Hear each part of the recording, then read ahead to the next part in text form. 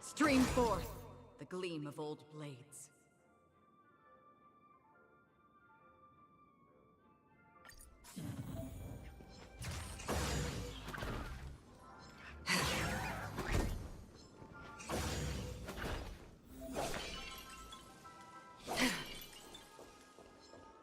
Stream forth the gleam of old blades.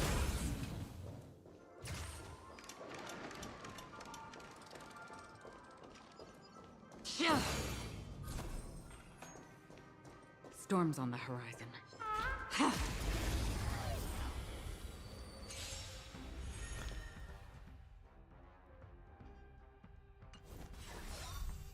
Do we still have the upper hand?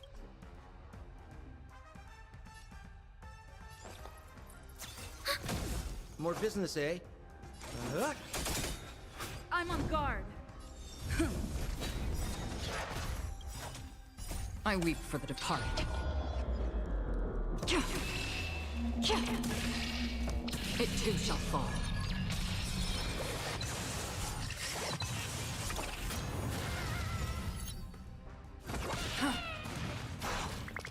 Commencing support. What are you waiting for? To betray my customers? I charge extra.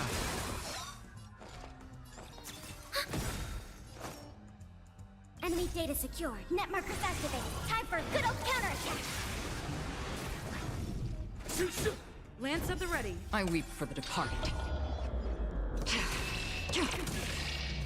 It too shall fall.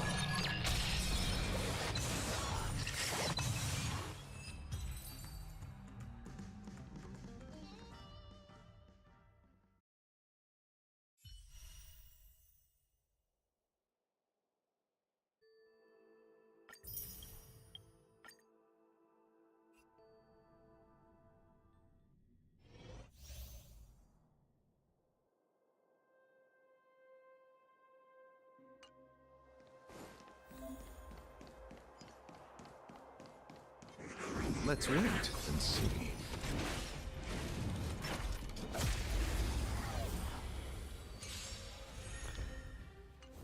Repay.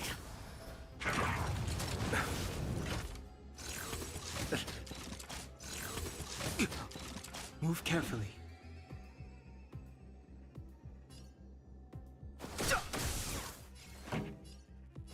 Turn it up. I'll see you off. The dead return!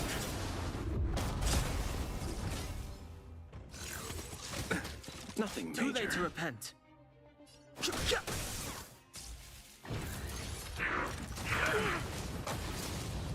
song's for you.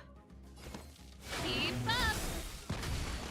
Ready to lose yourself? You can fight it, or rock with it!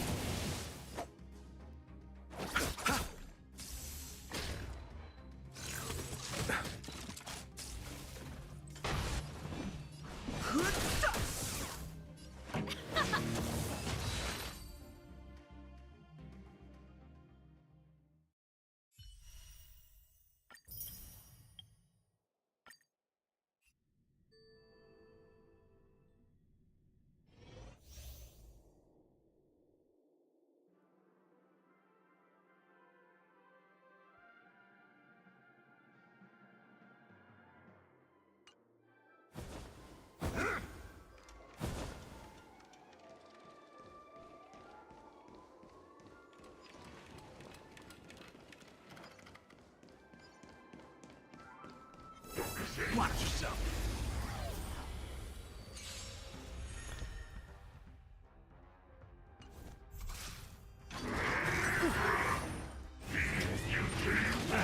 Confidence.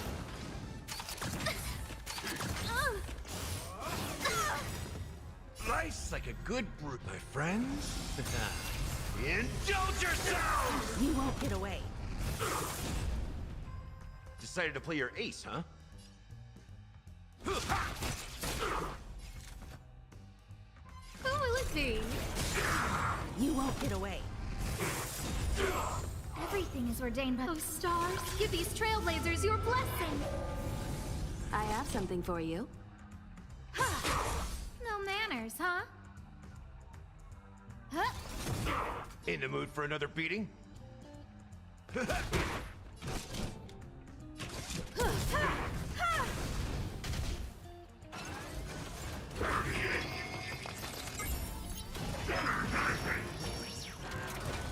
Perhaps you still don't understand. Humanity never conceals its desire to control the heavens, and I'm no exception. Step up, let's see ya!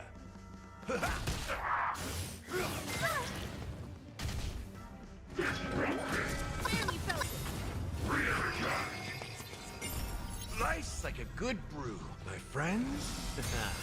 Indulge yourselves! You won't get away. It ain't over.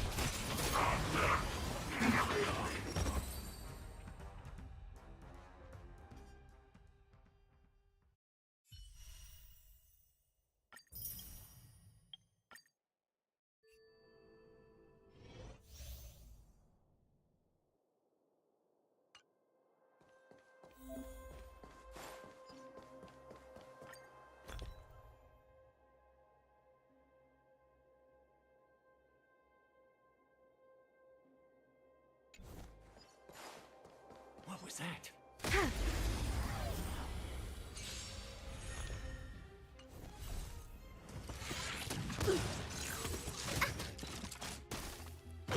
We have the upper hand. Let's make it quick. Enemy data secure. Net markers activated. Time for a good old counterattack.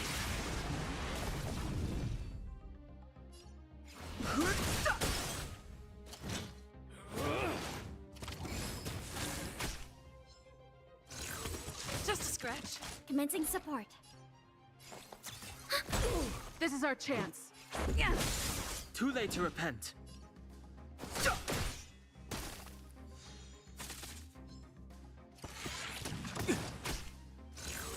Ouch!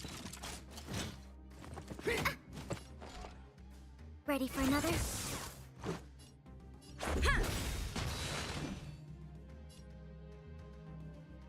Rules are made to be broken.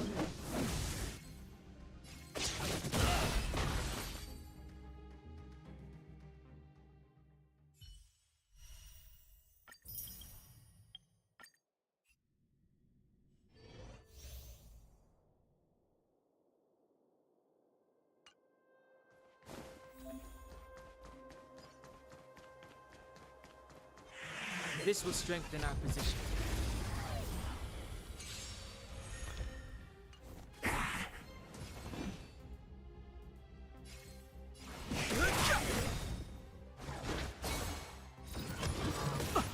The truth of life and death. The sanctuary is but a vision. Break! Told you I could fight. Phew! Yeah! Try that again. Fighting is meaningless.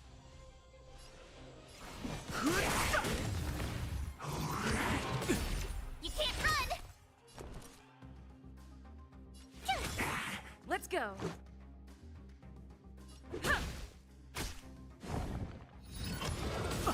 Try that again. Told you I could fight. Let's make it quick. Yeah!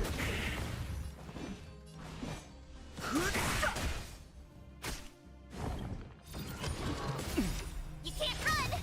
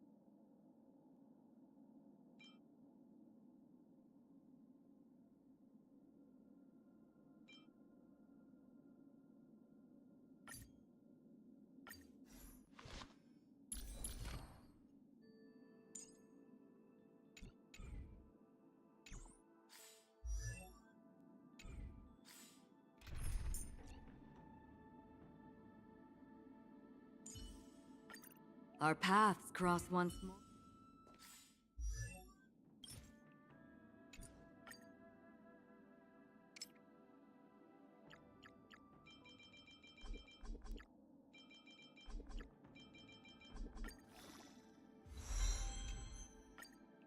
Never turn back. The path behind is gone.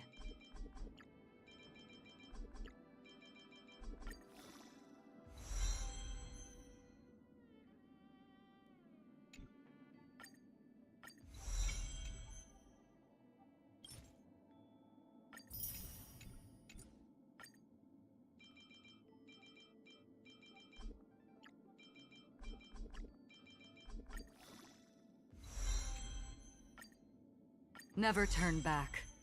The path behind is gone.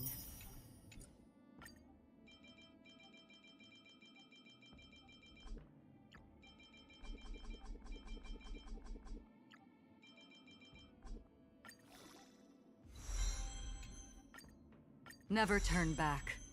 The path behind is gone.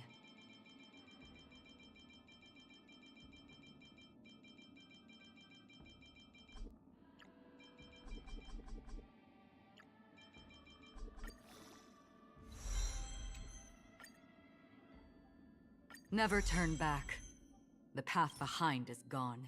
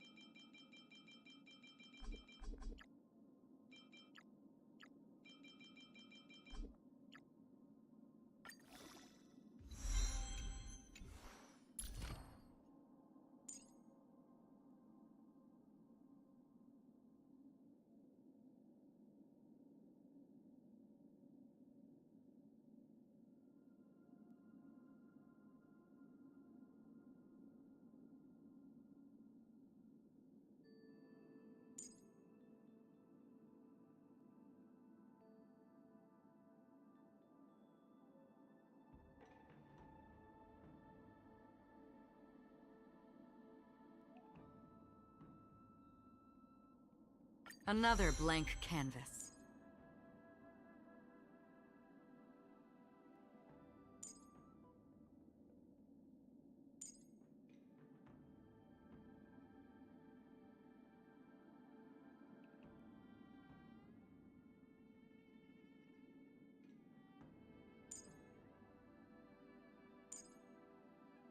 Another blank canvas.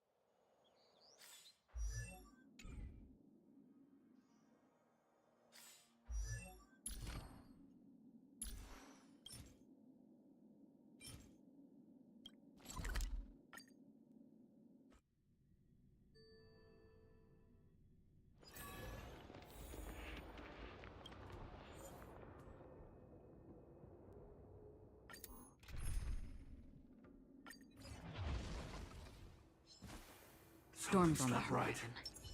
Sound lingers. Make a wish. Stream forth the gleam of old blades. Existence is unity. Stay calm. Every petal and all will be swept away by the wind.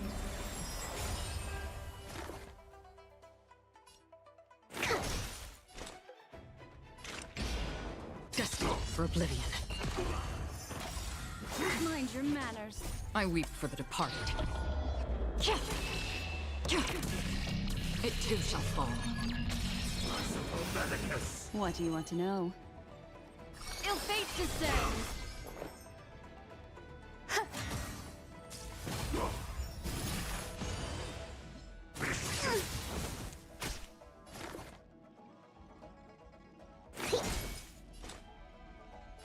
On the still waters of oblivion.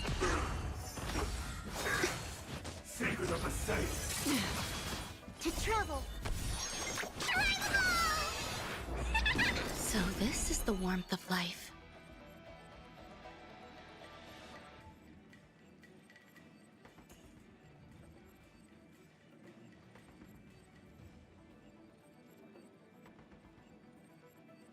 Continue or remain in the dark.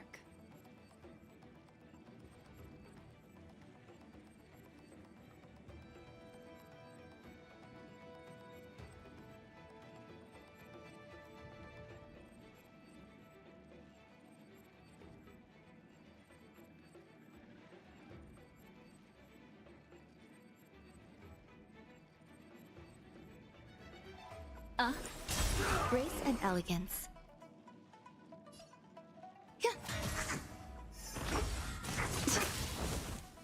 Again. Commencing research. Destined for oblivion. I weep for the departed. It too shall fall. Memories are ever beneath the waters lies an endless abyss. Destiny isn't chosen. Ill fate descends.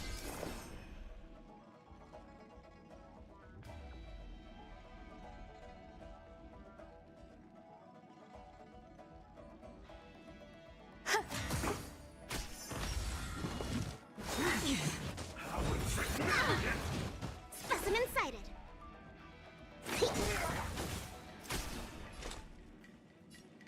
On the still waters of oblivion.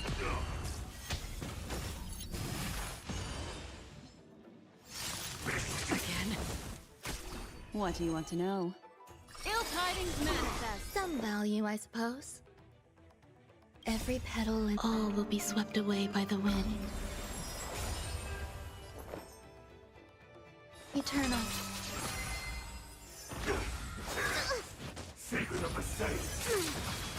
To travel far away. Destiny's hand has truly blessed me.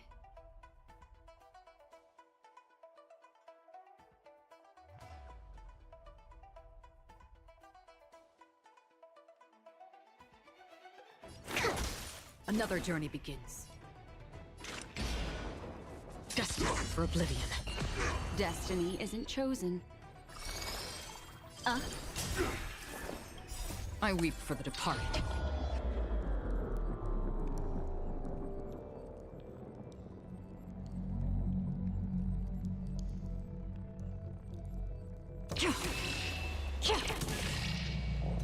It too shall fall.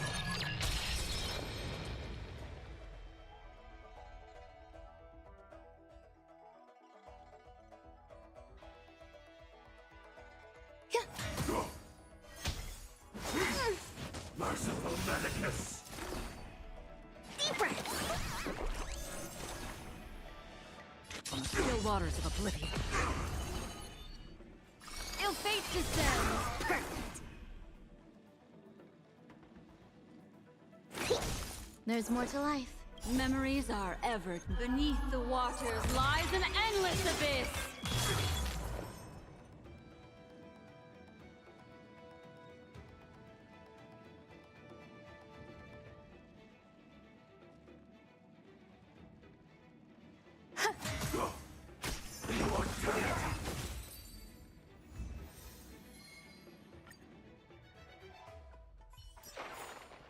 Another blood debt repaid.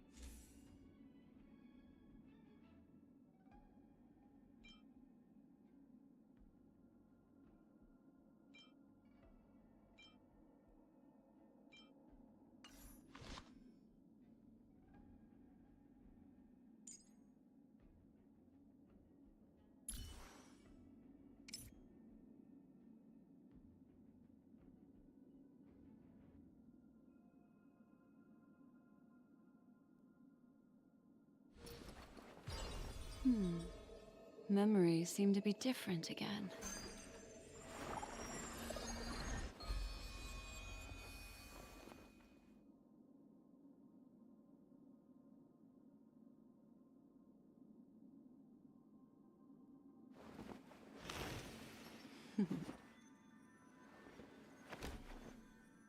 Discard your worthless destiny.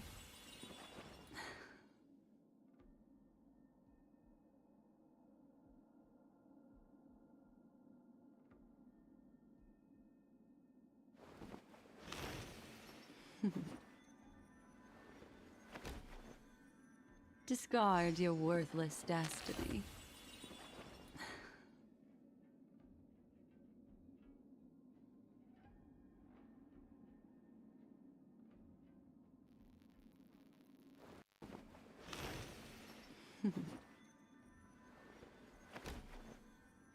Discard your worthless destiny.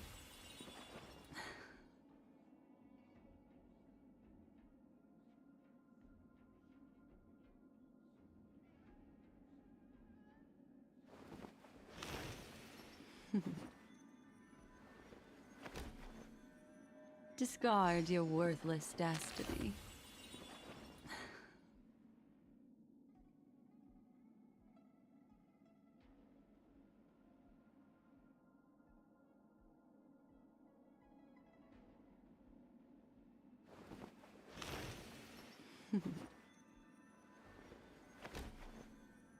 Discard your worthless destiny.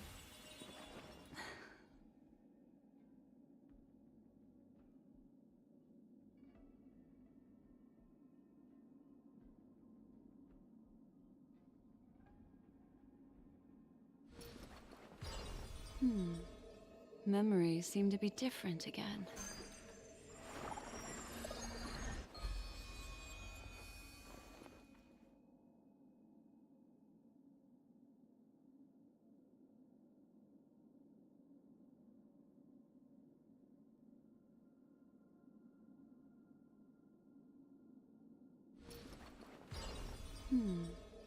Memories seem to be different again.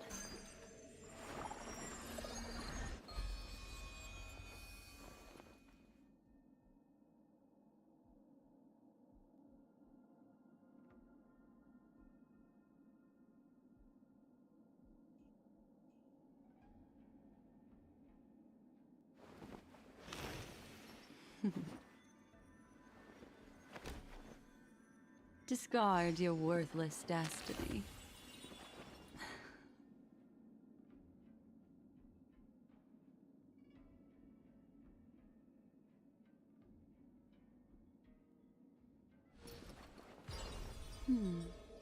Memories seem to be different again.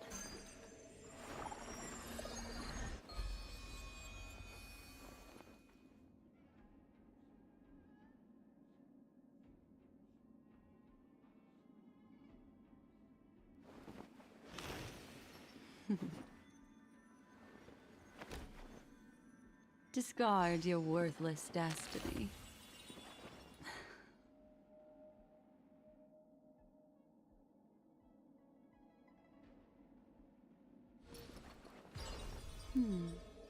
Memories seem to be different again.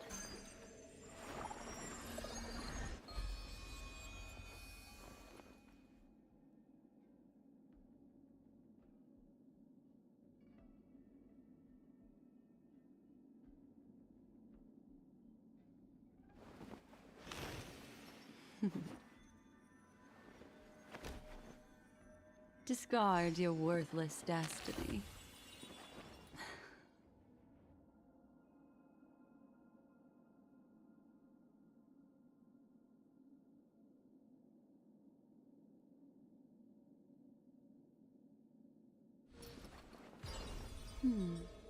Memories seem to be different again.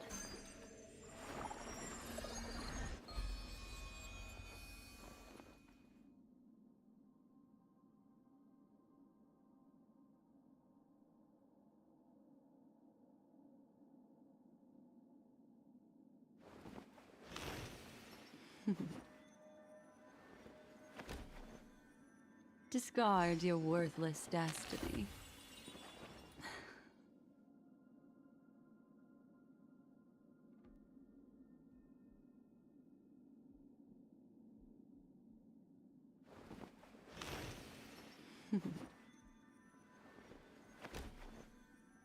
Discard your worthless destiny.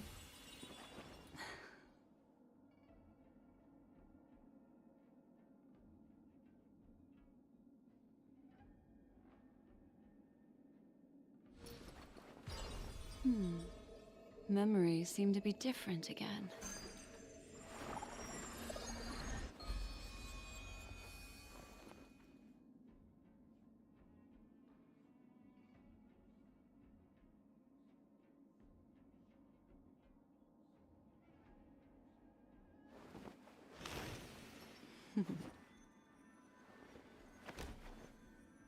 Discard your worthless destiny.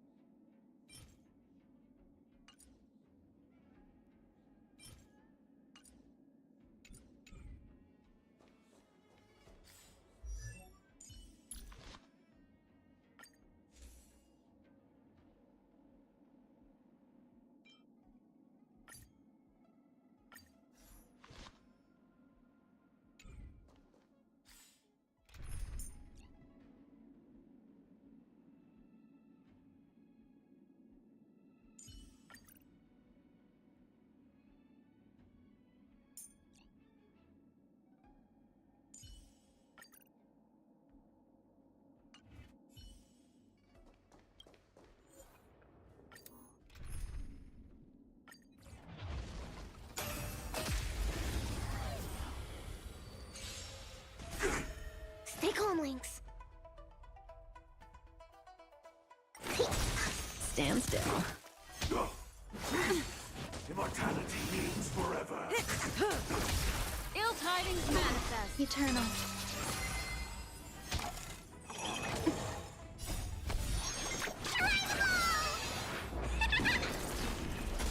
Relax.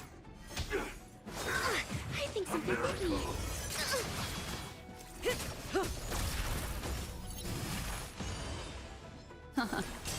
Stand still.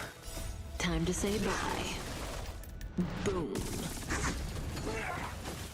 All will be swept away by the wind.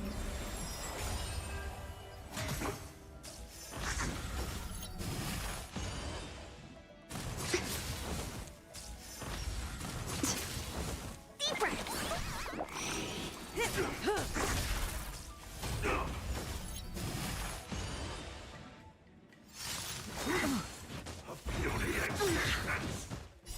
Beneath the waters lies an endless abyss.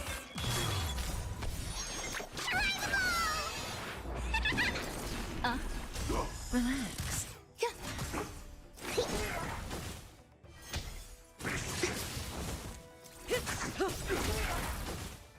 Time to say bye.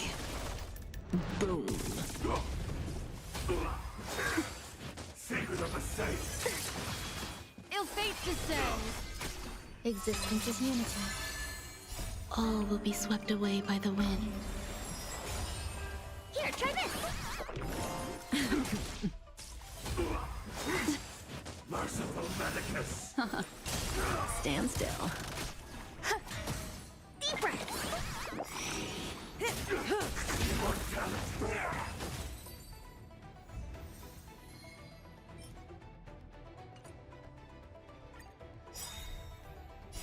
Beneath the waters lies an endless abyss. Relax. Immortality means forever. Time to say bye. Boom. Ill tidings manifest. Eternal.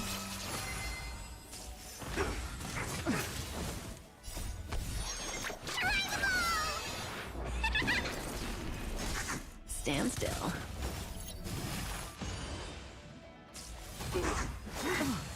A miracle. Relax.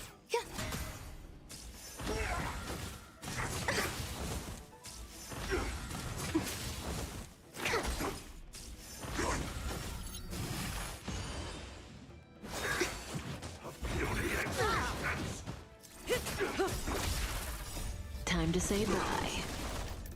Boom.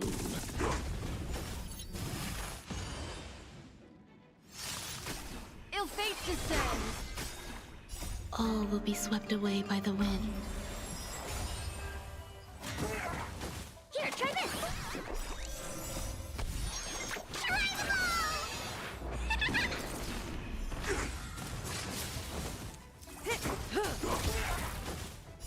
Beneath the waters lies an endless abyss.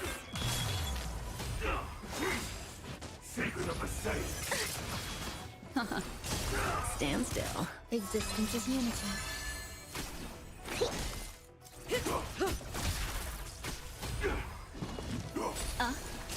Relax. Immortality.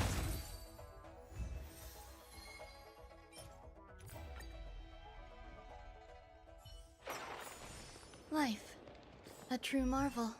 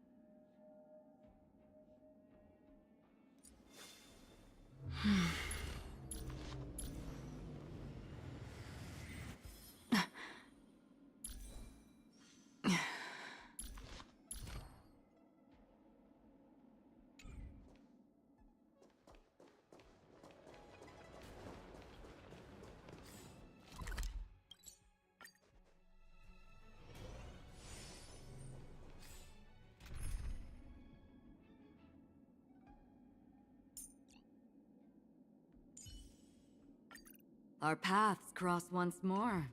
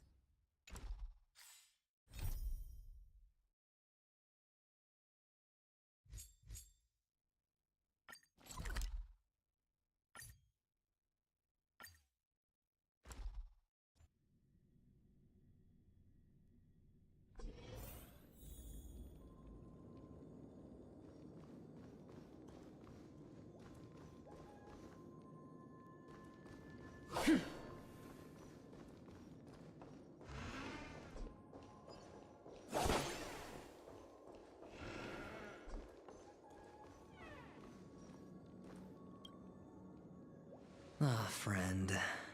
My expression wasn't much better than yours when I first saw this.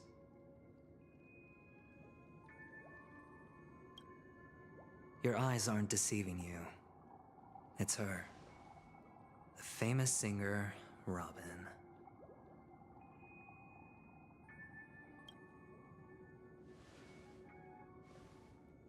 Well, first of all, can I just say that this had nothing to do with me? I'm just an unlucky bystander here. The family can testify for me. If you don't believe me, just ask anyone in the Bloodhound family. They hate me and they hate the IPC, so they'd never lie. This is not where the crime happened. What I showed you was a memory.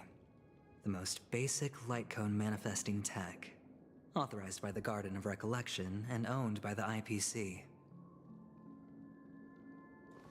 Did you really think the Galaxy Rangers were outsiders this whole time? Penacony has made a solemn commitment to protect the safety of anyone inside a family dream. Any person in distress will be forcibly awakened and safely returned to reality. What gives them the confidence to make such conclusive statements?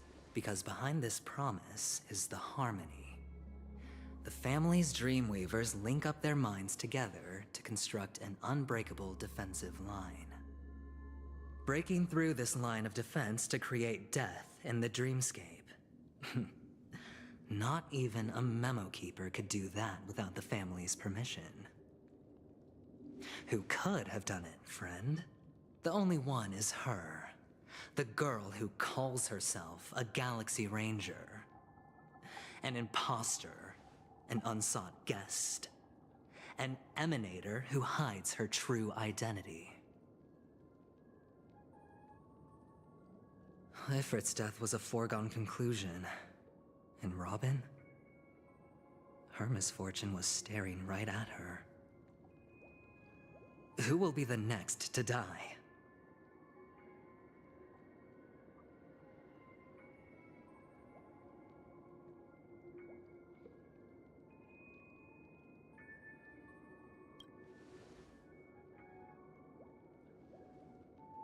It's fine. Listen to your gut. Building trust always takes time, and I'm willing to wait.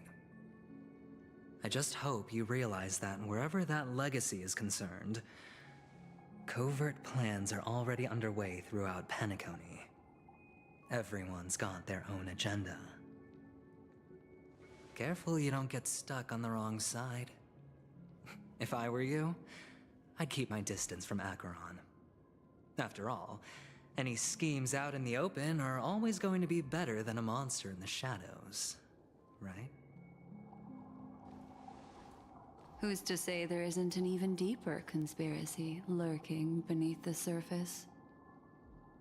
Memo Keeper, I think our little deal is finished. Aventurine is telling the truth. This memory is a real one, and there's no sign of any distortion grafting on. The IPC is not the Garden, and there are real limits to what they can actually do, but you know all this. Friend, let's not beat around the bush here. The thing is, I want to reach out personally to team up with the Astral Express. I told you I'm just not interested in scrambling for the legacy. I just came to Penacony for work. I'm here to retrieve some lost property for the IPC, if you catch my drift. I'm talking ownership of this frontier prison. This has all become a bad debt thanks to the cancer of all worlds. The IPC has tried sitting down for negotiations time and again, but the family wouldn't even take our calls. You have no idea how difficult these people are to deal with. Put it this way. They've hushed up the existence of death before, so they can definitely cover up any news about Robin's death. It'll just quietly float off like a bubble and pop. Nobody ever being the wiser. That's not fair, right? So then, friend, I need your help.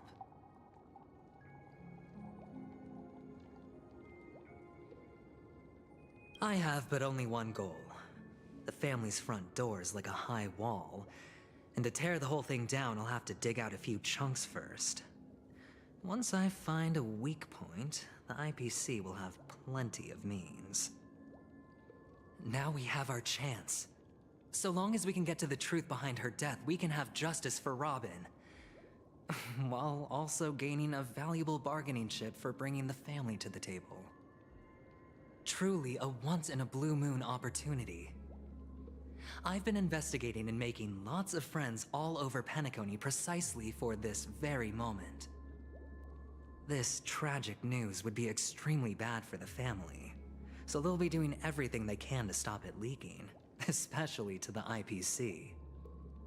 But I trust that there are still a few factions that remain exceptions, and that's why I need you all. The reputation of the Astral Express precedes you, and the Harmony will give you the fairest of appraisals.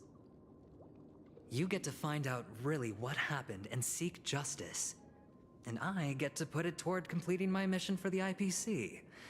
It's what you call a win-win situation.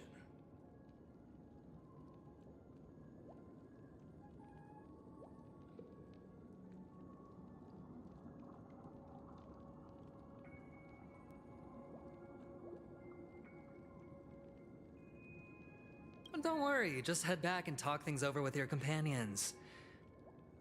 That navigator is really smart. She must understand the value of this deal. Look, here's my contact details.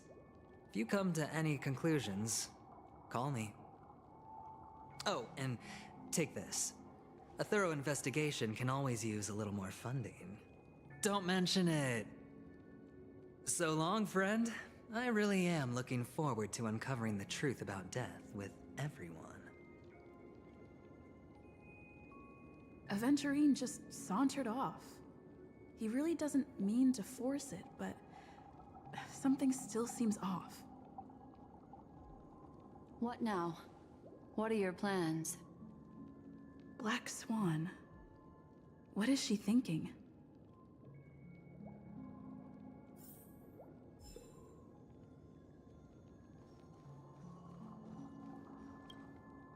On the surface, this doesn't look like a bad deal for you.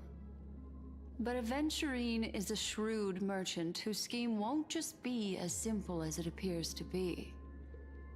He doesn't know about Miss Firefly yet, but judging by your reaction, he may have noticed something going on and deliberately shifted topics to the truth of death to try and pull you in line with his way of thinking. That's quick thinking and very sound logic. Aventurine is no fool, and working with him definitely has its dangers.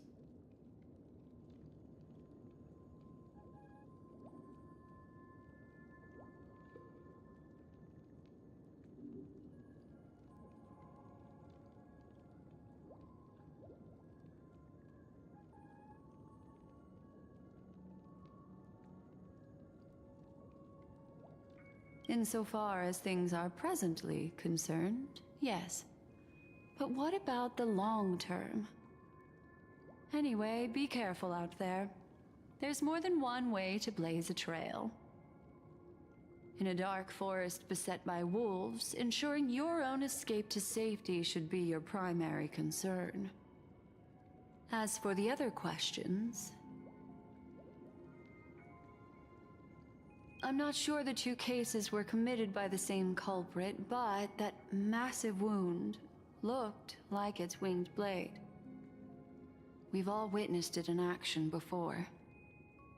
Plus, it seems unlikely that there would be two lethal entities loose in the dreamscape. Sorry, I can't answer that question. That ranger is shrouded in mystery. I'm afraid no one is capable of providing an answer. But without a doubt, she is the most special guest at this banquet. It's like Aventurine said just then. It's best to keep your distance from her. Two victims appearing one after the other in a very short time span, in and of itself, that's very unusual. Two possibilities. The collapse of Penacony's dreamscape has started speeding up, making death extremely agitated and weakening the family's protections. Or, everything has been planned out and executed by someone. If someone has chosen these victims deliberately, first a smuggler, then a family celebrity, then this murderer's motives are worth thoroughly chewing over. It's all happened so quickly, I can only make conjecture. After leaving here, go have a chat with your companions. I hope you can clarify the source of this confusion.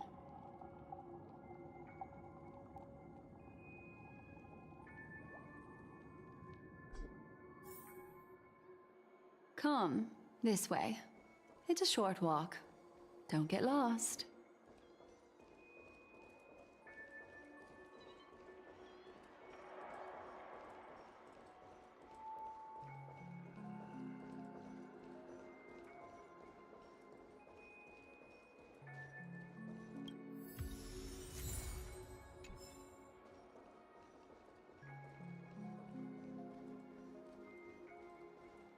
This way. This is where we part ways. All of this is like a nightmare. Unfortunately, the remembrance doesn't lie. What we just saw is the reality that happened, and it won't fade from our minds just because we wake up. But follow your heart and don't be afraid. We all walk through this world casting shadows of different lengths, and ultimately, all we leave behind are precious memories. Hold on just a sec.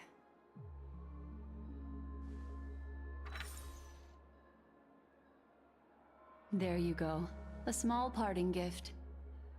If one day you unfortunately fall into the deep waters of the memory zone, and there's no memo keeper to join you, hopefully it can guide you on my behalf.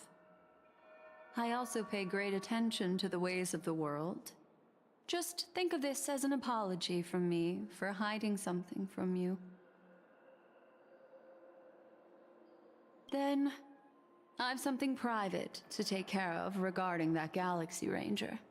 Let's leave things there, shall we? What fascinating memories will you bring for me next time we meet? I sincerely look forward to them.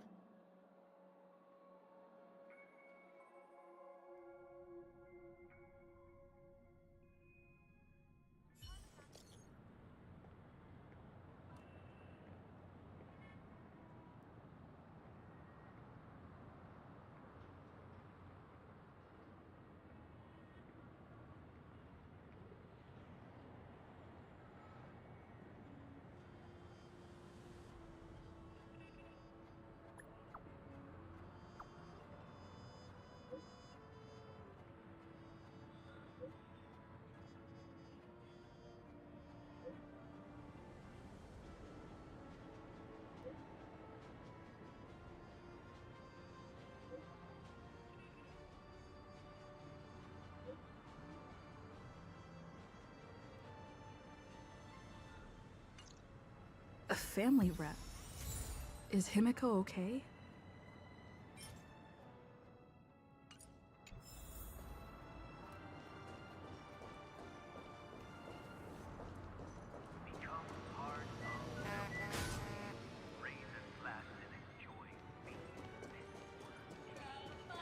This is ridiculous.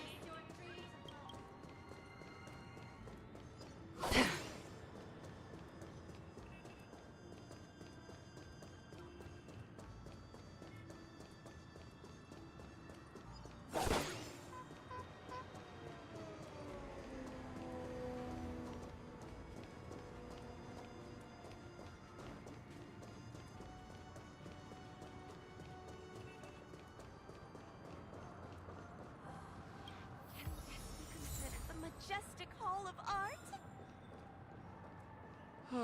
My dr...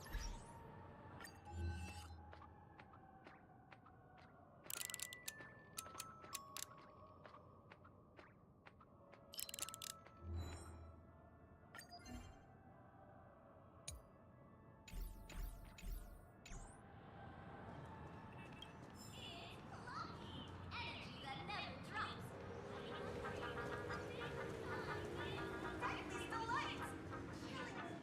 Enjoy Clocky's pizza. Every stick of the clock is a tasty one.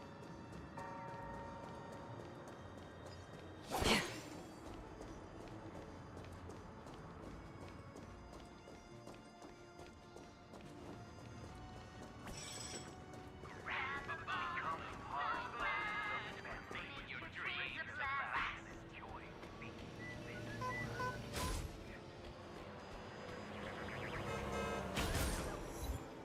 Harmonize. Serenade the glow. Get your tickets for Robin's Life in the Where imagination meets style. Shaping the stream of sophistication. So much has happened. I should take a moment to gather my thoughts and wait for everyone to arrive.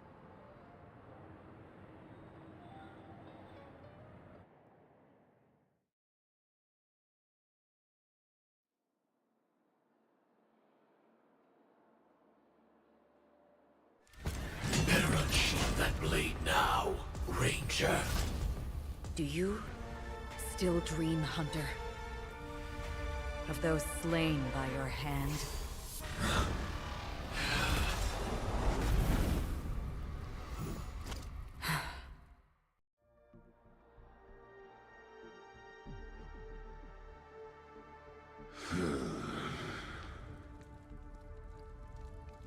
It appears the outcome has already been determined. You're still alive, as are you. You still have room to make a choice. Leave the music box behind, and then go. Choice. The bloody trail of the destruction leaves no room for hesitation. Vatora's fire demon. Even if you sacrifice your life for that Eon, you won't get special treatment. Ranger, you tread the narrow path of the hunt. You could never understand. We come from the fire, and are born bathed in fire. We spread, burn, and destroy, until all the kindling has burned out and we leave only ashes on the ground. Burning forms the entire life of a fire demon, from the beginning to the end. We are born to die, just to put into practice a profile of another universal truth. All things are created for the destruction. Your companions don't seem to think so. They fight for your chance at survival. They are my children, and just as I was, They are flames that have yet to burn white hot. They're still young, and I don't blame them. But my flames are faint, and time is running out.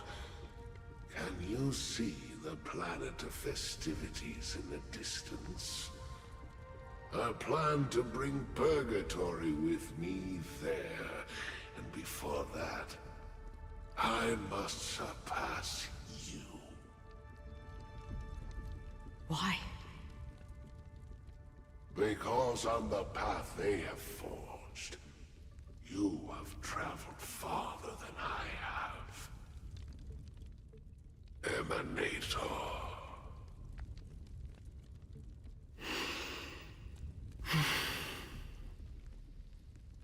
You cannot hide your true identity. Draw that sword, for we shall indeed remain here, bound to fight a decisive battle to the death, for I choose this. Destruction is intense, but brief.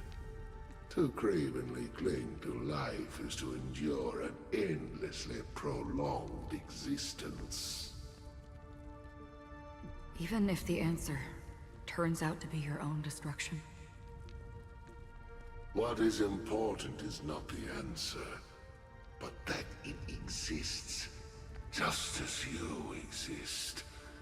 Everything exists to be destroyed. Emanators are no different. Just as even sweet dreams may be born of the void, the so-called impossible is merely something that has yet to happen.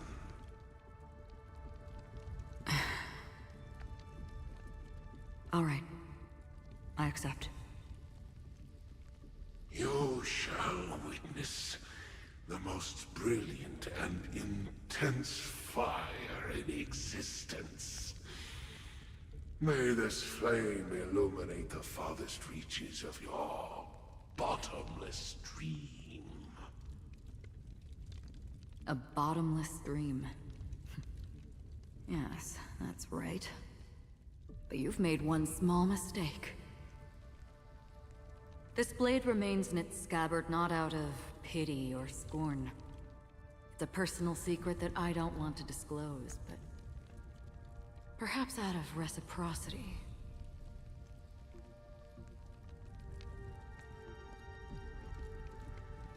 I'll reveal the truth to you.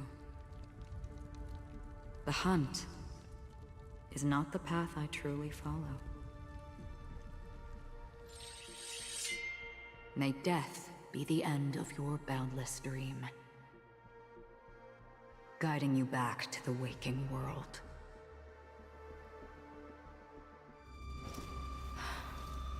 I still see them in my dreams. Hold it. Their time hasn't come yet. My time. I've seen many clever disguises that can conceal appearances, but they can never cover up who a person really is. And you're no different. You had no desire to kill the Trailblazer. You only did what you did to drive me and the Memo Keeper away, but why?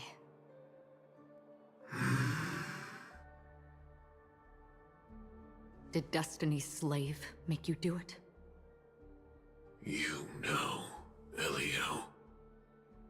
I thought this is just the kind of thing that'd get written into your script.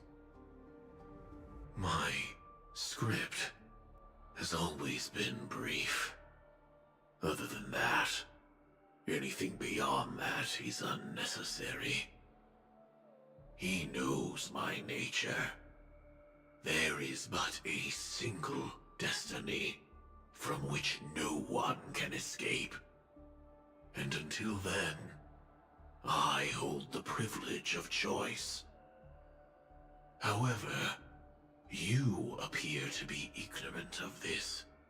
So it's time for me to inquire. Who exactly are you? Not your enemy, perhaps. That's not what I asked. I don't deserve your curiosity. Loners wandering the cosmos always have their secrets. Take me. I'm wanted by the IPC, so it's little wonder that I know something about the Stellaron Hunters. That's all. Maybe I can help. What reason would you have for doing that? I tend to forget things. Which is why, rather than memories, I'm accustomed to using my emotions to capture what I normally wouldn't otherwise. So, I know who is inside that cold armor. How about it? Ready to take off that armor and sit down for a talk? It's not yet time. I don't need help, but I can give you a suggestion that would make things better for you and me. If your goal is the Watchmaker's legacy, then go look into the family. Not only are they covering up the existence of death, but they're burying the past and the truth about what happens inside the dreamscape. Already on it. And the Astral Express is no enemy of yours. I know that. I just never expected to hear you say it. What's next, then? The Trailblazer's been taken by Black Swan. Will you go look for her? No need for that. No harm in mentioning that Elio's only given me one instruction. Get all of the Astral Express to track down the Grand Legacy. I tried settling this in an easier and more direct way, but as you can see, here I am, confronting you. I failed. Can't ever go against the script. The so-called impossible is merely something that has yet to happen. That's it.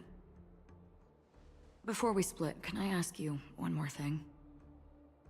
Is there anything else in your script about me? I'd like to know what kind of footnote I get to leave in that future foreseen by destiny. Unfortunately, not a thing came up. I knew it.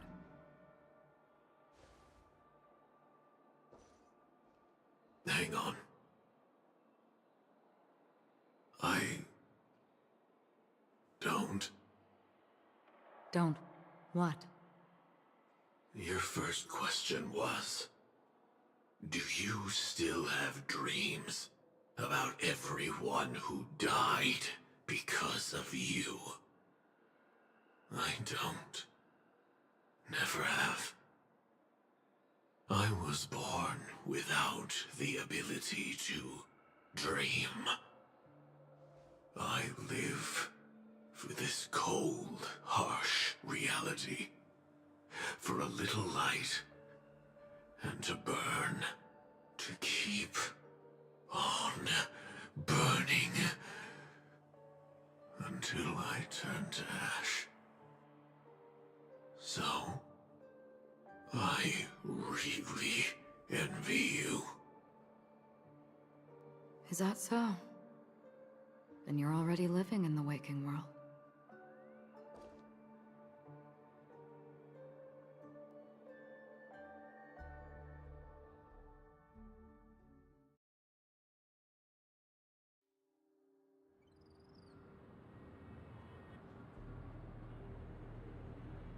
We heard about Miss Firefly from Black Swan, but we never expected Miss Robin to...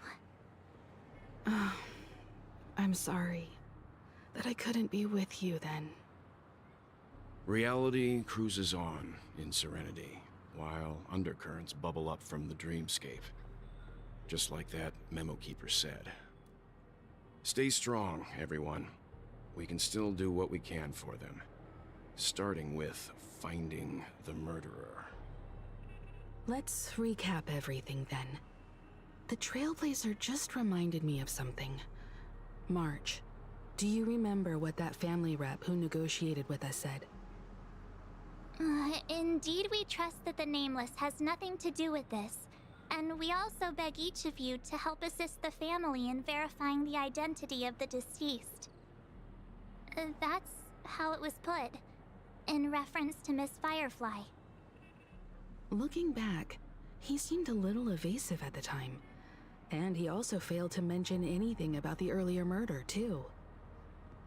The family's planning on covering up all news about Miss Robin's death. If news gets out, Penacony's going to turn into a bloodbath. But the murder that followed closely after was obviously beyond their anticipation. The family had to try and turn things to their advantage by bringing in reinforcements from outside. The Charmony Festival is nearly here. They must be snowed under. It may also be that Miss Firefly's murder had so many witnesses that it couldn't be covered up. So they went with the flow and let more people on the scene to control the situation. After all, the nature of the two murders is fundamentally different.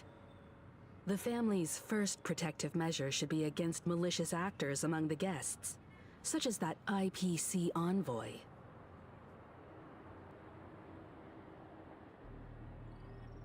Indeed, he was particularly concerned about that Galaxy Ranger. Are we missing the forest for the trees here? I always felt that Aventurine's reasons for accusing Miss Acheron were highly subtle. Can we believe him? At this point, I'm afraid the only ones we can trust are ourselves. Look, let's try to gather intel first and then list all the possible outcomes we can. Then we go through them, eliminating contradictions one by one. The fewer facts remaining, the closer we are to the truth. I've still got this sense of foreboding. It's like we're stuck in a whirlpool, spinning around that legacy even after everything that's happened. This time we're playing the role of a real detective. But before we start, what are we going to say to the family and Aventurine? As I see things, the family harbors no ill will towards the Astral Express. If they didn't trust the crew, they wouldn't have casually commissioned outsiders to investigate a case that's, in all likelihood, a scandal. Plus, this is the family's turf. Teaming up with them should make things easier for us in the future. As for that Aventurine, well, I'd like to hear your thoughts. He's complex. He deliberately slow-played his hand during negotiations while running circles around us all the while. He appealed convincingly to both reason and emotion. It wasn't forced, but the intent was obvious. Still, it's good to have contacts among all this uncertainty. Aventurine showed his skills, and as far as our interests are aligned, he can become a reliable ally. We also need to keep a certain distance from the family. Never let them get too close. Teaming up with the IPC helps balance that out. If either side makes a move, we have the option to pull out. So you suggest accepting Aventurine's proposal to team up? Yes. It's risky, but we can only wait until both sides have played their cards before making any further judgments. I get why, but there's a whole lot of bad guys and girls around here, and I'm worried about getting stabbed in the back.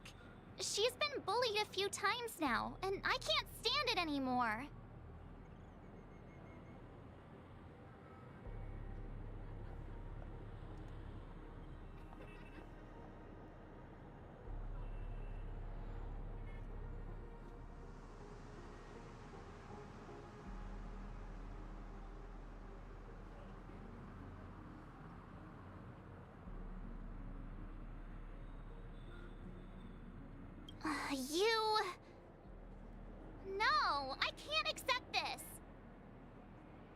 forget about it.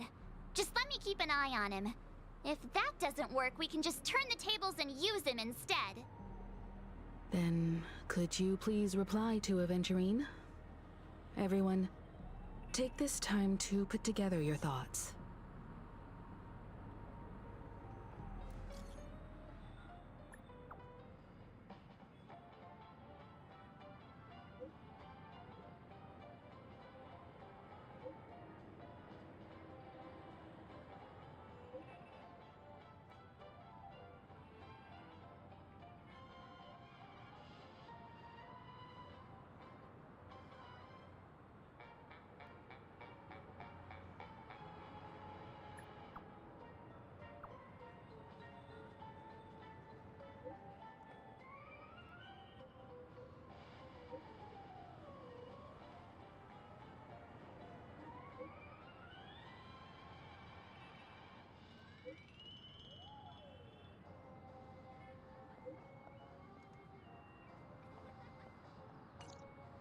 Looks like Aventurine is happy with this outcome.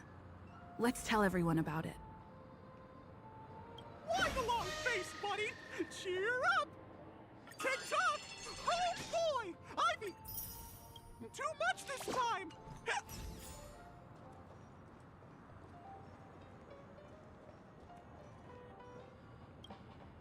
Aventurine's goal is to try and recapture Penacony for IPC. To do this, he'll have to bring down the family in its entirety to create a big enough chance.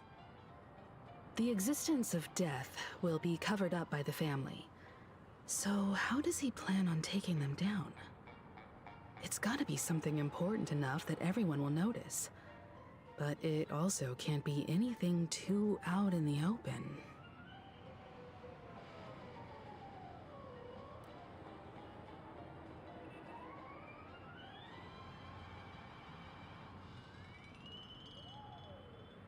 An attack on the hotel guests? Unlikely. Penacony's guests include quite a few bigwigs known throughout the whole cosmos.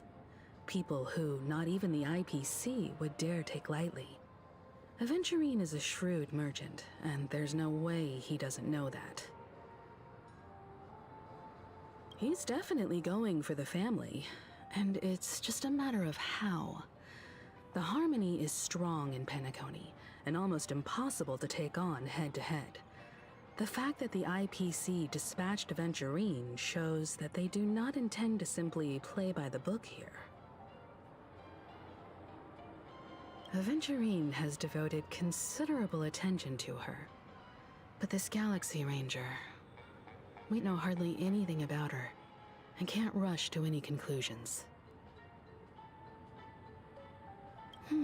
I was also considering this possibility, especially because he respects you so much and has sought you out before a few times.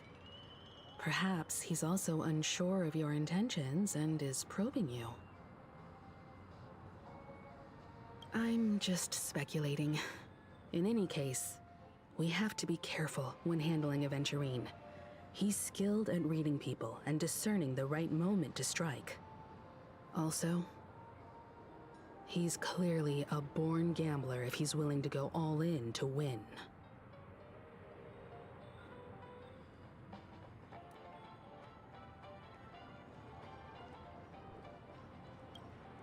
Aventurine said something that concerns me. He accused that Galaxy Ranger of killing Robin without any evidence whatsoever, but said nothing about her connection to that memory zone meme or why he was stalking you. It was a groundless accusation, which only serves to make him seem more suspicious.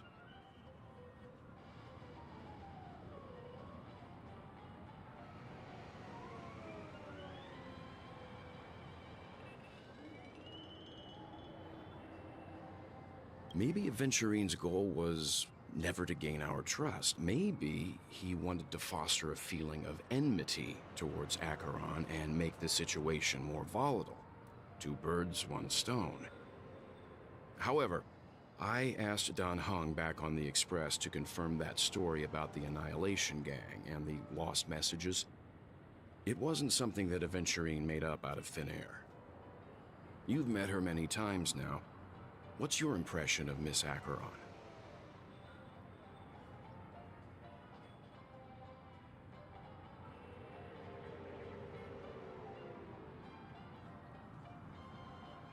That fits the stereotype of a Galaxy Ranger to a T. They're eccentric, unpredictable, and fond of being alone. No wonder she's a suspect.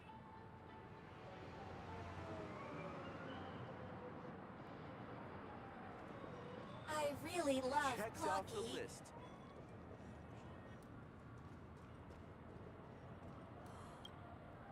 I hope it's not too soon to bring it up, but I feel like Miss Robin isn't actually dead, but that she's still alive and well.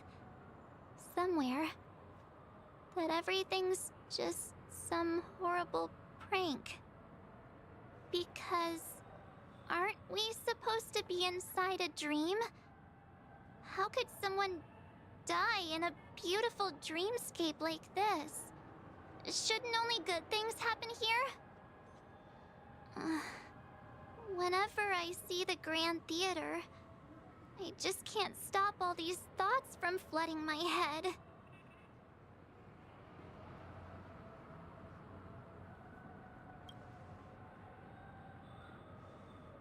Yeah, of course. At times like this, we're so lucky to have our crew. The family and the IPC. Everyone has their own plans going on. Everyone's still having a great time out there on the streets. Nobody knows what's happened. It's all so unreal. As if Firefly, Miss Robin, and us were all outsiders from another world. Aw, what a mess. I really want a nice cool drink of soda to help me calm down. But then I'd be just like everyone else out on the streets.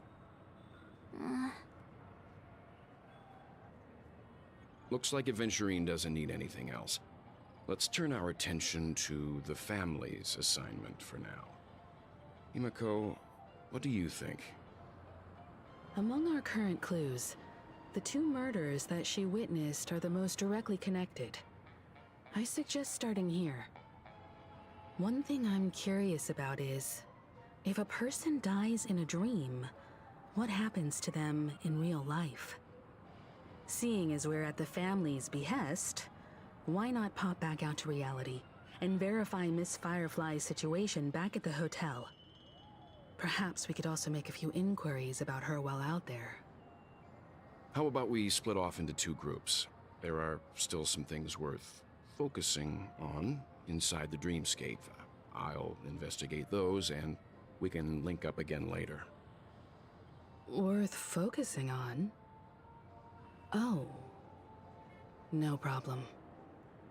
I'll leave it to you then. Huh? Aw, I thought I'd finally get to see Himiko and Mr. Yang go out on a mission together. Oh well. Take care then, Mr. Yang. I will. Keep in touch.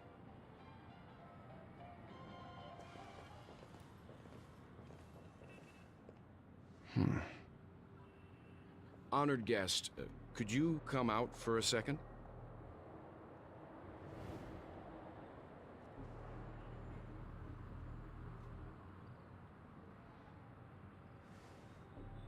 I'd be embarrassed too, getting stared at like that. Forgive me. My name is Welt Yang. I'm one of the crew members on the Astral Express. I believe you've met my colleagues. Well, Is there something about my name? first, don't you want to know my name? I already do, Miss Acheron. You're a prominent figure in Penacony. What are they saying about me? Some claim that you're the real culprit behind these murders, that the Annihilation Gang's tragic fate at the banquet was a result of your blade. And that you're now attempting to unleash another bloodbath on Penacony. The Annihilation Gang. Ifrit of Everflame Mansion. Tragic fate. That Duke turned his dying body to flames and sacrificed his life as a martyr. He was a determined and heroic pathstrider. Not even a villain should be disparaged like this. And what's more, there were plenty of suspects invited. Do they really think that a blade is more dangerous than that black hole you're wielding? Keen intuition.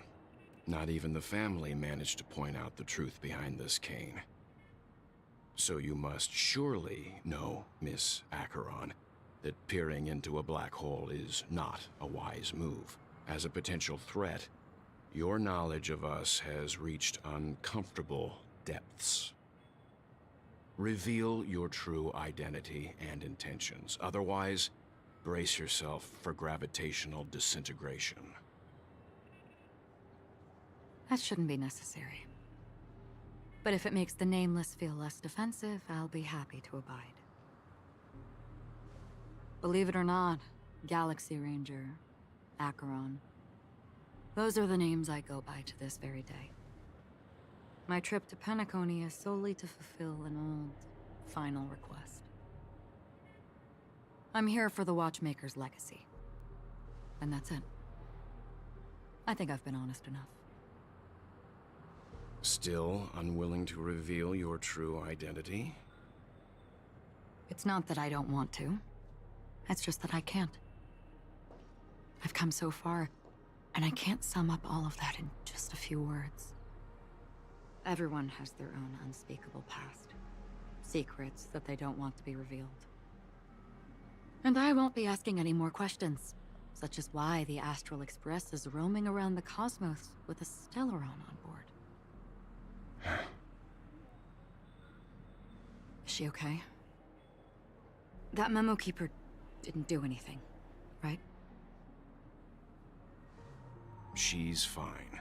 Let's just stick with the topic. Gaining my trust depends on how much you're willing to reveal. I've run around many different Penacony dreamscapes just to try and find that legacy. And during this period, I came into contact with quite a few guests. In the process, I gradually came to realize the secret of Penacony may be closely related to the Trailblaze. That's why I've come to ask for your help. I don't have enough proof yet, but I'd like to speculate something. The source of all tragedy lies within the family. If you could trust me, we could find the proof to support this claim together. Mr. Yang, I think you've come to the same conclusion, haven't you? Let's leave it at that. For now, I'll choose to believe that you bear no hostility. Share your findings with me and me alone. I don't want vague conjecture to interfere with other people's judgments before we find solid proof. Mm-hmm. By the way, would you like something to drink? Before we go, how about 2 cups of Wake the Heck Up? No, 4 cups. Because the conversation coming up will last forever.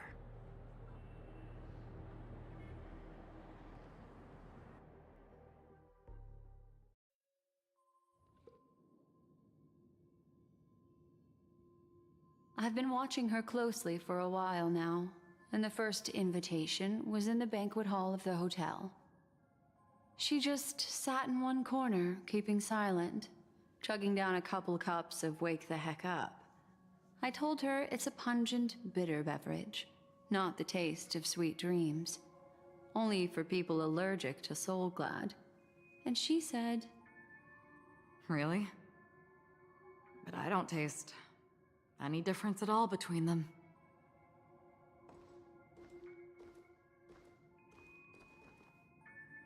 the guest rooms are charmingly minimalist.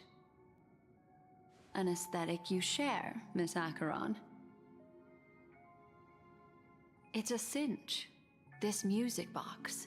The invitation received by the Annihilation Gang. There are latent memories that linger on it yet. You see, memories of you are not yours alone. They travel in other people, other things. I know much, and I can predict even more. With some help, the dead can be made to speak. The Annihilation Gang, that band of desperados who all disappeared after meeting you. What exactly happened to them? Well, let me reveal all.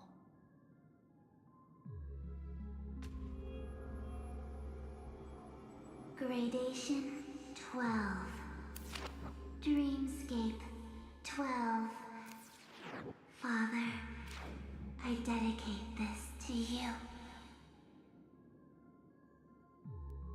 Well done, Dubra. Wherever they go, shall be met by annihilation. There it is. It's hazy, but it's Ifrit's voice. The other one is probably his progeny. This is the residual memory from when the invitation was first delivered. They were abruptly interrupted. Then, what happened next is... They sought refuge in a land of sleep, merely wishing for undisturbed rest, away from the storms. Children of the Flame, this marks your rite of passage. She won't be necessary. I alone am enough.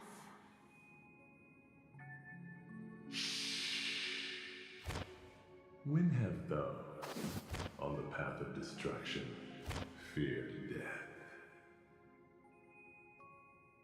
The Everflame Mansion has set out on a journey. Those poor people, they have no idea what lies in wait ahead of them. Memory recovery is going well, but slowly. She'll be here soon, and time is short. There's nobody else here, so there's no need to be delicate. In fact, I think I'd better go all out.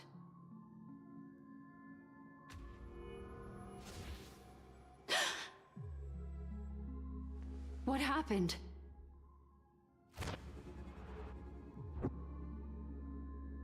The memory after that is blank. How is that possible? This music box fell into Acheron's hands, and she brought it to Penacony. That's a fact, and that's how it should have gone. But along the way...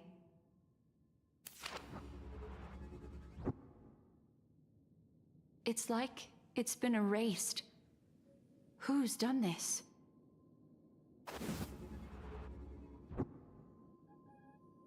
Who are you? Who are you? It's... no. Is this not a memory? Oh, a memo keeper. Do you serve the Garden of Recollection? Or the Cremators? My name is Constance. A pleasure to meet you. We were supposed to meet in Penacony and spend an unforgettable time together. But that seems unrealistic. Dahlia's not welcome on the banquet star, and I don't need a coming-of-age ceremony. And you, I know what you're looking for. Want her secret? I can give it to you, and then you can enjoy the banquet for me. I wish you unforgettable memories.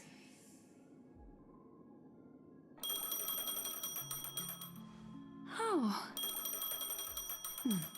A phone. Wanna listen in?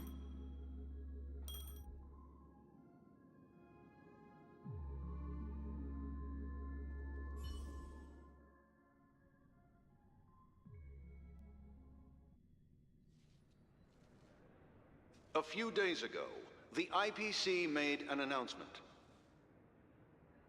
Under the watchful guidance of the Marketing Development Department, and in accordance with the Interstellar Peace Charter, the independent Sigonian sovereignty has hereby been established, and shall take a legislative seat at the Interstellar Congress. The formation of the Sigonian sovereignty is of great historical significance to the Sigonia system. This move puts an end to the planet's long and bloody history, turning the sensational Kataka-Abjin extinction event into a distant memory. Sigonia 4 is located in an unclaimed zone at the intersection of the Denise, Prothean, and Dorneau star clusters. The planet's surface environment is known for being extremely harsh, constantly faced with the threat of impact from small-scale celestial objects. This is why very few intelligent species have made this planet their home, dividing themselves into several tribes to eke out nomad lifestyles as they struggle to survive the arid desert wilderness. They have developed their own folk beliefs that are independent of the Eon belief system. Sigonia. Sigonia. Ravenous eye of the storm, spurned by all the gods. Land of rock, but not water. Lightning, but not rain. Blood, but not tears. You beat us with your falling stars. You lash us with wind and storm. You chew us up with the cracked earth.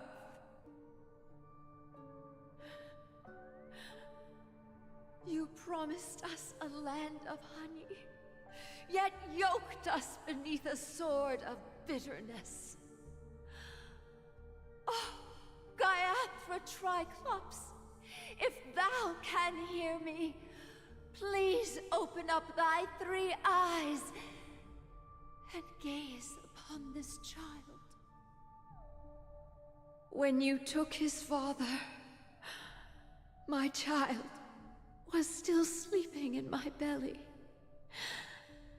And where my husband went, I too soon must go. I don't ask for a peaceful death. Just for you to tell me, does the baby swaddled sweetly asleep? Does he dream of his mother's heartbeat and the sound of falling rain? Please tell me whether this life is all just a fleeting dream. Otherwise, why would this child be born to face impending death? Mommy! Mommy! Mommy, the rain. It's raining. Raining?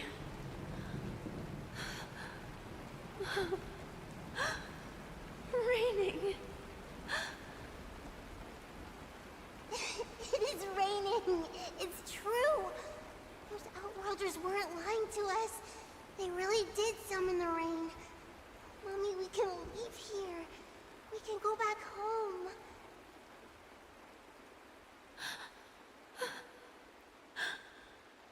Back home. Gaiathra Triclops. You came. Do you hear that? Thank you. Thank you.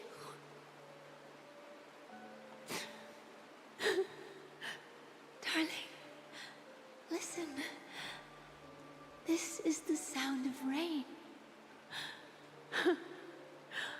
On the day you were born, the sky also sent down a gift like this from Gaiathra.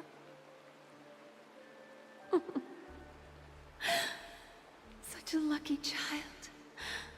Such a blessed child. Just like your name. A gift from them to Avgen. My boy.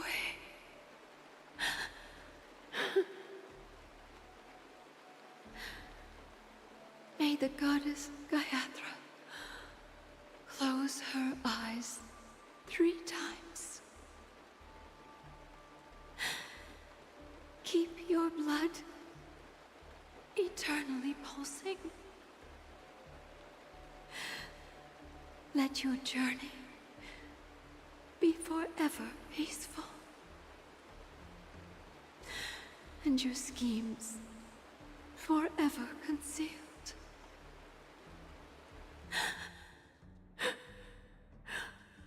Welcome to this sad world, Kakavasha.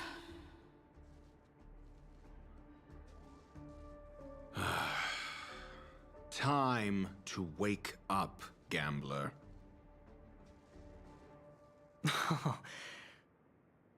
Oh, heavens. I must have drunk too much Soul Glad. Didn't expect you to be back so soon. How is it? Find anything? Just as you guessed. Nobody outside knows about Robin's death. There aren't even baseless conspiracy theories. They're still streaming the rehearsal for her ceremony, using a stand-in, I guess. They must be dreaming. Of course. Who could imagine that death would actually descend upon the idyllic dream created by the family? Let alone that the victim would be the female lead of the Charmony Festival. To be honest with you, I didn't believe it. I even tested it a few times myself. Until I discovered that I couldn't actually die. Whenever there's any danger, I'm forced awake by the dream pool, and it's all as if everything were just a nightmare. That's why I'm convinced that there are a few big secrets lurking behind the scenes. Then you must have heard about the Memory Zone meme. When I graciously deigned to establish connections with the Oak family on your behalf, they were quite in a pitiful state of disarray. Besides Robin, there was another body. I don't know the exact details, just that it was a stowaway. 2 murder cases? I told you something seemed off about the Nameless. Oh, she must have come across the other one. This murderer is a psycho. But I have to admit, the case should be easy to crack. We can leverage the family's malfeasance and let the IPC use this as a reason to intervene. It's just that their trickery runs deeper than I thought. Robin's stand-in was all ready to go. These 2 murders are definitely getting hushed up. What should we do? Let me think. It's too rare an opportunity to miss out on, so I gotta be careful. Incredible, gambler. Have you already exhausted your limited repertoire of tricks so soon? There are plenty of chips, but it'd be best to choose carefully. The most straightforward has to be Robin. Remember? That masked fool once told me to find a mute as a friend. Robin is what she calls the mute. She has lost her voice, and while most people can't pick up on it, you and I cannot mistake that sound. Not produced by any voice box, but rather by the resonance of the harmony. If that girl hadn't gone hoarse from singing practice, there'd only be one possibility. Something was up with the family. Or Robin herself. To get to the bottom of this, I tried every way I could to meet her. But she died. Right before my very eyes. A complete and utter loss. Incidentally, it seems to have resulted in your rather undignified arrival on the interrogation stand. There were eyewitnesses at the scene, and the family, in their graciousness, has tentatively accepted your alibi.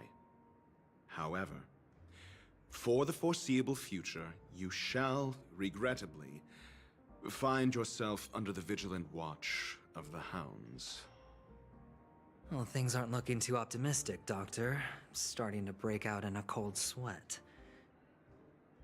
Do you reckon there's still any chance of a comeback, given how things are? A probability? Yes, it exists, but it verges on the infinitesimal. To phrase it in a manner more befitting the vernacular of Penacony, you're dreaming. But if you simply can't control yourself and want to try your hand, then there just so happens to be a suitable candidate. That man wants to see you again. Who? Sunday. Is this a public hearing or a private trial? If it were the former, it would hardly befit my stature to stoop to the role of a mere messenger. Fine. Oh, that's great. It's all great. You see, the dead can't talk, but the living can. Ratio, I'm convinced now that there must be something wrong inside the family. Oh, just you wait and see. That man's sister has died. He can't sit on his hands. Well, without any further ado, let's set off. Lead the way. The show is about to begin.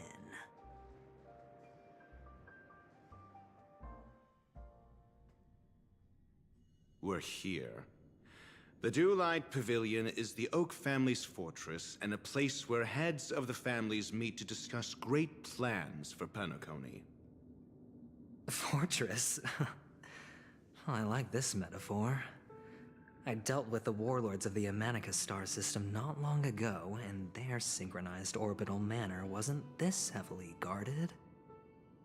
This mansion nominally belongs to Sunday, and is very befitting of its owner. Without his express invitation, the likes of ordinary guests would never grace these grounds in their lifetimes. Look around while you still have this moment of freedom. Hey, Doc, whose side are you on anyway? Who's to say I won't sell you out? We'll see. When we meet the authoritarian master of the Oak family, I'll pry an answer out of him. Follow me and I'll bring you to his parlor. Hold your tongue and let me deal with the members of the family.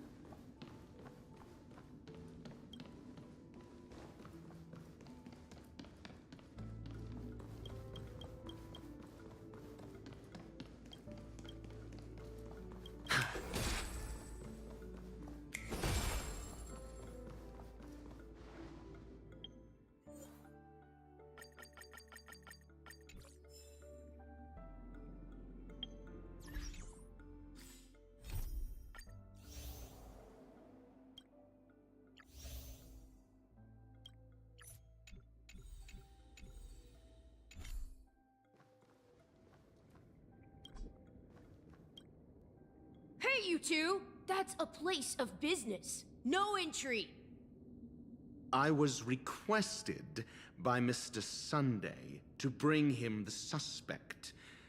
My name is Ratio. He should have mentioned it to you. Oh, I remember you. Veritas Ratio. Your punch virtual particle clock is impressive. Excuse me? The one on your head. Of course, it's nothing compared to my full pocket dimensional annihilating power armor of the Mobile Knights. Right, and as I mentioned, that fantasy raiment of yours doesn't exist. That's because you can't see it. Like I say, only family can see the glory of the Mobile Knights. Ugh, enough. Get going. Don't keep Mr. Sunday waiting. It seems like the idiocy index here is no better than it is out there.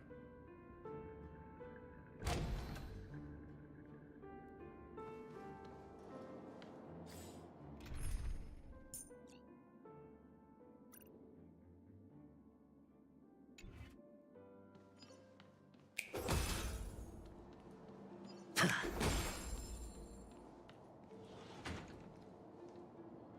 dead end?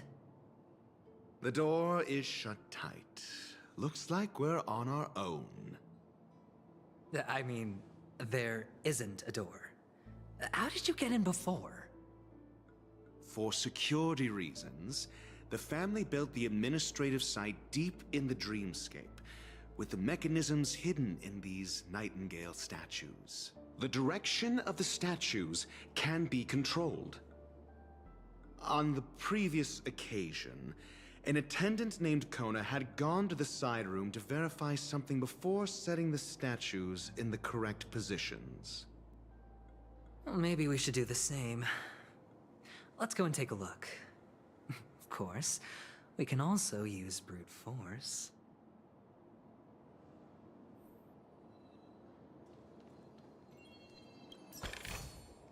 A reward with no risk? I'll take it.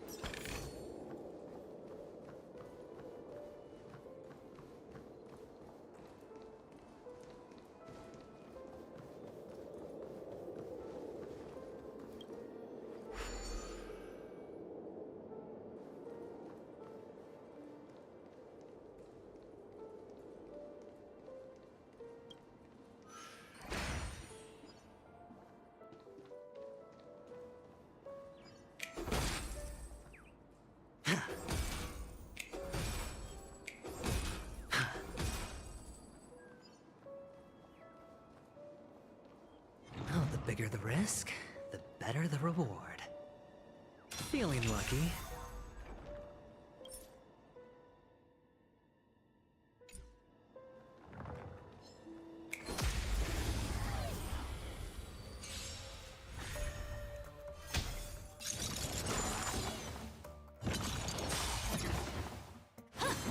No dirty tricks, all right?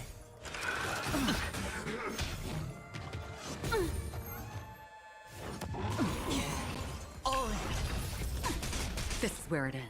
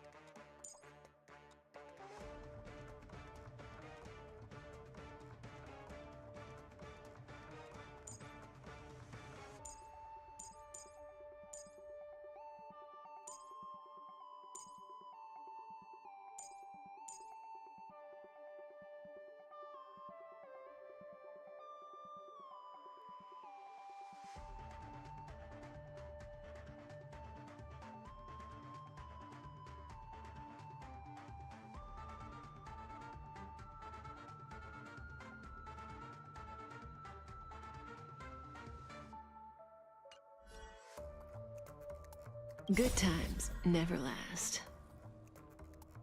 Time to say bye. Boom.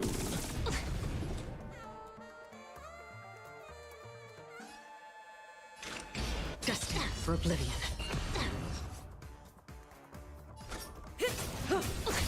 Hedge your bets.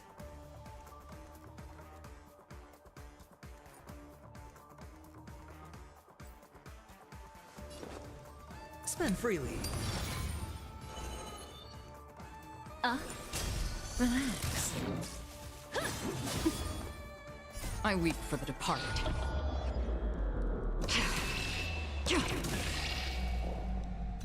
It too shall fall. All in. Again. On the still waters of oblivion. Say bye to breathing. Sure, I'll play along. Stand still. Watch your head. Destiny isn't chosen. Ill tidings manifest. The dice have been cast. Bust. Or maybe I'll take it all. All in.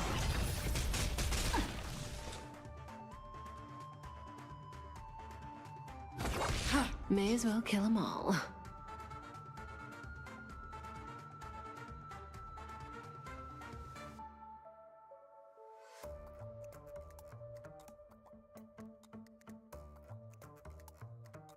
Time to move. Hedge your bets.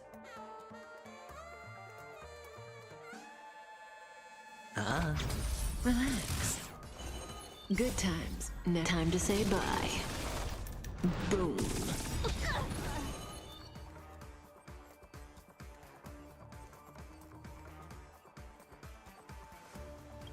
I weep for the departed. It too shall fall.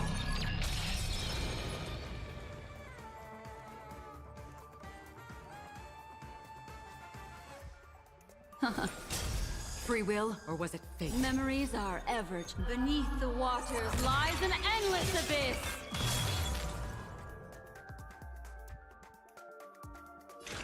On the still waters of oblivion.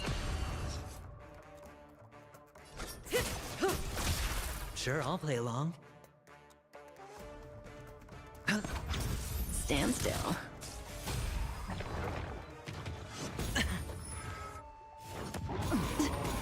Watch your head. Another journey begins.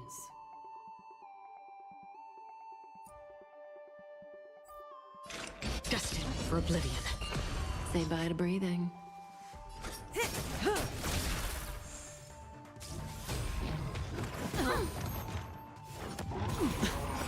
All in. Relax. The dice have been cast. Bust. Or maybe I'll take it all. Good times. Time to say bye. Boom. That's half the work. I weep for the departed. It too shall fall.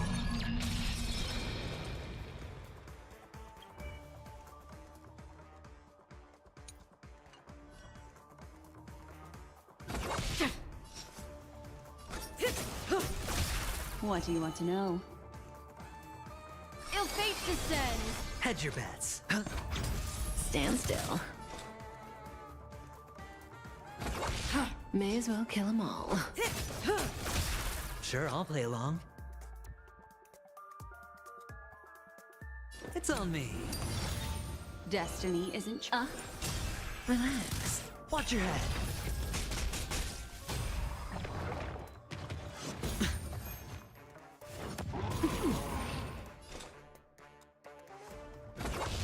Say bye to breathing.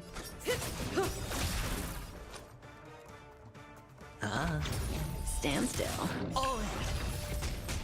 What do you want to know? Ill tidings manifest. I weep for the departed. It too shall fall. Good times never last. Time to say bye. Boom. That's half the work.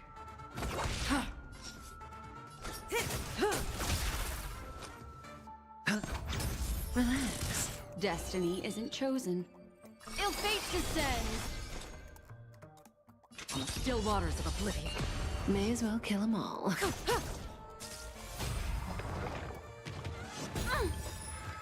Watch your head. The dice have been cast. Bust.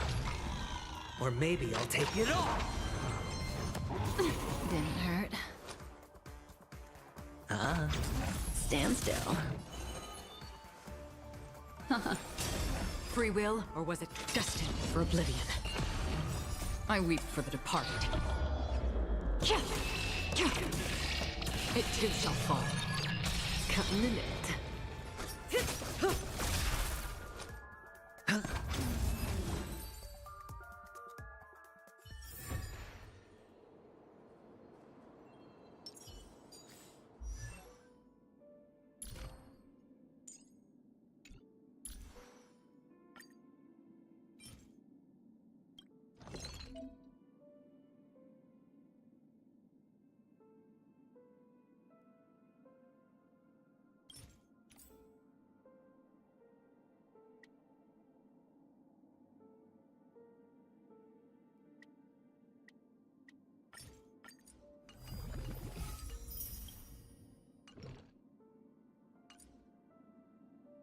Never turn back.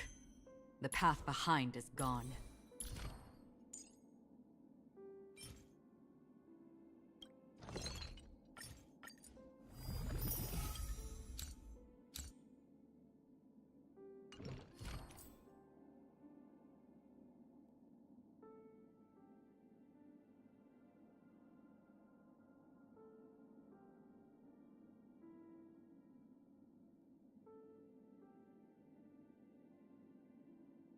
Another blank canvas.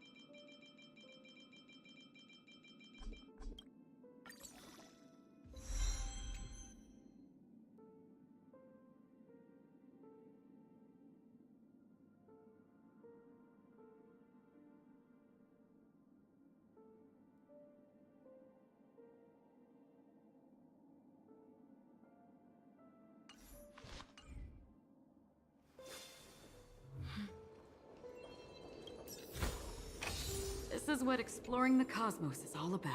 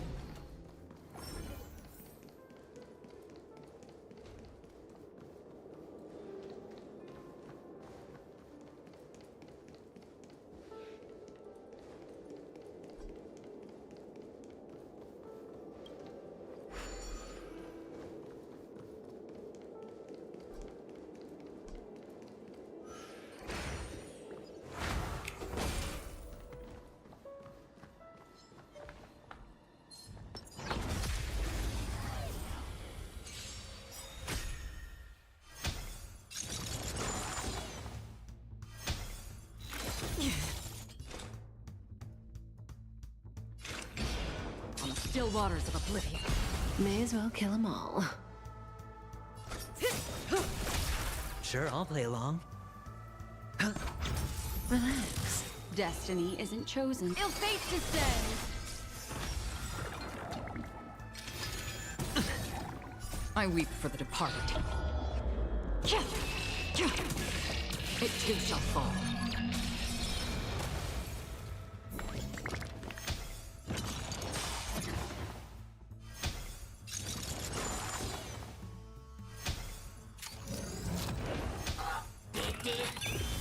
Free will, or was it fate?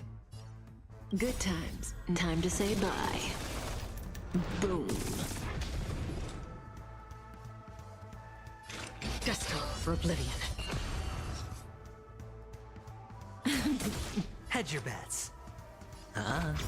Stand still. What do you want to know? Ill tidings manifest! That's half the work. On the still waters of oblivion. Say bye to breathing.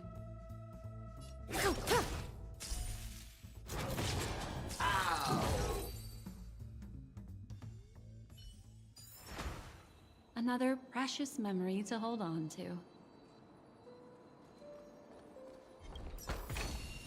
A sincere heart prevails.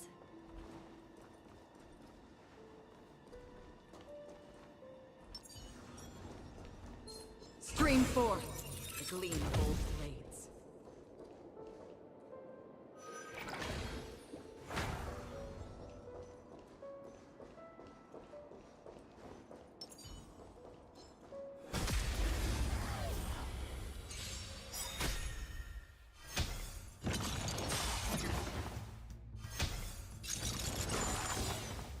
The dice have been cast. Bust. Or maybe I'll take it all!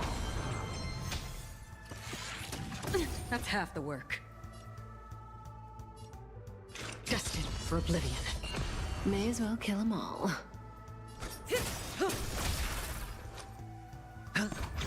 Relax.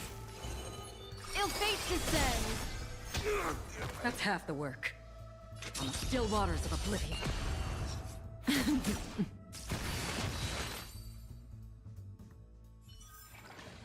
Another precious memory to hold on to.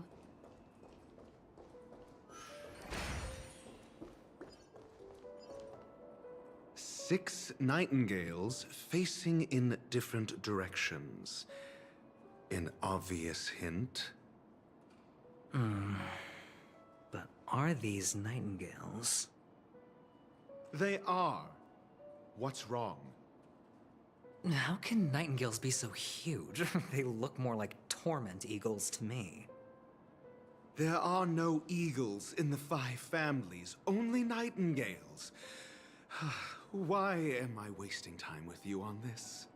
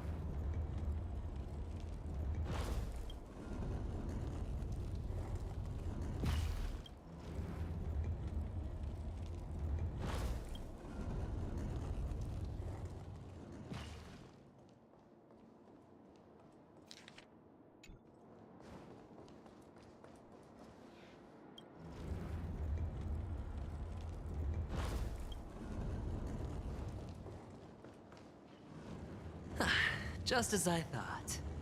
Here's the correct answer. A truly miraculous discovery. Perhaps I should offer you the chance to join the Genius Society. Really? Well, I thought you'd given up on that already. I was being sarcastic. Can't you tell?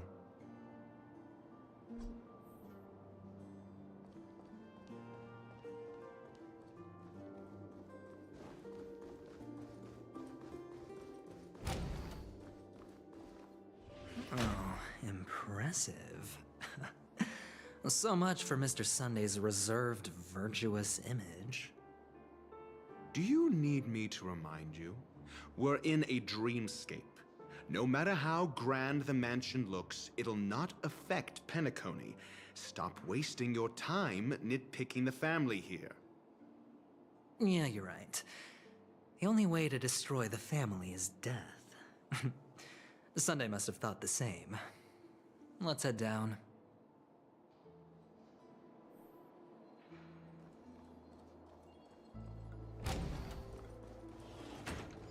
Huh.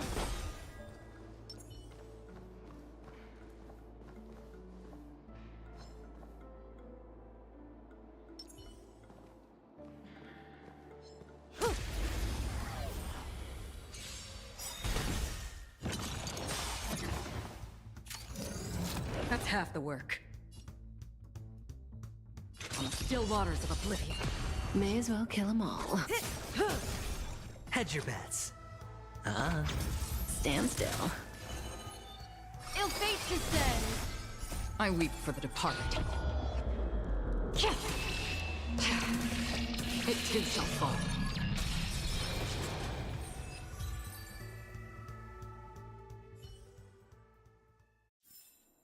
The human body is beautiful in its fragility.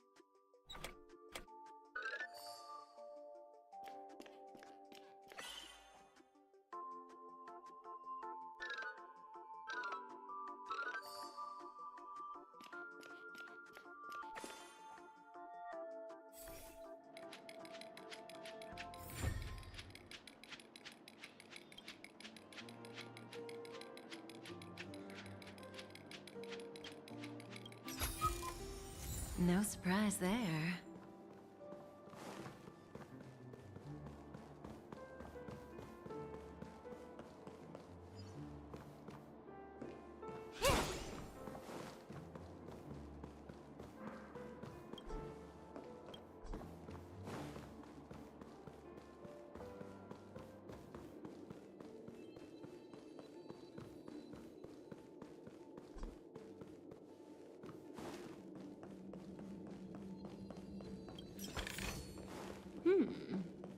We can use it.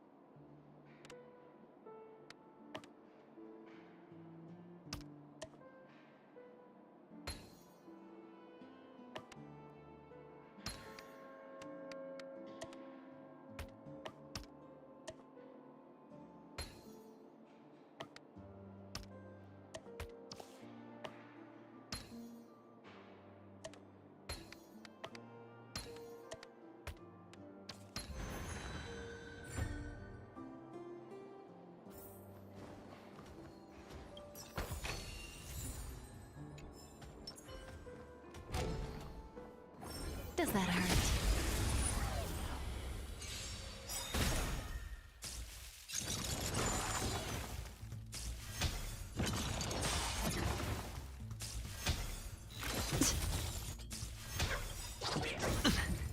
Good times never last. Time to say bye. Boom. Another journey begins. Destined for oblivion.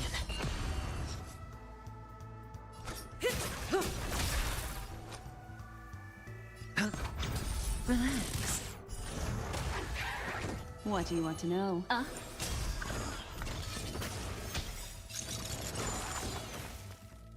I weep for the departed.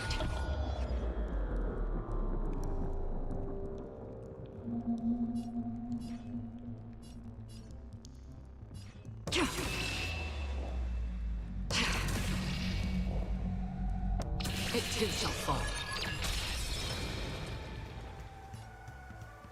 On the still waters of oblivion. Say bye to breathing.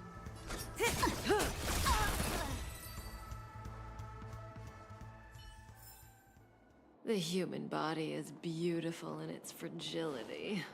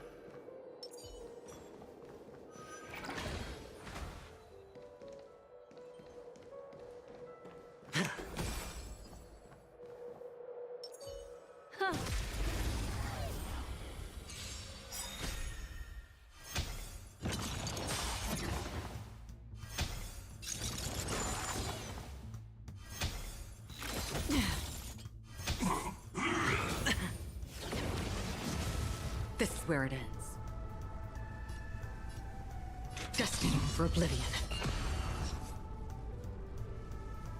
Good times never. Time to say bye. Boom. Sure, I'll play along. Stand still. Destiny isn't chosen. Ill tidings manifest. That's half the work. On the still waters of oblivion. May as well kill them all.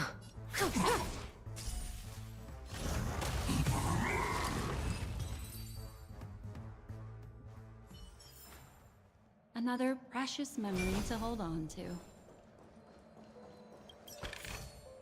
A turn of fate.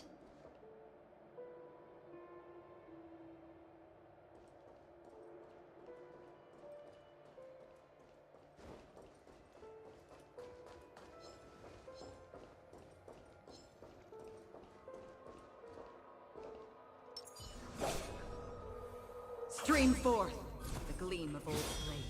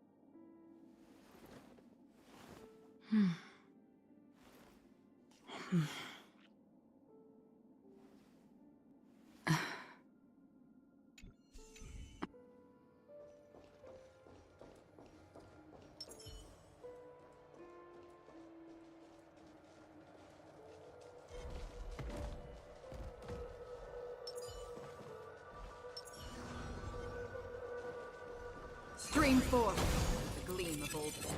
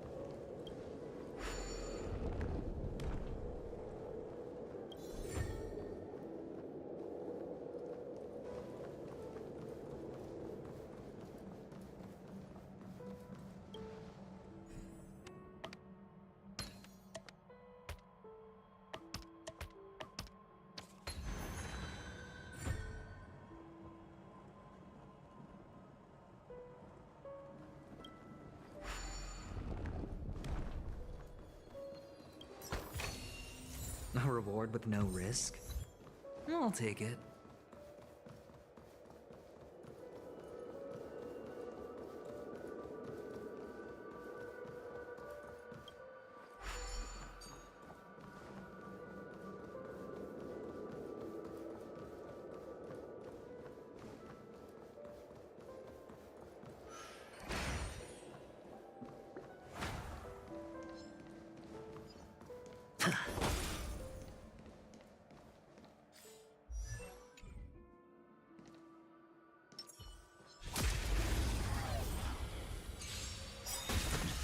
Another journey begins. Destined for oblivion. Caught in the net.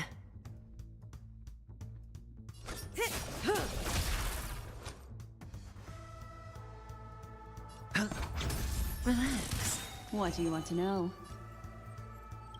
I weep for the departed.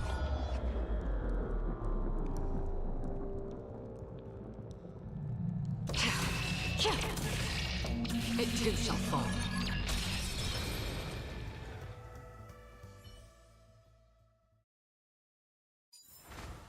The human body is beautiful in its fragility.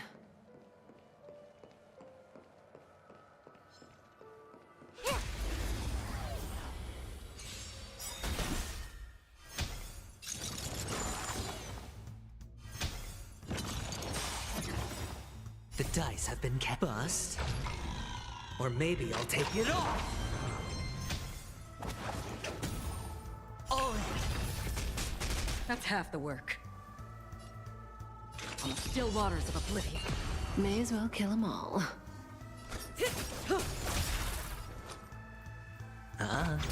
Stand still. Destiny is I weep for the departed. It too shall fall. Destined for oblivion. Caught in the net. Hedge your bets. Relax. What do you want to know? Ill tidings manifest.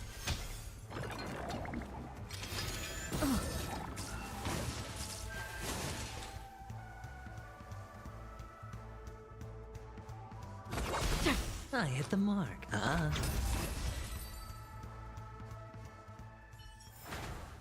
The human body is beautiful in its fragility.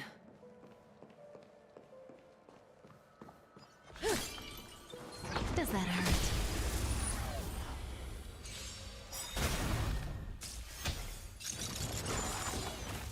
Good times never last. Time to say bye.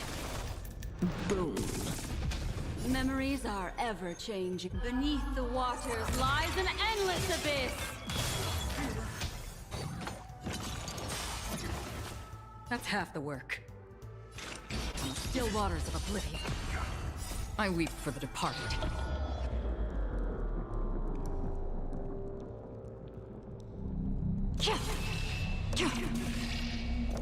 It too shall fall. Say bye to breathing.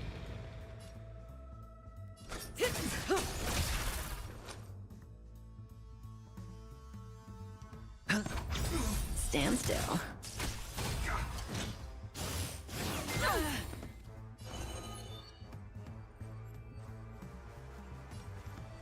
Ill fate descends.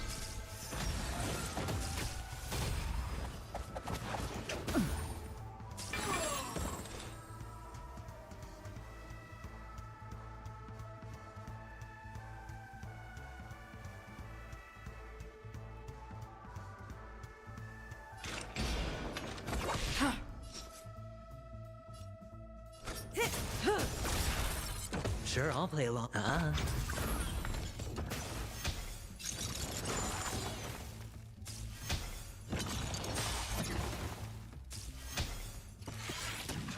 Good times never last. Time to say bye. Boom. Watch your head.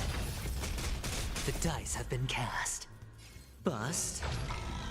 Or maybe I'll take it off. That's half the work. Destined for oblivion. May as well kill them all. Hedge your bets. I weep for the departed.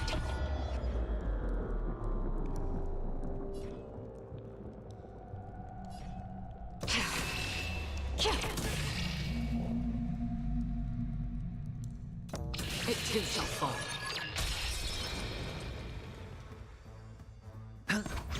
Relax. Destiny isn't chosen. Ill fate descends! Free will, or was it fate? Say bye to breathing.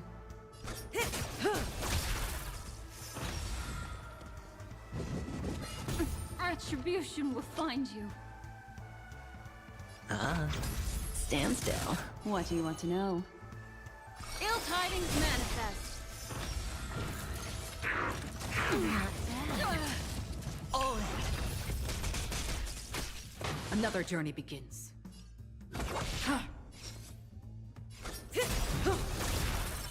Sure, I'll play along.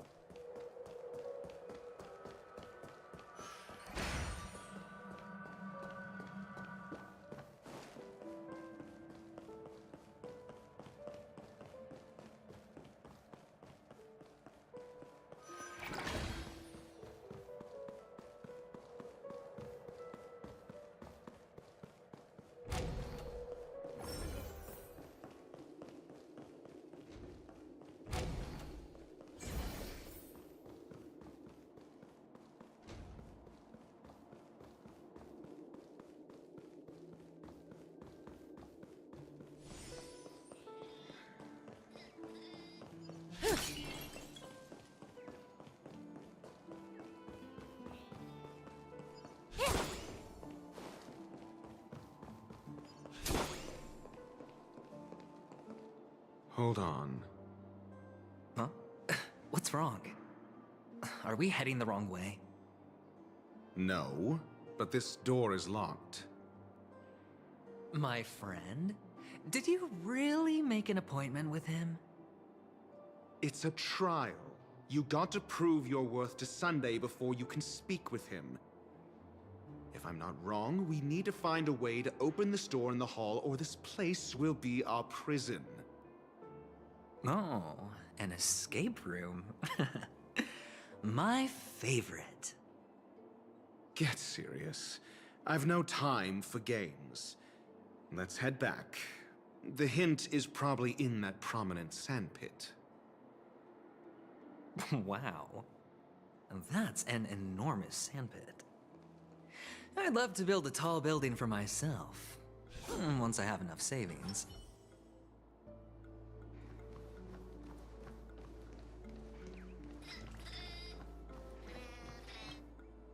Oh, look. There's a noticeable gap in the model. I believe you're right. There wasn't a gap before. That man must have done it intentionally. Well, with your brilliant mind, you shouldn't have any trouble recalling what was here last time. Right, Doctor? Of course. Let's look around. When I see it, I will know it. Fine. Fine. Why do I feel that we're pursuing a degree in burglary now?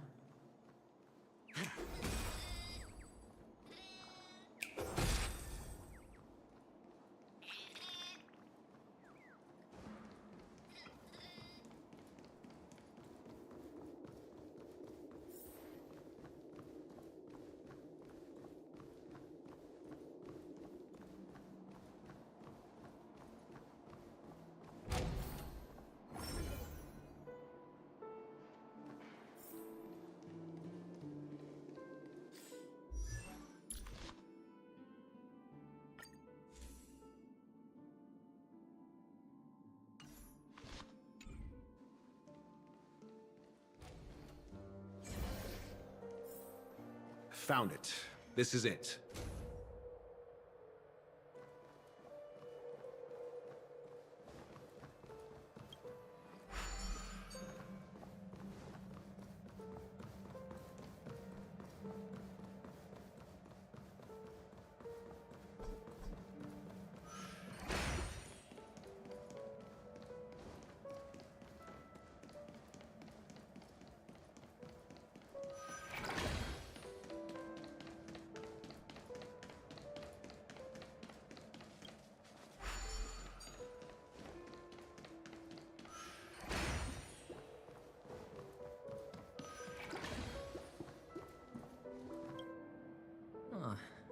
And the nameplate reads Gulliver's Arch.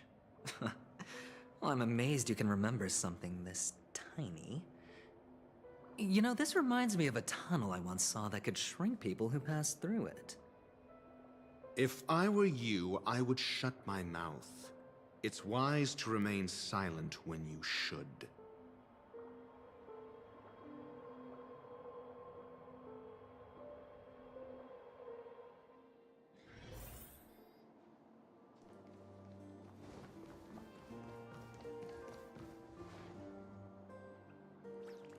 Oh, this reminds me of one of those building toys.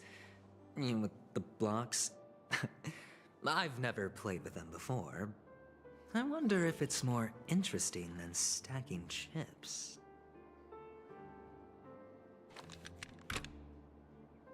Oh, look. The gap is closed. And it fits perfectly. So, what's next?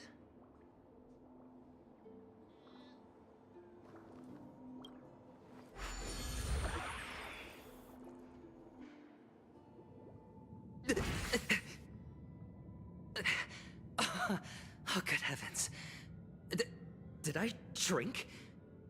Am I still in a dream? Indeed. Oh, Doctor, you're huge. It's me! Down here! In the sand pit! Actually, I think we could make this work for us. Just find a way to slip me into Sunday's collar, and I'll infiltrate the family just like that.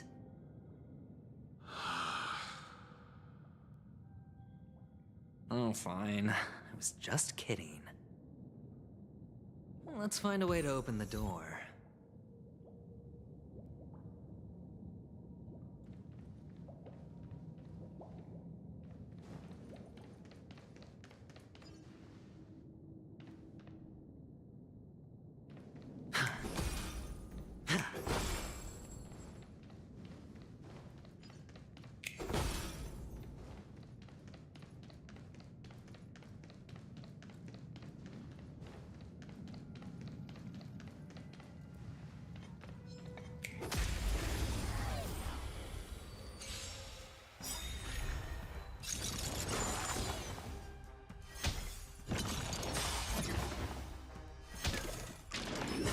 No dirty tricks again.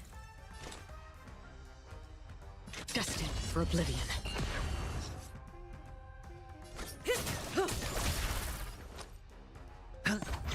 Stand still. Watch your head. Destiny is apparent. Ill fate descends!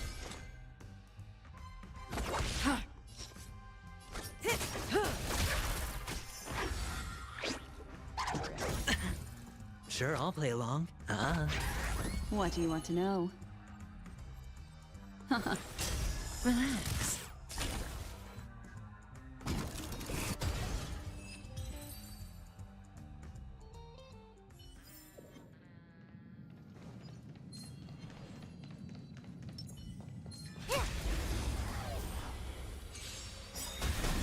That's half the work.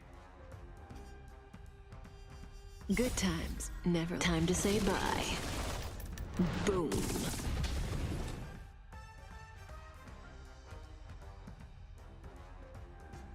On the still waters of oblivion.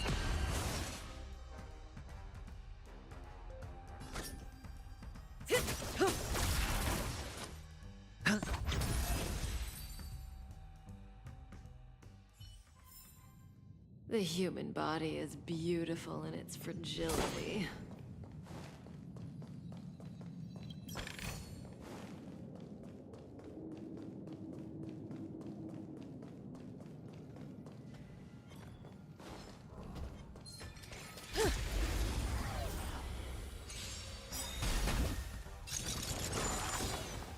The dice have been cast. Bust. Or maybe I'll take it off! That's half the work. Destined for oblivion. Cutting the net. I weep for the departed.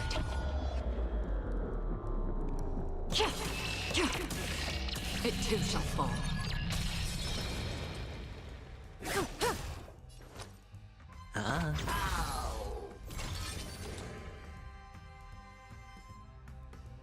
On the still waters of oblivion.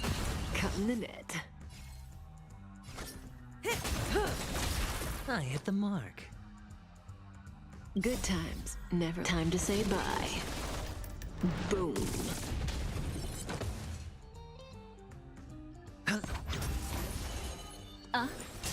Relax. Free will, or was it fate? Destined for oblivion. Cutting the net. I hit the mark. I weep for the departed. It too shall fall.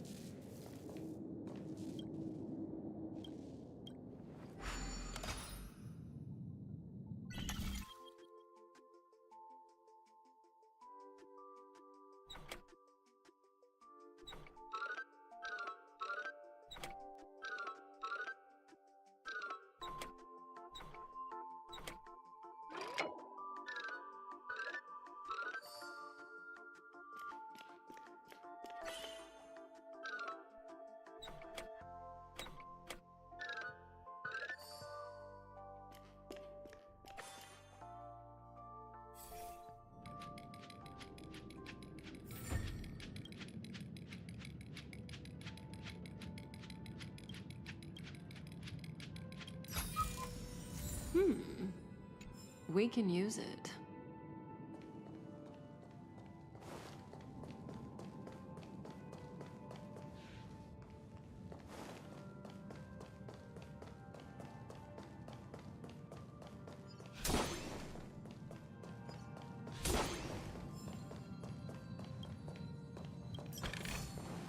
No surprise there.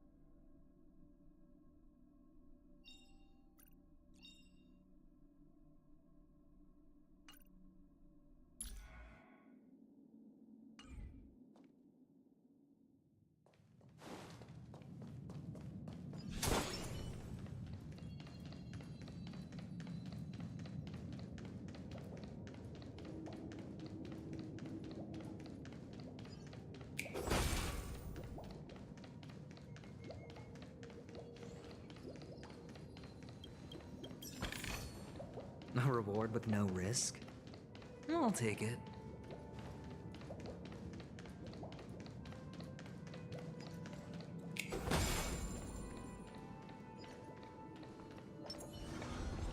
Stream forth. Gleam of old blades.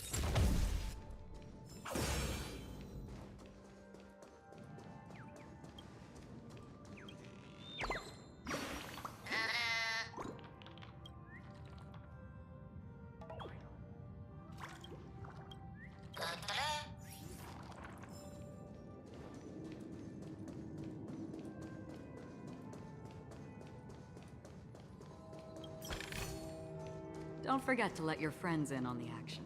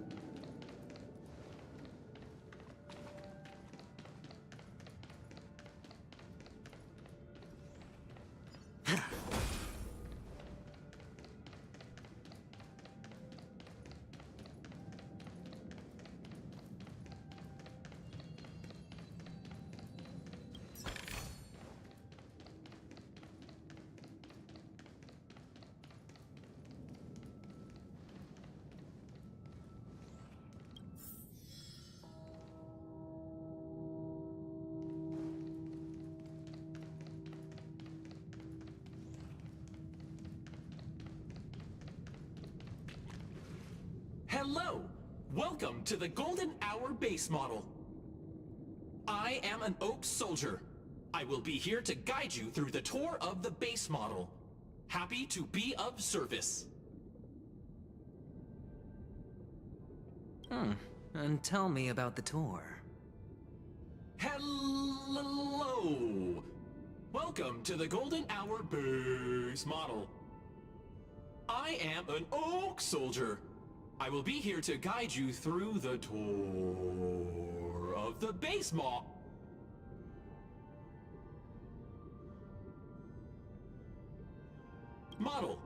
Happy to be of service. Generating guide. Please wait patient.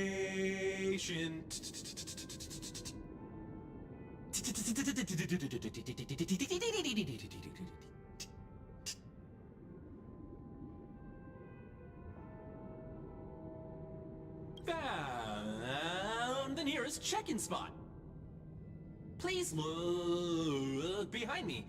A capsule machine model.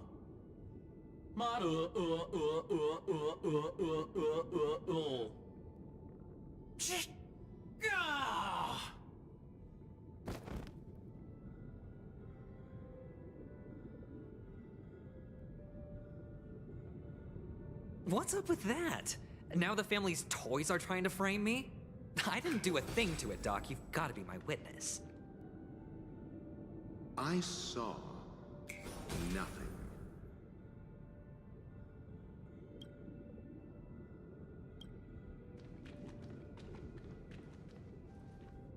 Oh, capsule machine. There's no mechanism on the floor. Could there be one at the top? Doctor, do me a favor.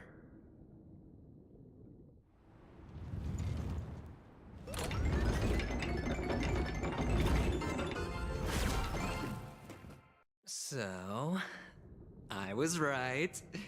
These models have interiors that look exactly like the real buildings. The only difference is that no one lives in them. Funny that Sunday puts a miniature that makes him seem like a giant by comparison right where he can see it first thing in the morning. Insecure much?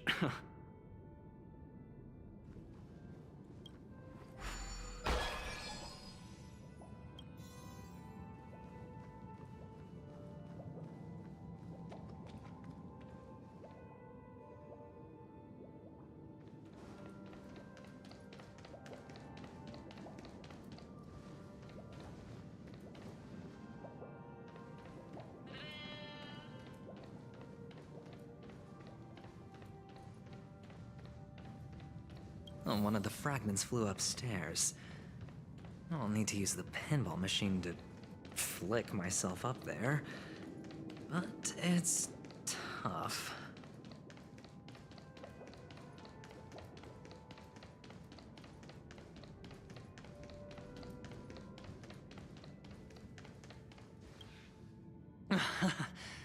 Oh, great.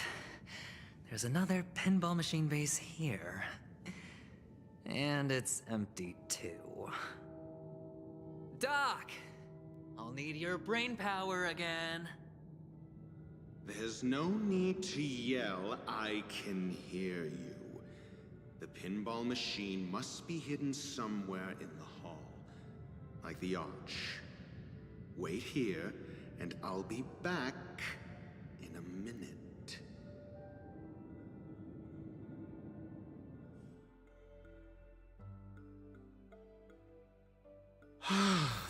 Finally, a moment of peace.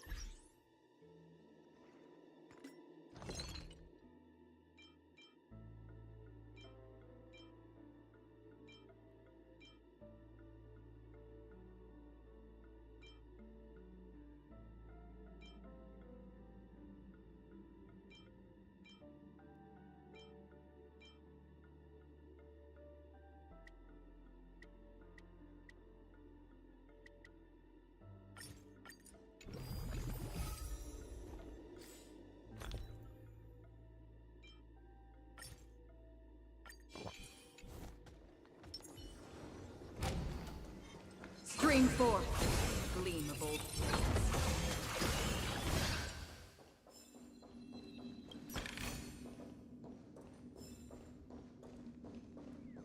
That's it. Pleasant moments of solitude are always fleeting.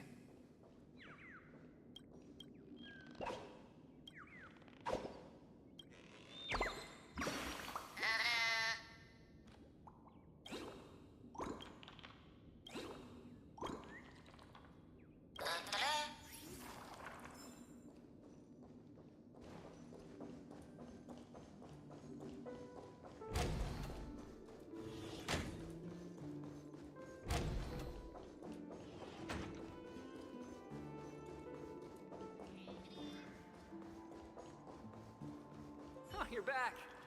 Just place it here. Thank you.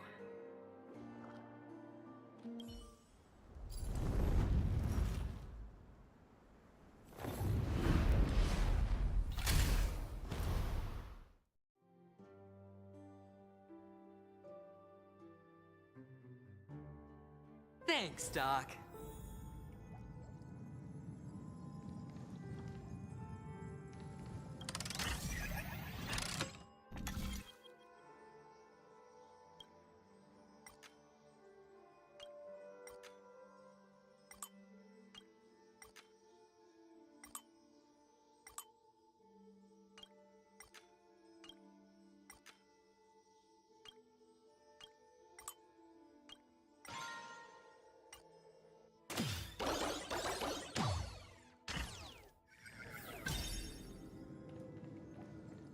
Oh, Ratio, you should come in here and take a look. The view here is breathtaking.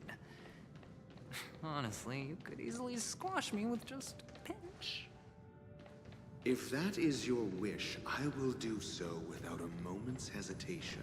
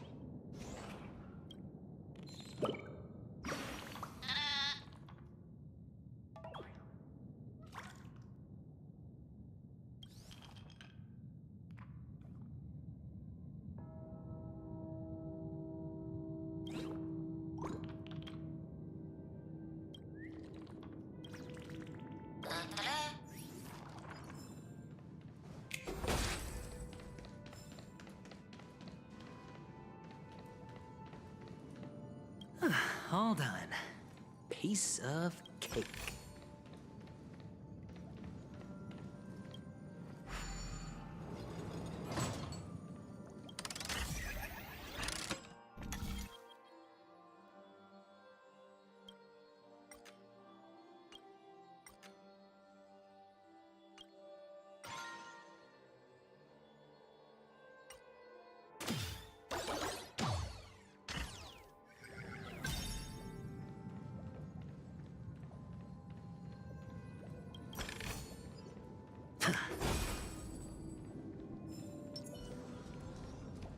Stream forth, the gleam of old blades.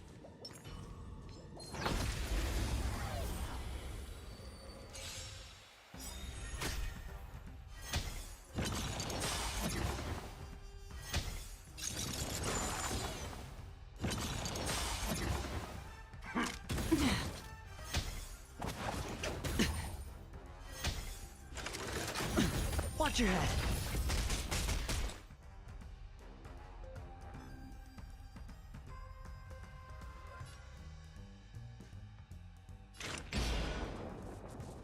Destined for oblivion. Say bye to breathing. Sure, I'll play along. Relax. Time to say bye. Boom. I weep for the departed.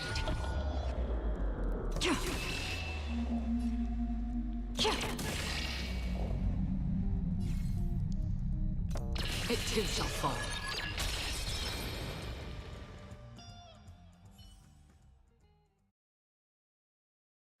All done. Piece of cake.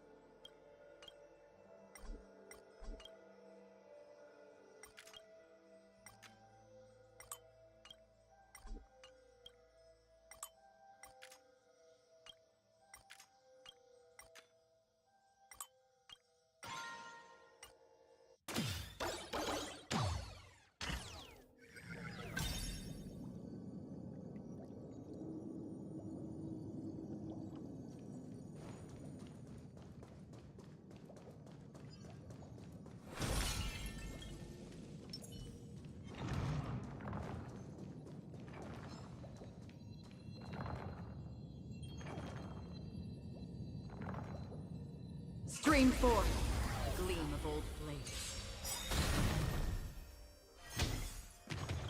Not bad. The dice have been cast. Bust. Or maybe I'll take it all! All in.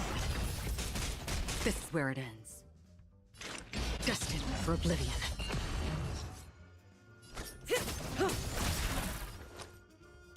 I weep for the departed. It too shall fall.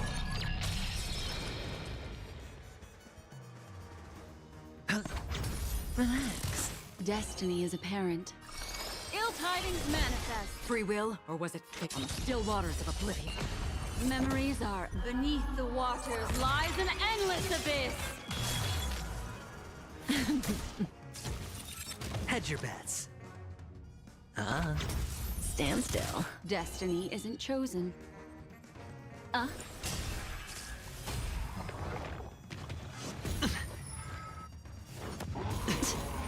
Watch your head.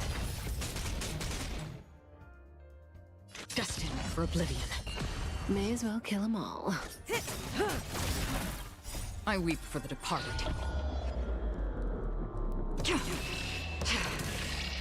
It too shall fall. Sure, I'll play along. Relax. Ill fate descends. Good times, never last. Time to say bye. Boom. That's half the work. On the still waters of oblivion. Hedge your bets. Stand still. The dice have been cast. Bust. Or maybe I'll take it all! All in!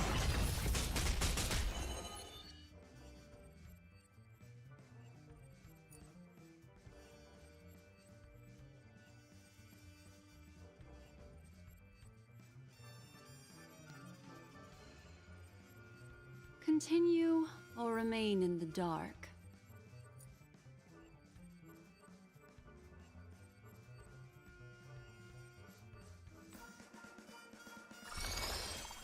tidings manifest. How familiar.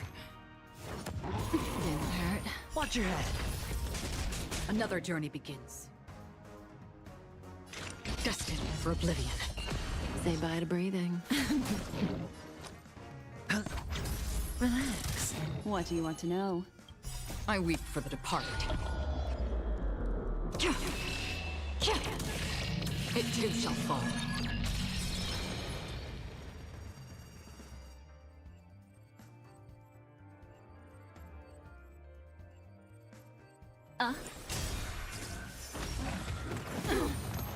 All in. That's half the work. On the still waters of oblivion.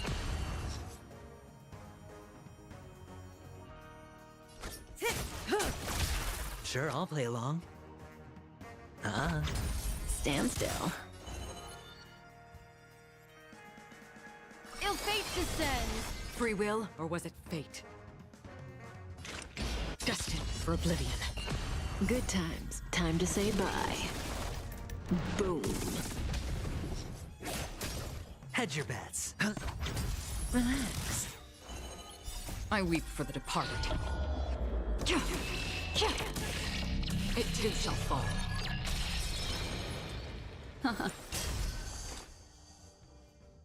On the still waters of oblivion.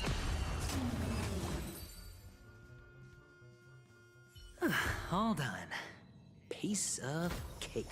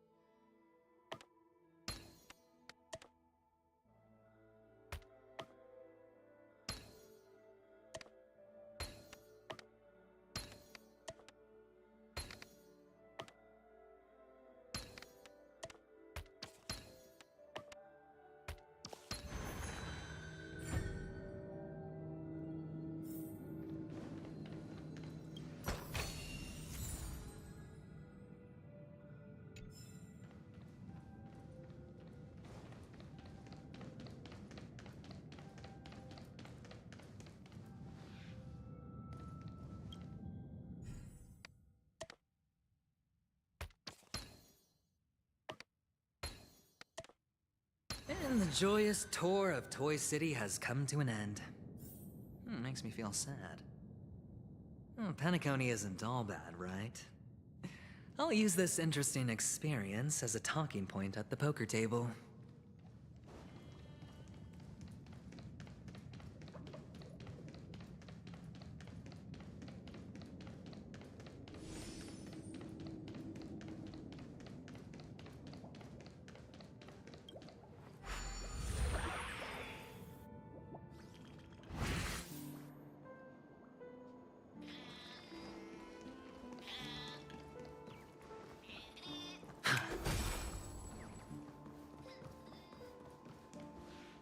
It's a pity you made it out of the sandpit alive. Sunday is just beyond this door. From my limited understanding, he's not someone easily handled. Are you prepared? Yeah, Only I believe he's the one who should be prepared to face me. Tell me about your plan. I don't have a plan. I'll just play it by ear. There are only two kinds of bargaining chips when dealing with people. Benefit or fear. Looks like sincerity isn't in your dictionary. Am I not sincere enough? There's no need to emphasize it. We've got to make good use of death. That man's sister is dead. He won't be able to turn a blind eye, and that's fear. And I'll help him find the murderer. He can't do it due to his status and position, but I can. And that's benefit. On what basis do you believe he's incapable, necessitating the delegation to someone from a rival faction? The IPC? Simple. Because that murderer could very well be a traitor hiding inside the family. Do you mean the Galaxy Ranger whom you accused previously? That was just an excuse, good doctor. There's something wrong with that woman, and we need someone who can keep her in check. It's better to minimize the variables outside our control while we execute our plans. Moreover, I need to know her identity. If I'm lucky. She could be an important pawn. And it's good to have more helpful friends when dealing with this matter. But honestly, the murder case is likely unrelated to her. I believe my standpoint. There's a rat in the family. Otherwise, why would Mr. Sunday arrange a private meeting with us? This isn't an interrogation, but a secret negotiation. We'll see. Using Robin's death as a bargaining chip, I'll win back my freedom and power. In the end, I'll ruin this beautiful dream and create the grandest death. If the chance of winning is just beyond this door, even if that chance is close to zero, well, you can't win if you don't play, right? Ah, the charming audacity. To think that you, of all people, might emerge victorious, dear gambler. 3 chips are enough. All or nothing.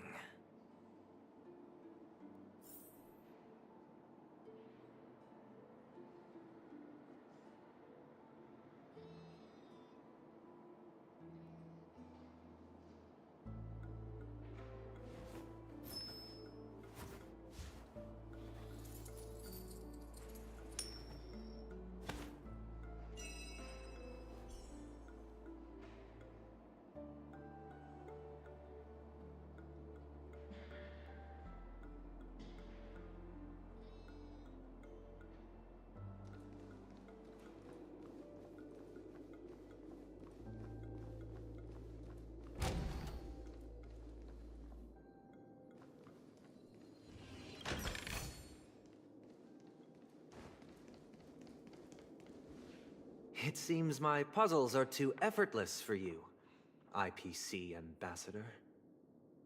I appreciate your words.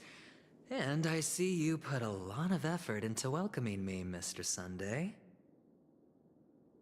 However, this is no way to greet a guest. Well, this isn't an invitation, but a summoning. Before we speak, I need to test your character. I imagine this knowledgeable doctor friend of yours has been of great help, yes? Certainly. You ought to know this better than I do. He's already faithfully fulfilled his duties, hasn't he? Yes, the doctor has assured me of your noble character. He considers you, like himself, a virtuous person who can be trusted by the family. I have come to know you very well as a person, Mr. Aventurine.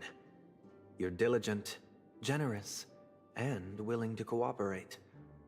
The fact that you succeeded in overcoming many obstacles just to meet me gave me the reason to believe in your wisdom and courage. But there's one thing I must ask you. That is, you've used your wisdom at the wrong place to meet the wrong person and put yourself in a situation where you shouldn't be, witnessing a tragedy that shouldn't have happened. You don't look too well. Am I making you anxious? If not, then it means I'm on your side. If I wasn't mistaken, you'd just made a serious accusation against the family. No, you weren't mistaken. For depravity is creeping in around you. There's no need for us to be evasive. Let's talk about your sister. Your sister's talent is unrivaled in the world of show business. As you know, her voice has been out of tune since she returned to Penacony. What's more disheartening, she can't sing anymore. Who could be responsible for this? Many suspect the culprit is among the outsiders, but I know you hold a different opinion. Now your noble status has become a shackle, preventing you from apprehending the murderer and avenging your sister's death. You're feeling anxious because you're out on a limb. But don't worry, I'm on your side. I'm immensely honored by your concern for me, Mr. Aventurine. Since you're so selfless and generous, I believe you wouldn't ask for anything in return, would you? Well, naturally, you wouldn't incur any loss from this. I just want to reclaim what is mine. My liberty and the personal items under the family's custody, the bag of gift money, and the box in which the cornerstone is stored. That's right. Cornerstone. I've heard it's a treasured asset of the Strategic Investment Department. A sacred stone that seals the Preservation Emanator, granting significant power, and every liquidation specialist holds one. For an object so precious, it probably comes at an even higher price than other forms of recompense. Well, I'm sure you're aware of the high level of risk I'll be undertaking to bring the truth to light. Mr. Aventurine, when you're out and about, do you always make adjustments to your appearance? Your tie should be on the center line. Your shirt must not protrude from your vest. Your trouser creases should be perfectly straight, and always aligned with the tips of your shoes. Of course. But I don't, because it's not appropriate to do so in public. You should make sure everything is presentable and in order before leaving the house. I'm not the kind that takes risks. The cornerstone must be in the custody of the family. No room for negotiation? Please, don't let me turn you down twice. Sure. The gift money is good enough. I suppose you wouldn't mind that. After all, a merchant can't function without a bargaining chip. You compromised quicker than I thought. Unfortunately, it's a gambler that needs a bargaining chip, not a merchant. I can give you your gift money, but before that, I want you to tell me.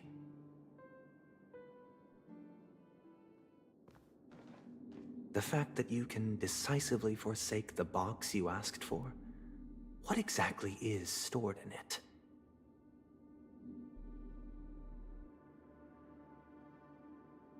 Oh, triple-faced soul, please sear his tongue and palms with a hot iron, so that he will not be able to fabricate lies and make false vows. What have you done? Under the light of the harmony, all wickedness is revealed. I implore them to shed their light, and I'll ask you questions on their behalf. Next, you have 113 seconds to prove your innocence and gain my trust. And if I refuse to answer? You can try, and we'll see if the harmony rejects you. Question. Do you own a cornerstone? Yes. What a simple answer. You, too, understand that idle chatter leads only to poverty. Did you hand over the cornerstone to the family when you entered Penacony? Yes. Does the cornerstone you handed over to the family belong to you? Yes. Is your cornerstone in this room right now? Yes. Is your memory free from any kind of tampering or deletion, encompassing but not restricted to the techniques of the Garden of Recollection? Yes. Are you an Avgin from Sigonia? Yes. You even know about that? Do the Avgins have any ability to read, tamper with, or manipulate one's own or another's mind? No. Does it matter? Do you love your family more than yourself? Yes. All the Avgins were killed in a massacre. Am I right? No. Are you your clan's sole survivor?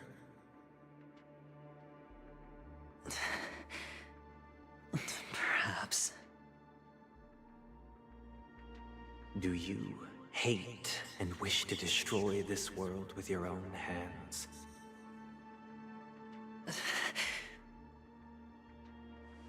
I don't know. Interesting. Now, the final question. Can you swear that at this very moment, the Aventurine stone is safe and sound in this box?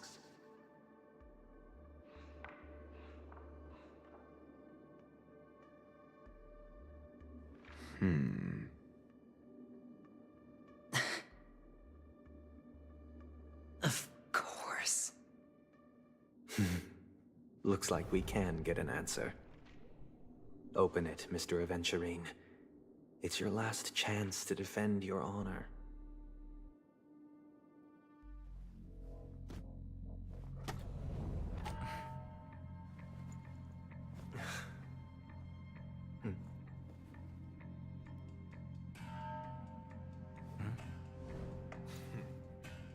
Please.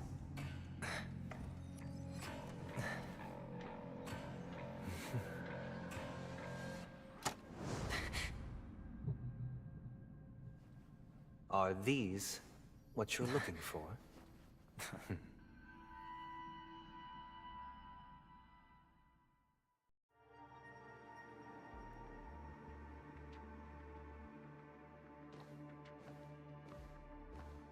Since you came as promised, learned doctor, does this mean that you are willing to take the side of the family in this farce? What makes you think you can convince me? I've heard you haven't enjoyed Mr. Aventurine's company. I also understand that you're an avid learner who sees the pursuit of knowledge above all. In that case, you ought to realize that a competent scholar knows their position and wouldn't forsake more vital matters for the sake of petty pride. If you agree to assist the family, I'll share our research findings on the Stellaron. You must be quite aware that, besides the family, no other faction is willing to share such information.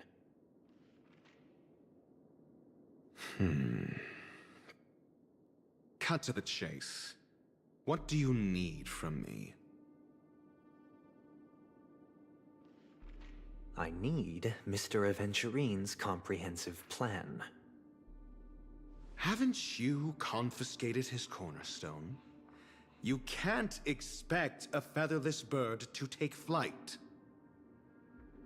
But I've also heard the 10 elites in the Strategic Investment Department have united, progressing together in the interests of the IPC. You'll have to speak more clearly than that. The cornerstone, which Mr. Aventurine surrendered. Was it really his? You question whether he would entrust you with someone else's cornerstone. The 10 Stonehearts aren't as united as you think. Cornerstones are significantly more precious to them than their very own lives. But you know that he's a crazed gambler. The more vocal he is about it, the more cautious I must be. I never imagined someone would share his way of thinking. Honestly, you should see a shrink. Bring it. The box containing the cornerstone is unique, and only IPC senior staff and related members can access it.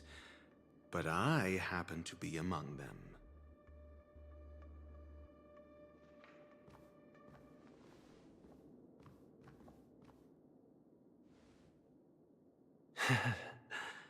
I appreciate it.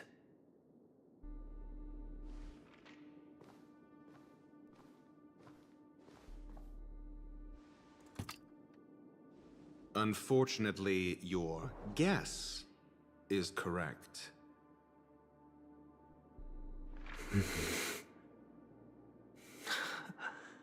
The golden stone. Its color and glow are similar to that of Klepoth's body. This is the very ruse he intends to use to fool you. He won't reveal to you that the 10 Stonehearts chisel their own will into the cornerstones, granting them an unparalleled radiance. And this golden statue is also known as Topaz, not Adventurine, and it belongs to Topaz. So, do you wish to confront him? Not at the moment.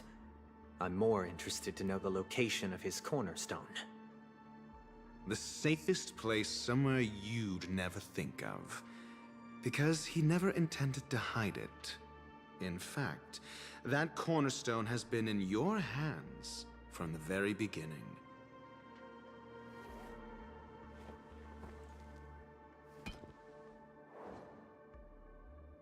I see. This bag. Mixing a cornerstone, more precious than life itself, with a bunch of worthless jewels, disguised as a gift of money waiting to be confiscated, is indeed in line with Mr. Aventurine's style. Then he makes up some trivial excuse, downplaying the matter, and requests the gift money. This is a gamble, one he's all too familiar with, betting on your single misstep, leading to a total loss. Learned Doctor, I am grateful for your help. The family will surely reward a righteous person like you. As for the villain, I hope he retreats in humiliation. It was all thanks to your friend with a keen eye that I could add a blot of utter failure to your storied career. Ratio, you wretch. Finally shown your true colors, huh? Oh, and just to remind you, you currently only have 17 system hours left to live. Treasure your remaining time, and savor the delectable aftertaste of defeat. You might as well explain yourself a little more clearly. What I performed on you just now was the Harmony's consecration. You were to show allegiance beneath the illumination of their grace. Yet you acted willfully, uttering nothing but falsehoods, transforming the consecration into a trial. I genuinely see no reason to absolve you from it. Is this what the Harmony represents? Is it built upon constraint and coercion? You misunderstand, Mr. Aventurine. Punishment is meant for the irreverent, but I have seen your resilient spirit, and thus I offer you the possibility of a new beginning. Throughout these 17 system hours, you will be unable to escape the dreamscape or contact any of your companions. You only have 2 paths before you, and it all depends on whether you can complete my test within the time limit. Should you succeed, you will be able to coalesce into the harmony and be with your family. If you fail, you will suffer the wrath of the eternal Centurion and fall into an abyss of doom. Sounds like I'm gonna end up the same either way. I indeed do need a servant to help me uncover the evil hidden in the family from an external perspective. I will purge the evil from the inside and bring the real culprits to justice within 17 system hours. When the time comes, compare your findings with mine.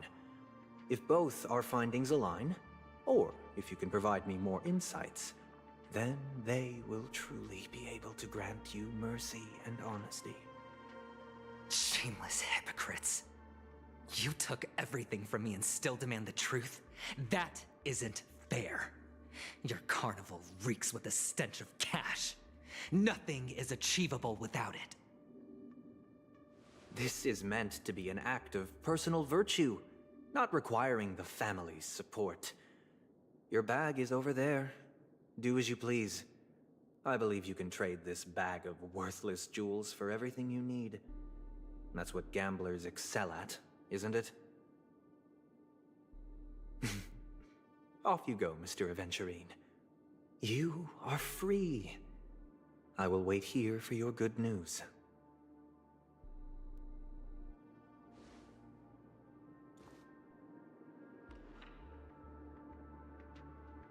This meeting isn't an interrogation or a negotiation. It's an outright execution. Why would I do that, Mr. Aventurine? I'm just wondering what a passerby who stumbled upon a scene of a murder could have found out. That's all. By the way, before you go, I have a personal question. What is it now? Do you truly wish to bring about the destruction of this world?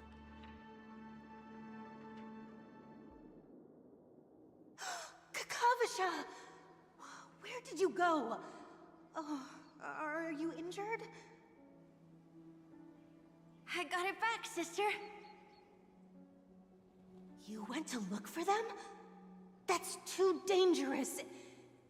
It's just a necklace. It's neither food nor water. We can survive without it. But I can't live without you, little brother. Promise me not to look for those catechins again, okay? Sister, don't be afraid. The catechins are fools, but I'm smart. I played a game with them, and I won. Won? What happened exactly? Tell me. I made a bet with them. The 2 birds in the desert and me. Who will die first? I won.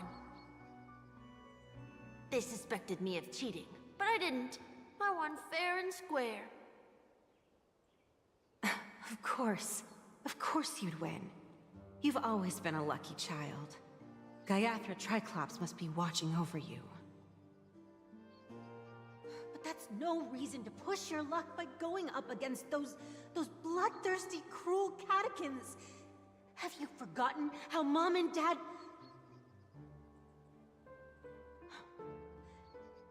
Look, this is just a necklace. But Kakavasha, you are my only family.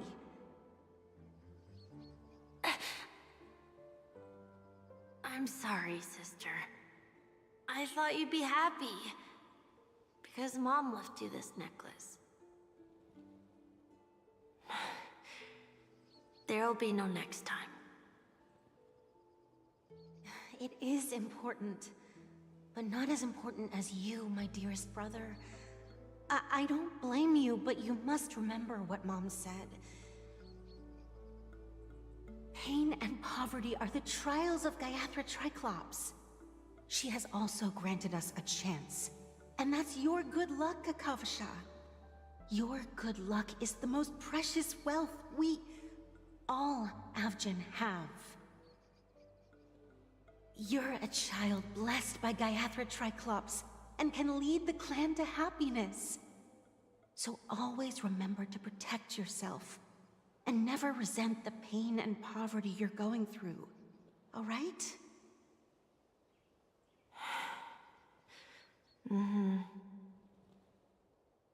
Listen to me and swear to Gayathra Triclops. Okay. I will swear to Gayathra Triclops to protect this wealth. But sister, if Gayathra Triclops was really watching over us, then why did she not protect Dad when he was swept away by the quicksand? After all, Dad went to the Catechins' land only to prepare for Gayathra Triclops' offerings. And where was Gayathra Triclops when Mom was shivering in our arms? Mom was still pleading for Gayathra Triclops' forgiveness under her breath until the moment she closed her eyes. Sister, everyone praises me for being smart, but I don't get it. If every rainpour was Gayathra Triclops' forgiveness and grace, then how bad were our sins? So much so that we were born in this world of death?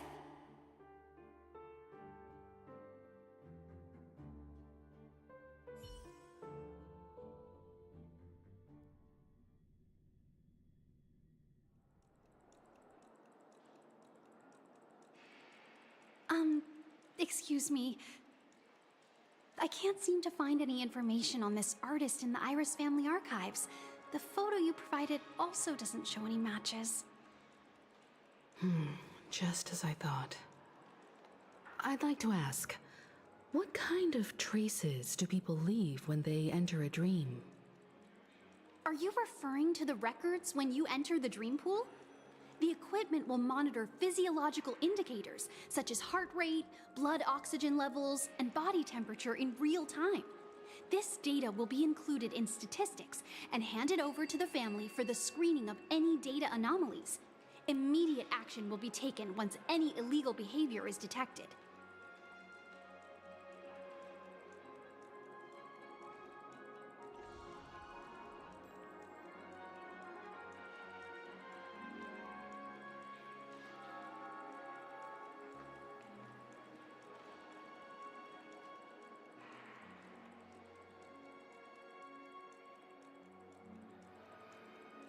I apologize.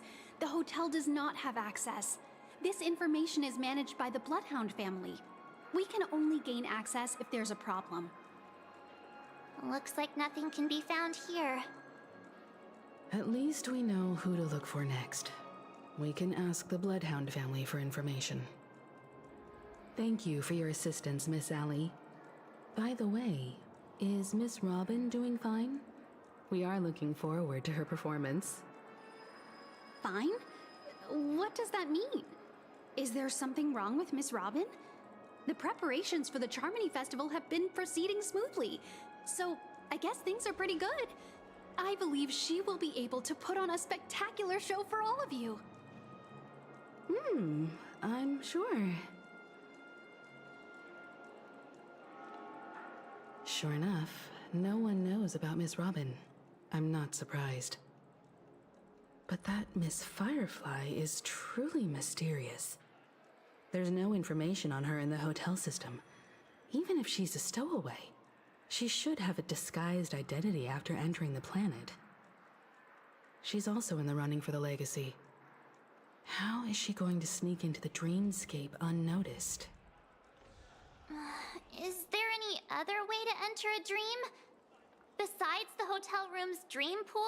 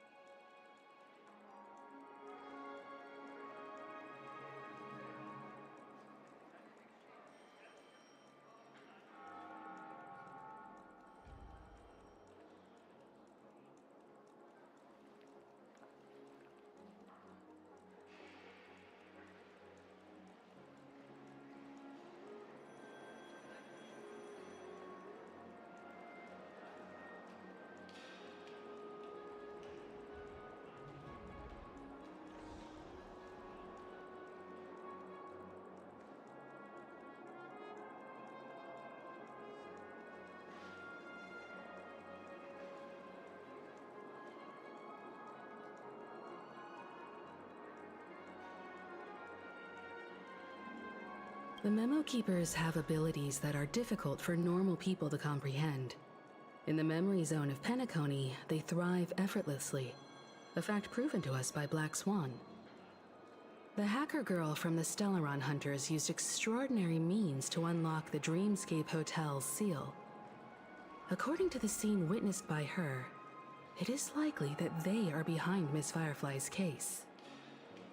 The Garden of Recollection and the Stellaron Hunters. Both are possible, but what about the IPC? Since they want Penacony all for themselves, they're bound to have a plan. Who are you guys? The Bravo team has arrived at their designated position, ready to execute armed evacuation operation. Boss, get moving! Armed evacuation? Boss, aren't you drunk? What do you know?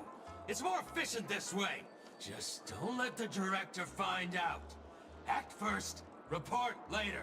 Understood? Help! Help me! I spent all my year-end bonus on the snowball! I don't want my name on the department's major disciplinary notice! Hey, check it out! That voice. Could it be the IPC workers from Bellabog? To all guests, the IPC will be conducting special operations within the hotel. Please follow the staff in charge of evacuation to the designated safe zones, or compulsory measures will be enforced. I'll request a beating for you lot! You've been told not to drink during work hours. Take him back to the hotel room. I'll organize a meeting later to properly go over how this incident report should be written.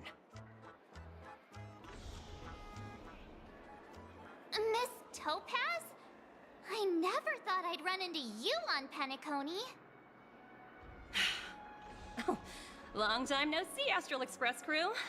Aventurine has told me a lot about your happenings. Huh?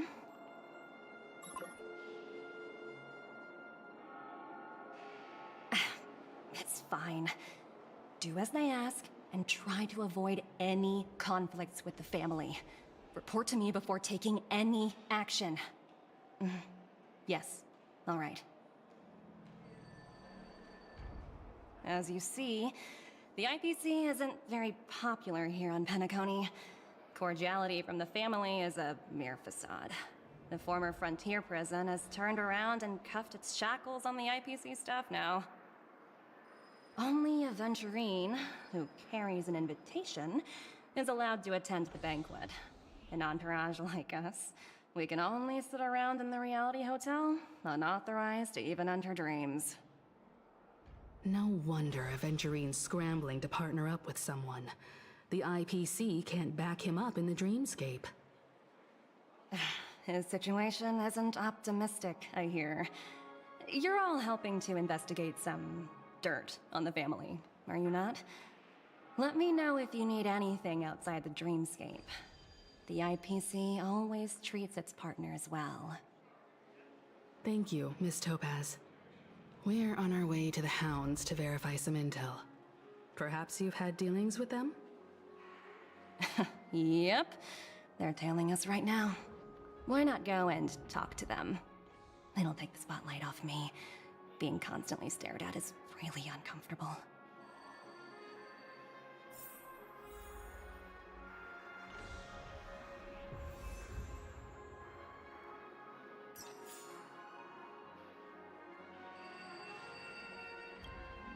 How does it feel to be in business with Aventurine?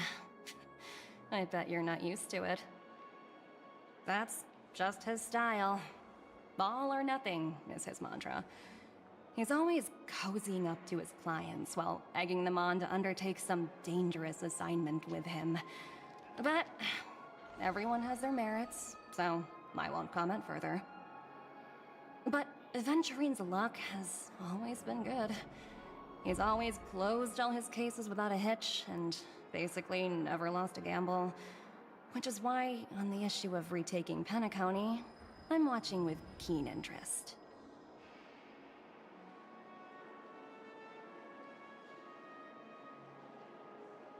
As for the two cases, apologies, but I don't have much info on them either. All I can do is ask you to keep digging for more details.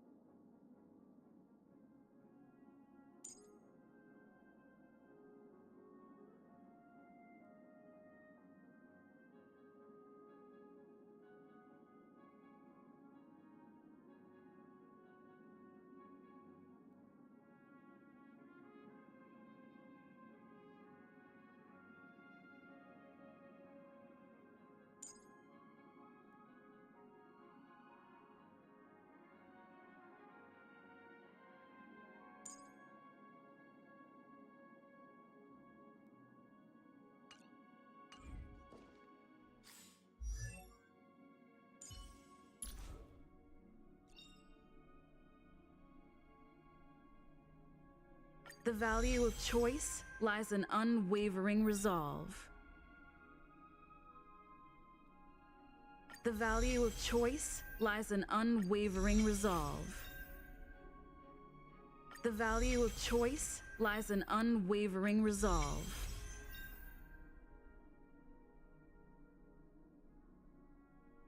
The value of choice lies in unwavering resolve.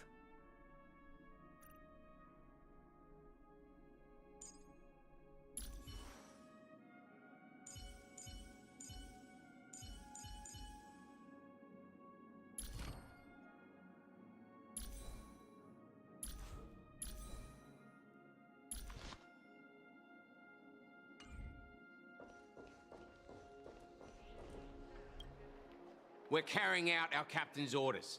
What do you want? We made a mistake last time, and we're working hard to rectify it now. We don't have time for anything else. Surveilling the IPC executive Topaz, ensuring that she stays put at the Reverie Hotel during her time on Penacony. We've got the right one this time. So that's it. They were the pair who were after Firefly at the time.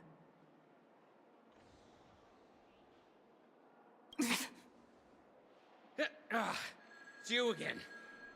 Back for more trouble? We're not afraid of you this time. Well, spit it out. Stop bothering us if you've nothing important. So you know each other. Why do you keep running into people you've beaten up before?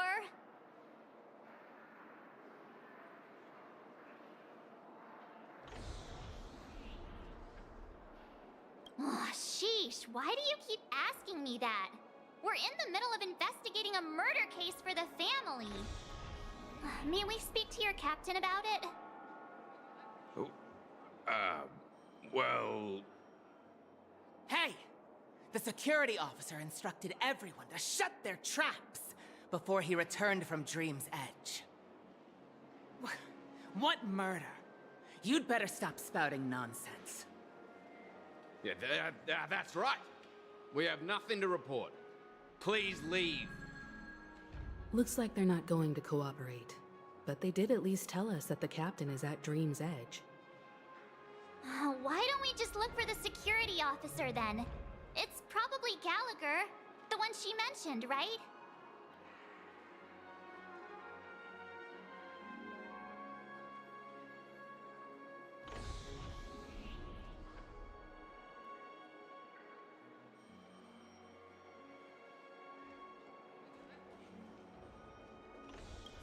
Please, continue to investigate the case.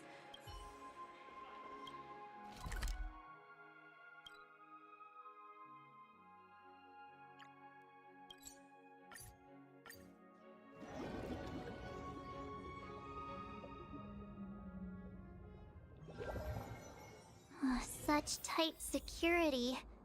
I bet they're stumped by the case as well. Gallagher. Gallagher. Where could he be? Constructing dreams is something sacred. Apologies. The Bloodhound family is running an investigation up ahead. No unauthorized personnel allowed.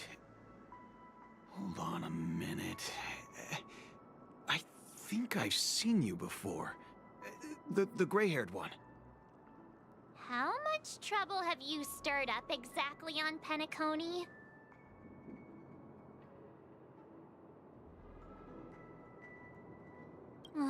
You think you look alike?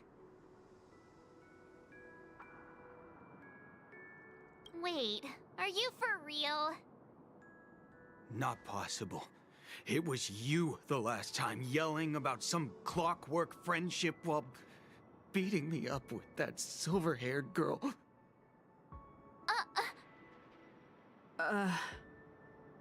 I'm not letting you get by this time. Please leave, or I'll have to get on my knees and beg you. Huh? What kind of heinous crime have you committed now? Hold on, sir.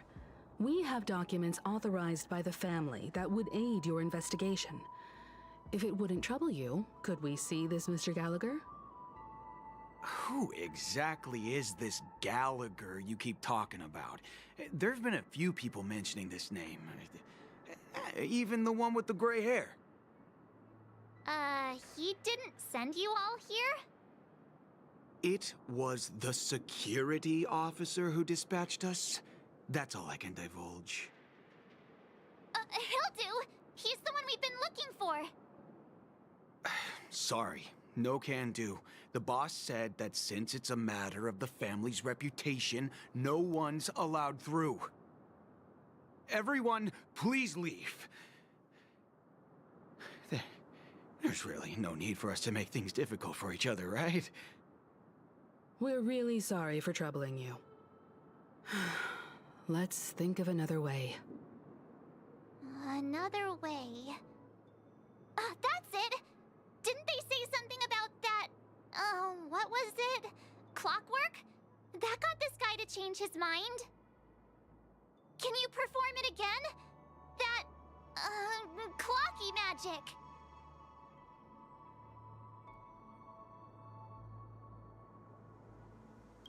It's not bad if we're resolving a misunderstanding. Please?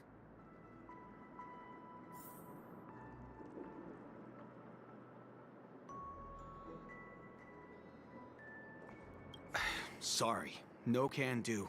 The boss said that since it's a matter of the family's reputation, no one's allowed through. Everyone, please leave. There's really no need for us to make...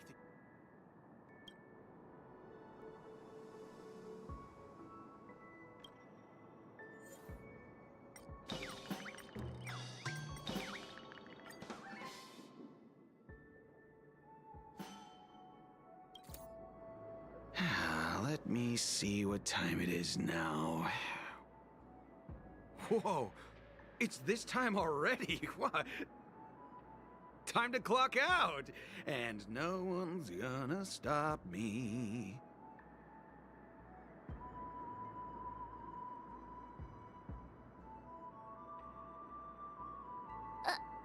What? Huh?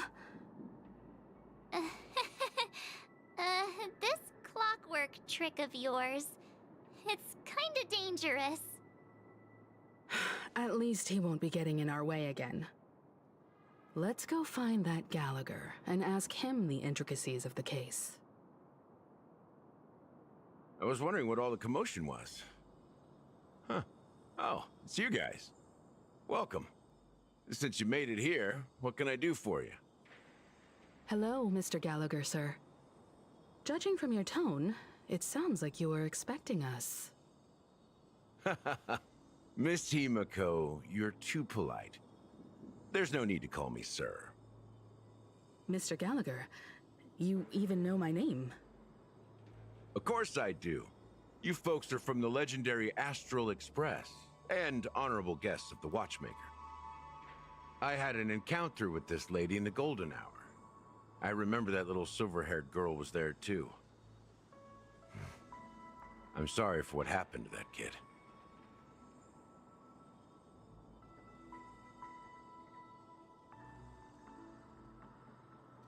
This is also the reason why we've come to visit you, Mr. Gallagher. The Express can't just overlook the death of that child. So we've decided to help the family get to the bottom of it, in the hopes of getting justice for her. The Nameless involved with the family. What an unpredictable twist of fate. Why? What's wrong with the family? It's nothing. On Penacony, everyone loves the family. No matter how much one resists the beautiful dream, when the time comes, they too will find it hard to let go. Who wants to leave a warm nest? Just idiots, little kids, and inebriated fools. Mr. Gallagher seems to be getting at something. You got it wrong. I'm not. You want to discuss the case? Sure, come with me. This is not a good place to talk. Let's go elsewhere.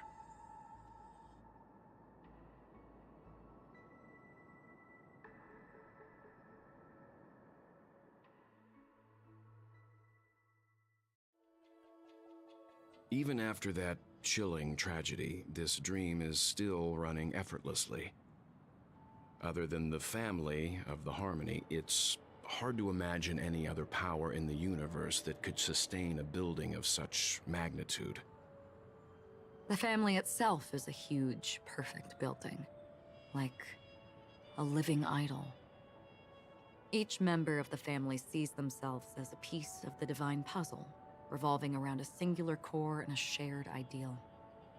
Under their command, they loyally fulfill their roles, offering themselves while also receiving sustenance in return. Interesting analogy.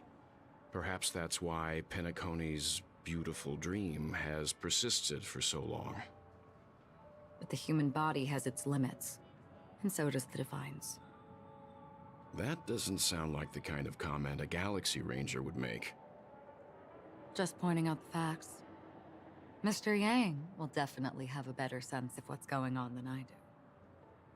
Why do you say that, Miss Acheron? The beautiful dream is crumbling. But not because of a particular eon, a particular faction, or a particular visitor. Its collapse stems from a certain inevitability of human nature. The family refuses to acknowledge this, and it has ultimately backfired and become a catalyst. As people immerse their souls in the dreamscape, where consequences and pain cease to exist, and only ease and pleasure prevail, they draw closer and closer to necrosis. Regardless of the perceived bliss, death looms as the inevitable conclusion.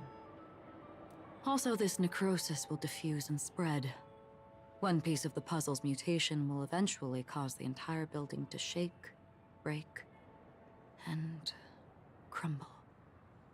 In the end, the dreams that people built in the name of freedom became the cage that imprisoned them.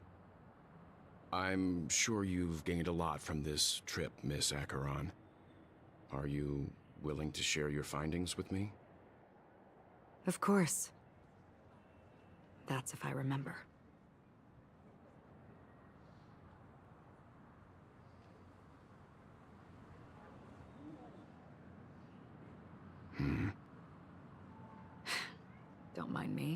it's just a habit. Owing to events in the past, I've become easily forgetful. It's only when this sword is unsheathed that those hazy memories start to become clearer. Take your time. That should do it. I vividly remember everything that occurred on Penacony. Ask away. The moment of daybreak. I've heard that's where the Dawn Factory, which processes the foundation of the dreamscape, is located. Behind the dreamscape's song and dance stand many imagination factories. Workers create all kinds of whimsical works day in and day out in their dreams. Then they return to reality and sleep on a narrow bed in a room. A far cry from luxury. They say it will suffice. Experiencing the bizarre and motley dreamscape is the best reward. There I encountered a young woman who had just come of age. The perfect time to indulge in beautiful dreams. Her greatest wish was to one day move to the golden hour and see the magnificent garments she had woven with her own hands. For certain reasons, her wish was difficult to fulfill. But I managed to bring her a garment.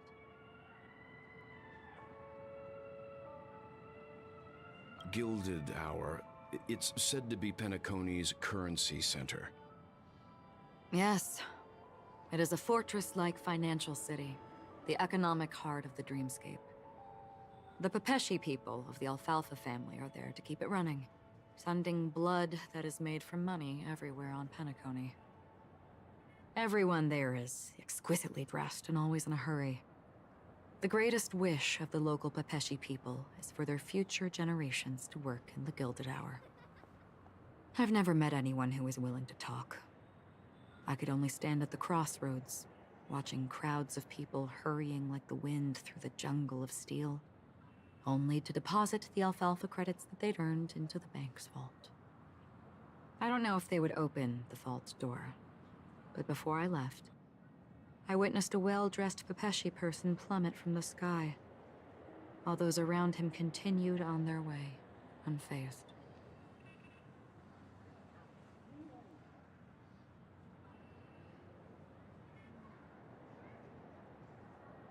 I hear the Blue Hour is very romantic. Do you have any tales to share? Perhaps Mr. Yang has heard.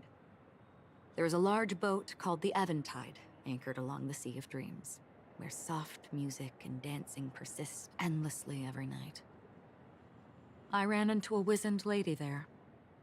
She was at the dock, waiting for her long-departed lover to return, waiting for countless hours within time that stood still. In the humid sea breeze, she spoke of her own youth. Like many who desired wealth and love, they came to Penacony to pursue their dreams. Alas, her lover's consciousness was lost in the dark depths of the Sea of Dreams.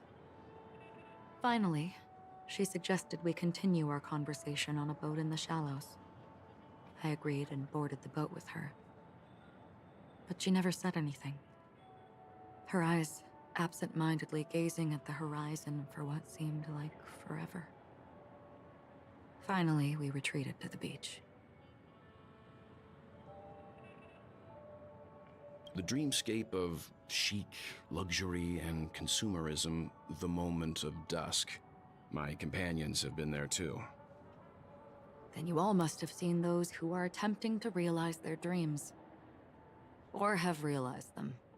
Scattering money as if it were dust and betting it on all or nothing. Everything has a price, and everything can be bought or sold. Even dreams themselves. I saw an Intellitron there, who was preparing to auction himself.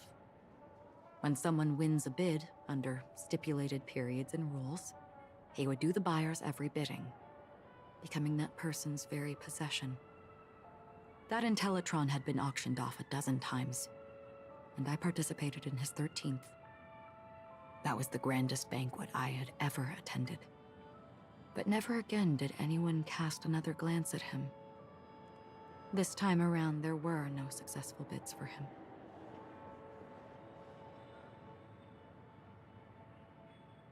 This is what I've seen and heard along the way. Someone once said to me, Penacony wasn't like this a long time ago. Nor should it be. I've traveled through the reality and dreamscape of the planet of festivities. Watched the tides of night rise and fall when time stopped for people. Where the spirits of the rich and impoverished remain forever fixed on their own scales. This is why I think the collapse of the beautiful dream is inevitable. There might be a way to change everything. Perhaps. But if this is indeed the world that people desire, if this is precisely why life chooses to slumber, should we still seek to change it?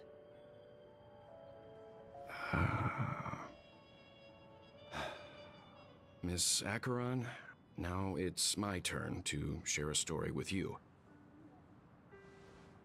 There was a man from my homeland who, at a time when the world was grappling with deep, unhealable pain, made a choice. He wove together the dreams of everyone in the world, linking people's dreamscapes, and shouldered this burden himself. From this, he created a giant, a spiritual Adam. And since that moment, the giant stood between heaven and earth, becoming the pillar of the world's existence. As a price, those who found it hard to move forward, who could not advance, forever lost their future. They slumbered in a dream, devoid of disaster and pain, living out their days peacefully in the man's created utopia. And it is because of the wishes of those people who wished not to awaken that this spiritual Adam became unbreakable. And yet, you stand here right now. Which also means that man failed. Because people must always move towards the future. Even if human weaknesses make them pause when they truly cannot move forward, humanity will eventually seek a way to save itself. And that man, he was never a failure. Like everyone in that world, he etched the possibilities of human nature into his heart. He was the sun chaser of legend, soaring towards the sky and embracing his final victory with his fall. He ascended to heights uncharted, only to come face to face with the sun, a place not visited by anyone before. His wings would melt because of it, only for him to fall into the sea. And after that, countless others would surpass him, soaring to even greater heights. A fitting metaphor for the Nameless's trailblazing spirit. Thank you, Mr. Yang. I know what you wish to confirm. The universe has innumerable similar, yet different worlds. In these worlds, there are innumerable people who look alike, yet don't. I too have embarked on journeys, encountering old friends with familiar faces on different worlds, witnessing their destinies follow paths similar to mine. So I will tell you, even if not completely similar, the story you just told, it overlaps with my past. And within that abyssal dream, I ended that man's life. Alone.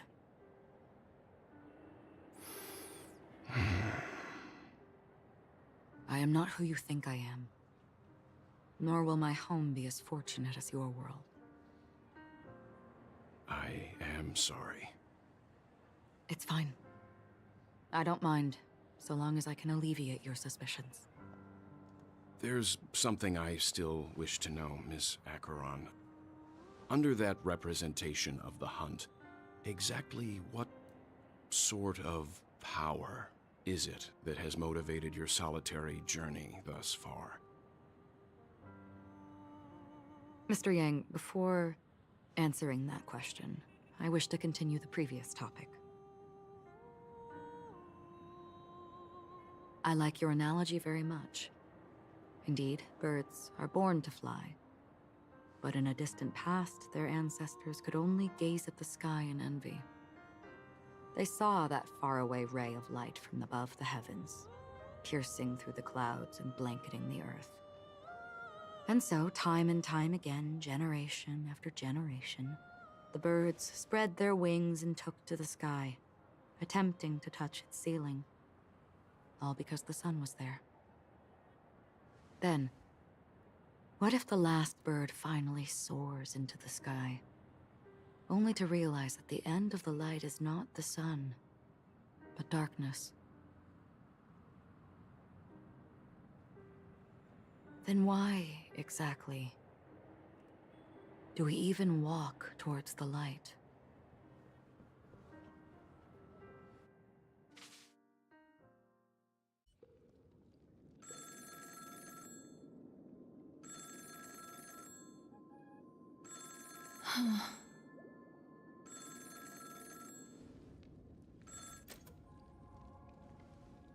Long time no see. Having fun on Penacony? Acheron? This voice, it's not Constance. Could it be her companion? Though I don't know exactly what you are, or what you're up to, my bullets will find you. Until then, you best find a casket store on Penacony and ask the owner to reserve a good quality casket for you, imposter. Imposter? I see. She gave my whereabouts to someone who's tracking Acheron too. Who are you? Huh? Did I make a mistake? Who the heck are you? I'm the Garden of Recollection's memo keeper. Not bad. This is the kind of tough challenge I like. You that imposter's bodyguard? Never mind. It's fine. I'll leave a round for you. So get that forehead clean and wait for me. I don't know what you're talking about, but you know Acheron, the Galaxy Ranger, yes? I have something to ask you. Are you asking me to write your will? Sure. Go ahead. Not quite. I only want to ask, how exactly did she become a Galaxy Ranger? She's clearly not a path strider of the Hunt, but you are, aren't you? Tell me, what's Acheron's deal? Sure. Heck, never thought I'd come across an ally. What a stroke of luck. Well, I'll be on Penacony soon. Memo Keeper, go buy a bottle of Donna's White Oak and warm it up. And I'll raise a glass to you. That lady's passed. Well, nobody knows. But if all you want is a simple answer, sure. You best get a chair and take a seat. That woman, named Acheron, is an emanator who should not exist.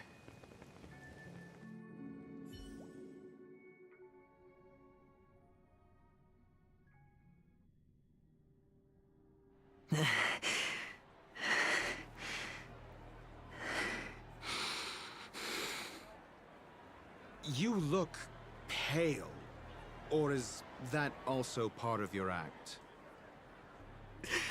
I didn't think you'd have the nerve to show yourself. I thought this was exactly what you wanted.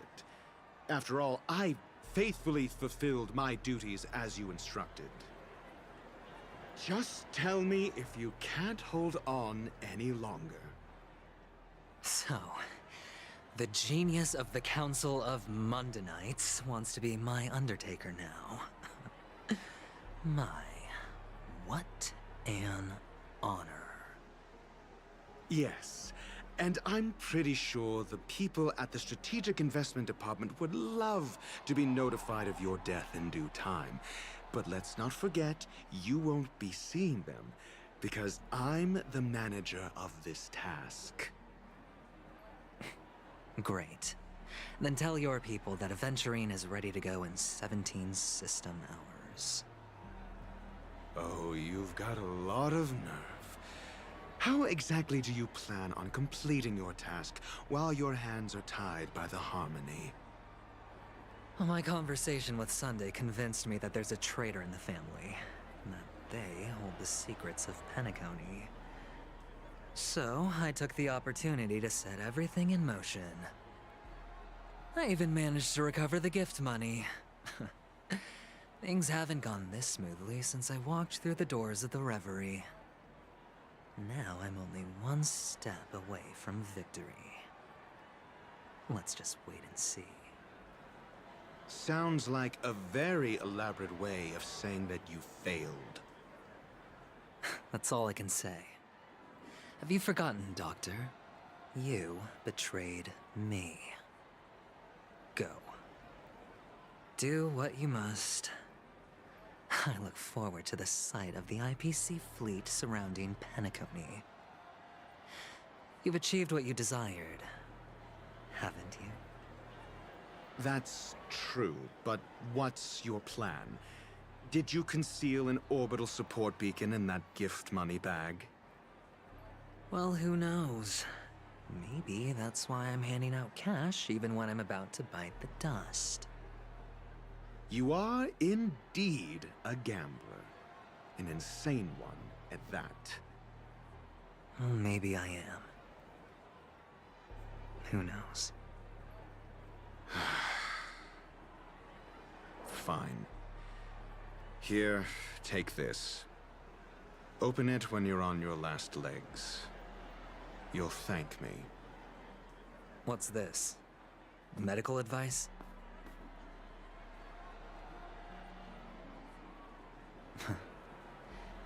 You catch on pretty fast, Doctor.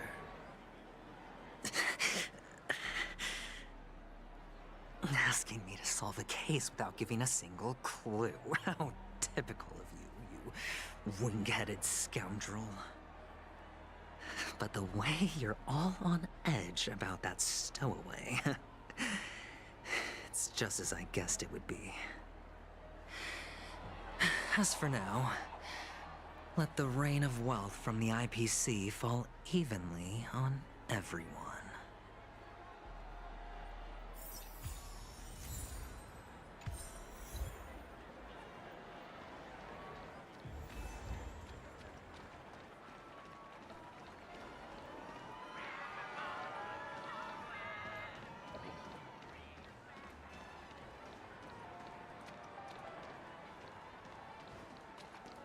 Come on, give me that grand prize!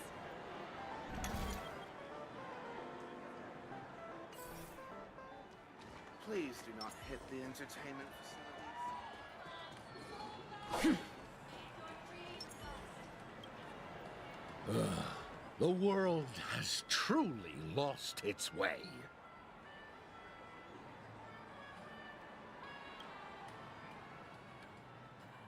You... wait. I get it now. This is some sort of prank show, right? You must have some cameras set up around here to film yourself doing good deeds, right? You youngsters are always looking for a quick way to get an audience. But you know what? A truly great show never comes easy. A great show will start soon, old man. But before that, I need to ask you something. Do you know where I can find death in this dream? Ah, I see. Another fearless youngster looking for death, huh? Well, let me give you a piece of advice. don't think you're the first one who's ever thought of that idea. Death? Not even remotely innovative. I bought it from Dr. Edward. He claimed it was some exclusive fancy schmancy stuff. Oh, but what a disappointment. The effects were awful. First, some monster covered in eyes stabs you in the gut. And then all you see are blurry glimpses of buildings and lights.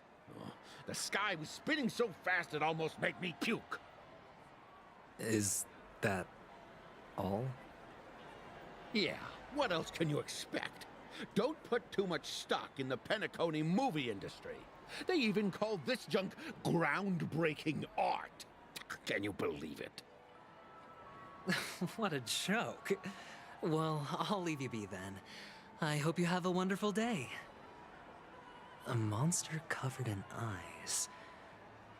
That sounds like the Memory Zone meme. But buildings and lights... I don't think those have anything to do with death. Oh, that whole dream bubble was probably created using rumors and gossip.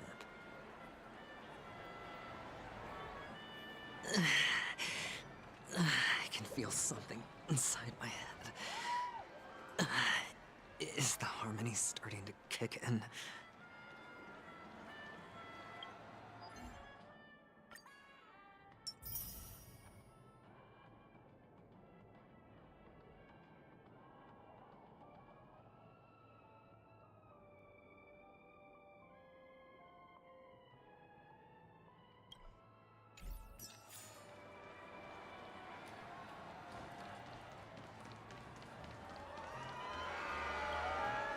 Would you be willing to support my performance?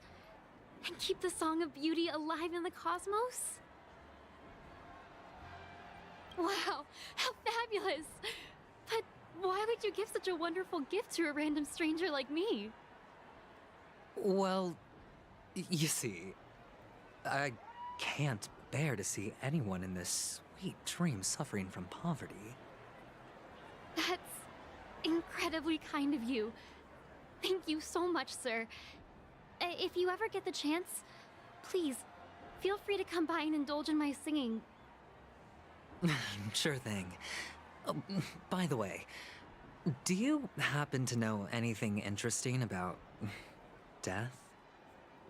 Death? That's a pretty scary topic, and it doesn't really match the mood of this sweet dream. Oh, you see, I'm a tabloid reporter collecting ghost stories in Penacony. As you know, the more chilling the stories, the more attention they get. Maybe you could help me out. Well, if you're up for some gossip, it's not about death, but there have been some rumors about a guest at the Reality Hotel who fell into a deep sleep and didn't wake up. It was like they were in some sort of coma. Nobody knows what caused it, but luckily the customer eventually regained consciousness. Well, all customers are under the protection of the family, after all. Thank you. This will make for a very juicy headline. May Shibe protect us. Unexplained coma. That's actually what happens to your body if your brain dies in a dream. But unfortunately, the customer ended up waking up in the end.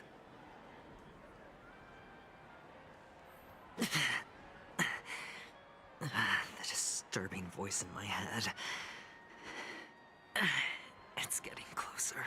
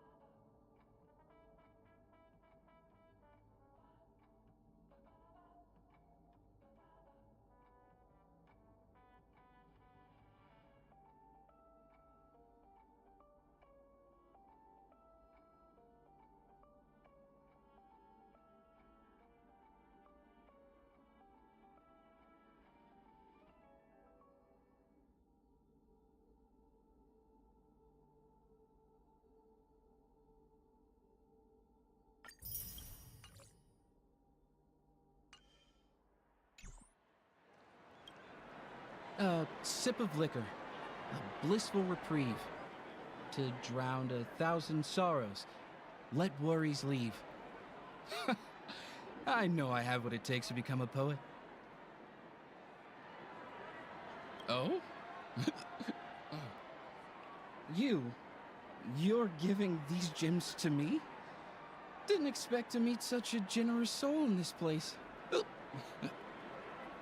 Or are you just pitying me? Well, it really doesn't matter.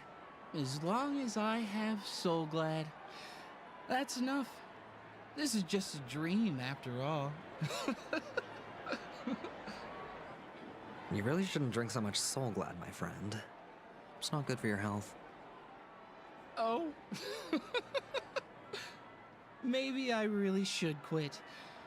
But not before meeting the Devil of Soul Glad. The Devil of Soul Glad? Care to elaborate? Yeah. It's a seahorse with a long neck. They say it loves to appear to drunk people, especially the ones who are passed out on the side of the road. How funny. Yeah. Very funny indeed. Thank you.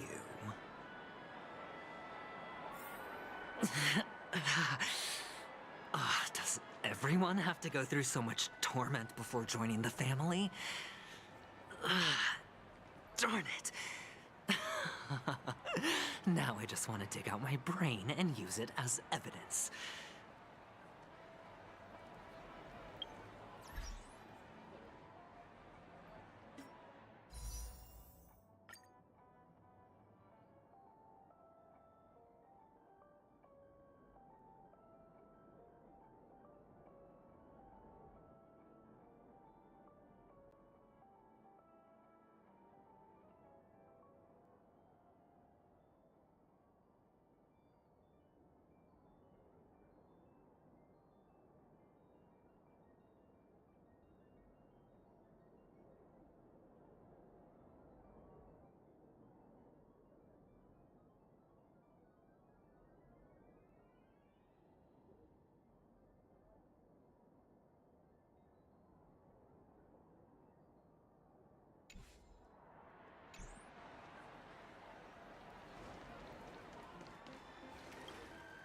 Take care, my friend.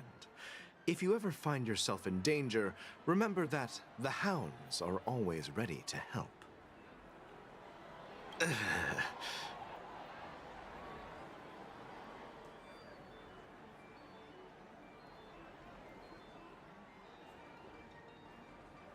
You don't look good, my friend. If you need assistance, I can contact the hotel and have them wake you up forcefully. That won't be necessary. I have some business to attend to. But thank you all the same. All right, then. If you ever need help, don't hesitate to reach out to us hounds. Well, actually, I do need a favor.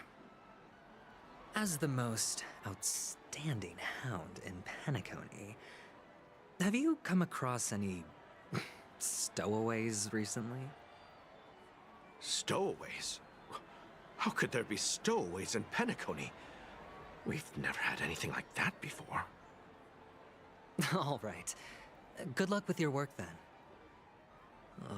What was I even thinking? Family would never share intel with the IPC.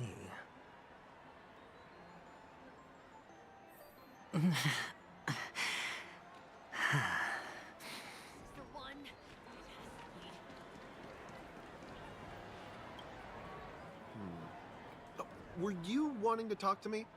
Sorry, I thought you were checking out something behind me. Is this a gift for me? Are you sure this isn't some kind of mistake? Yes, it's for you. Just take it. Is this for real? Someone is actually giving me a gift. Not for my parents, but for me. Thank you. Thank you so much. No, it's not much. I just want to ask you something. I knew it. What's on your mind? Are you trying to ask about my father or my mother? Neither.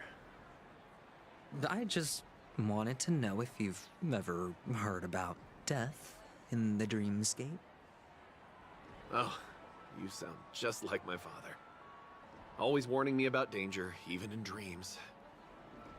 He's an Intellitron, so his dream entry methods are different from us organics. Can't count on him to protect me if something does go haywire.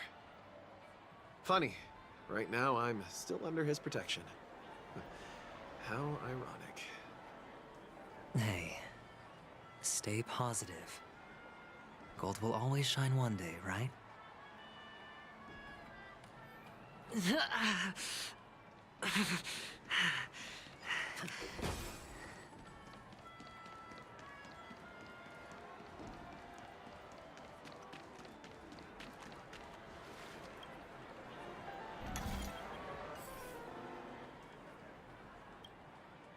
You want to talk to me? Sure, but nothing too sensitive, okay? Huh. Wealthy people have fancy ways to enjoy this dream. But to be honest, I've never seen anyone who gives out money to others like you. So, are you trying to be the prince from the tale, handing out his gold leaf garment and melting his lead heart in the fire? I'm flattered. I'm no prince, and I just thought these gems would help you speak. So, as an investigative reporter, maybe you've heard something about death? Ah, another curious soul. I see. Well, that was actually the topic I was most into when I entered the industry. But my boss shut it down. How did your boss talk you out of it? Well, she simply said, covering baseless urban legends like that would make us look like some third-rate tabloid. I thought about it, and she had a point. Reporting on stuff like blowing out birthday candles and getting spooked by nightmare ghosts isn't exactly professional material. Guess she's got a point. Thank you for sharing. The Devil of Soulglad, Dangers in the Dream, and Nightmare Ghosts. Well, surely death is a popular topic in this sweet dream granted by the family. Well, I've collected a bunch of rumors, but no useful clues. The gems in my bag are running low. Well, let's see if my last lucky interviewee brings some surprises.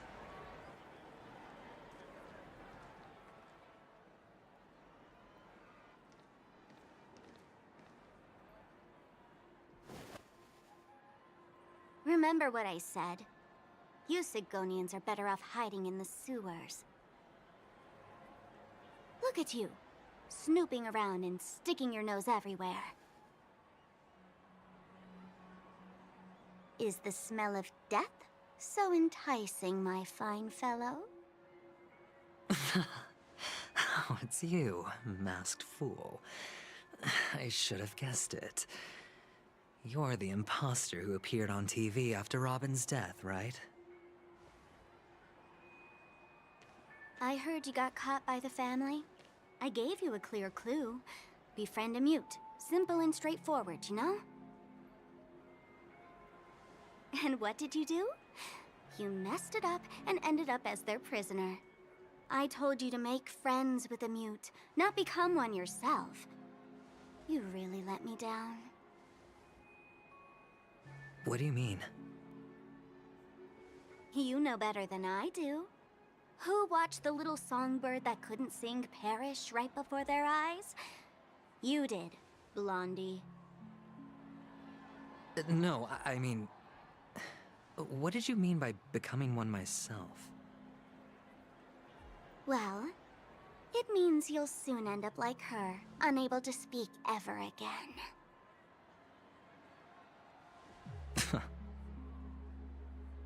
But it's a good thing if you ask me, because... Because I'm getting closer to the truth, right? Oh? Why else do you think I'm handing out cheap trinkets all over the streets, fool? All part of the act. Fool's bait. The more pathetic I seem, the more likely you'll come sniffing around. So, now that I've drawn you out, will you reward me with an answer for my efforts? Why should I help you?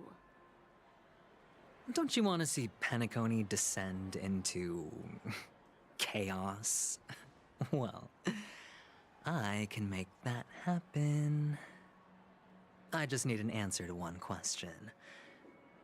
Back then, when you asked me to find a mute, did you really mean Robin?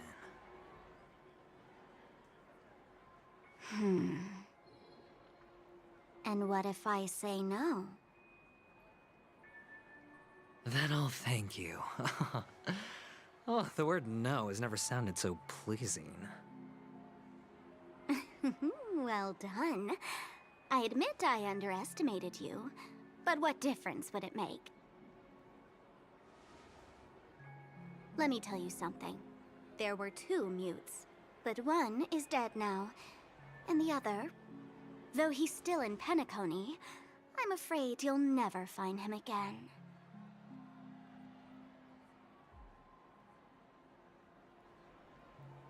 Now I'm completely sure that I was on the right track from the beginning and never strayed, fool.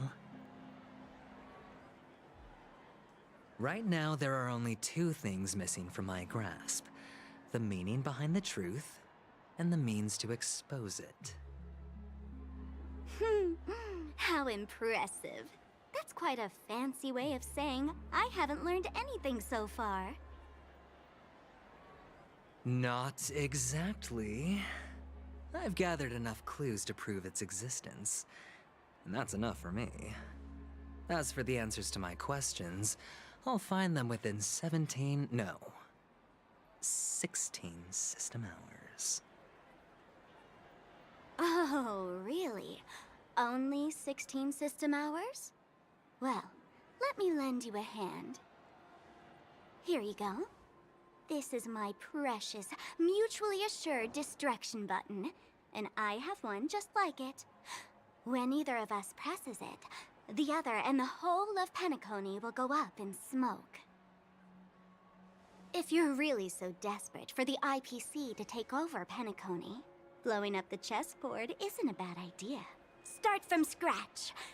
That's where the IPC excels, right?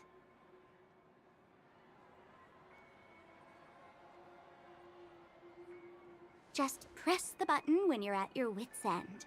And of course, feel free to reach out to me for my hospice care, too. Oh, a deadly button, huh? Well, I guess the family didn't take your threat seriously at all. Otherwise, how on earth did you manage to bring it in here? I have my own ways. That's all you need to know. Well, I'm afraid I'll have to decline your offer. Who knows if your little gadget will actually work. By the way, I have no plans to search for the other mute friend you speak of, but it's good to hear that he's still here in Penacony. I'll handle the rest myself. I'll orchestrate a grand finale for the downfall of the family. And at the climax, the walls will crumble, people will wake up, and those who couldn't speak will find their voices again. When that time comes, go ahead, press the button, light up the sky with a magnificent fireworks display for me. Catch you later, fool. You're still talking big, but sure, if that happens, I'll stay true to my word. Just don't let me down now, okay?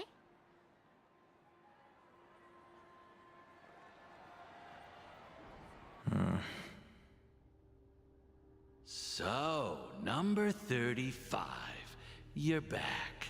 Like your new lucky charm? Can a commodity code really be considered a lucky charm? Silence! I didn't give you permission to speak, you Sigonian hound.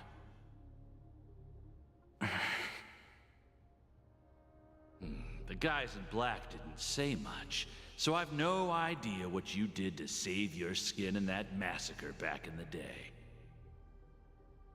But I figured you must have had good luck, so I bought you. From now on, you and your good luck are my assets. Are we clear? Your first task is simple.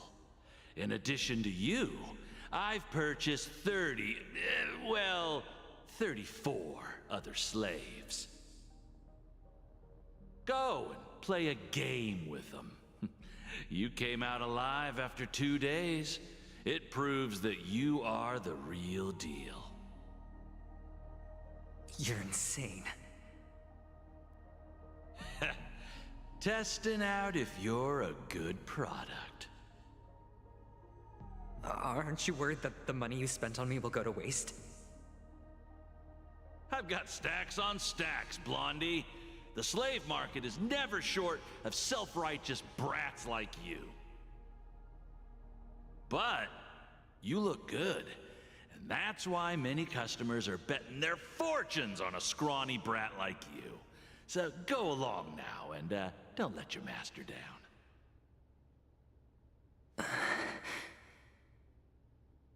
How much did you spend? What? My price. How much did you pay for me? Huh. You really want to know? Well, it was 60 tanba. No more, no less. I'll take my chances. 30 tanba. If I come back alive, you'll give me 30 tanba. Deal? Are you trying to strike a bet with me? Oh, you've got some guts. Yeah, sorry, but that won't do. Don't forget your place, slave. You're not qualified to be at the table. You're just a chip. A life thrown away in someone else's hands. Either you come back with more chips for your master, or you never come back. It's all or nothing. Don't embarrass me, my lucky hound.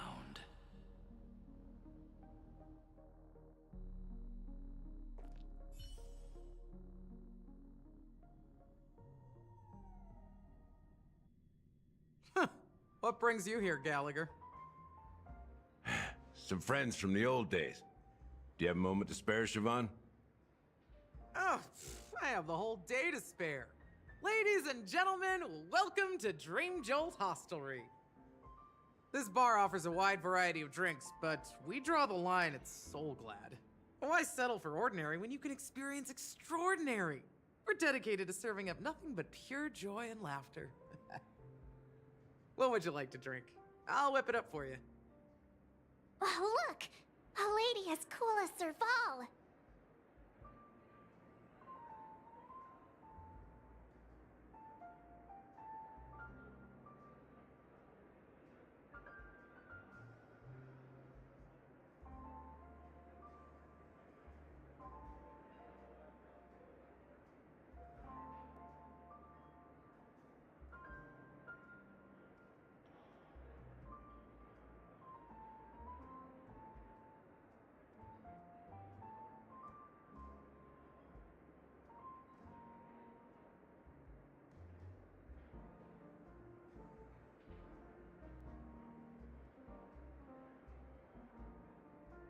Who's Serval? Will you, introduce me to her? Huh? Oops. She's heard us. Just spare them, my esteemed bartender. I'll take over the bar today. I'm getting up there in age, and I need some practice before I forget the skills that used to put food on my table. Where did you stash the ingredients? They're all under the counter. Since our guests have traveled from afar, shouldn't you whip up some special drinks? That's exactly what I had in mind. Hey, my friends, do me a favor. Go around the bar and bring me any ingredients you fancy. The discussion might take quite some time, so I'll prepare some customized, non-alcoholic drinks for you. In the bar? But aren't all the ingredients right there on the counter? Why, we're in a dream, my lovely lady. You can help yourself to anything if you wish for it. Comfort, hunger, confusion, or even boredom. It's all within reach, right at your fingertips. Oh, did you hear that? She just called me my lovely lady. Even in reality, mixing drinks is more than just throwing ingredients together. A bartender needs to capture the bar's atmosphere, master technique, and spin a tale of mystery and anticipation. Only then can a perfect drink crafted with a customer's life story be created. In other words, what you get from your drink is down to luck, so don't overthink it. Indecisiveness has no place when it comes to enjoyment.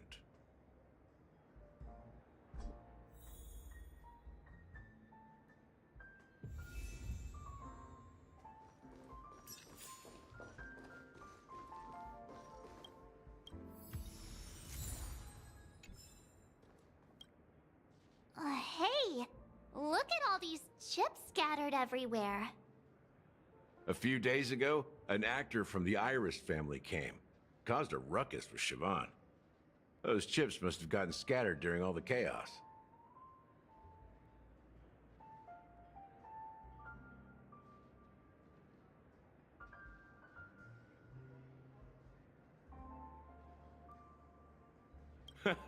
That's a clever metaphor. That being said, opening a bar in this place, filled with monsters, is quite a feat. Siobhan must have a lot of tricks up her sleeve, right? You'll have to ask her yourself to find out. But I have a feeling she won't budge unless you impress her with an incredible drink.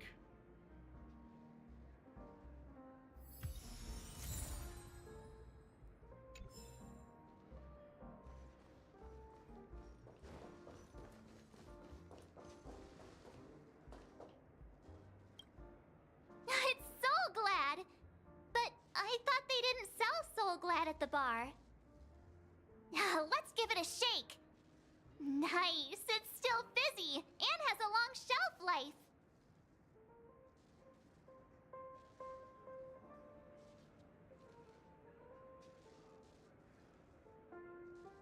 That's possible. You see Soul Glad everywhere these days, so it wouldn't be a surprise if someone brought a bottle here. Why don't they sell Soul Glad in this bar? Did something happen? It's all about the bartender's pride. It wouldn't make sense for customers to come here and order drinks they can find anywhere else. That's the mindset I use when I brew my coffee. You're right, Himeko. That's quite a stash. Not sure if it's enough. Stay out of my way. I'm looking for Siobhan. Uh-huh? What's all the commotion about?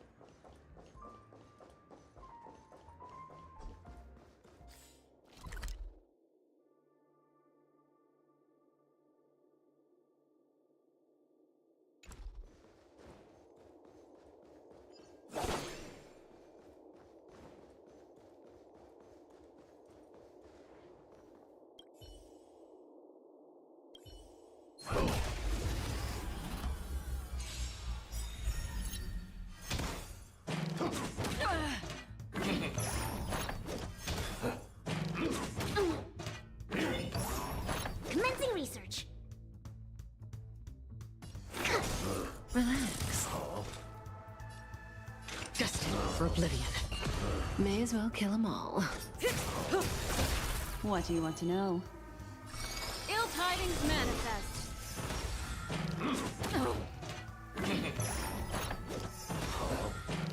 This isn't real.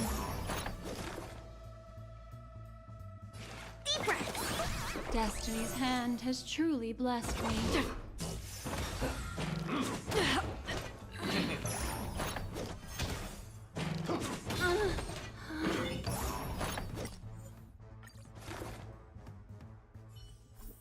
That's quite a stash.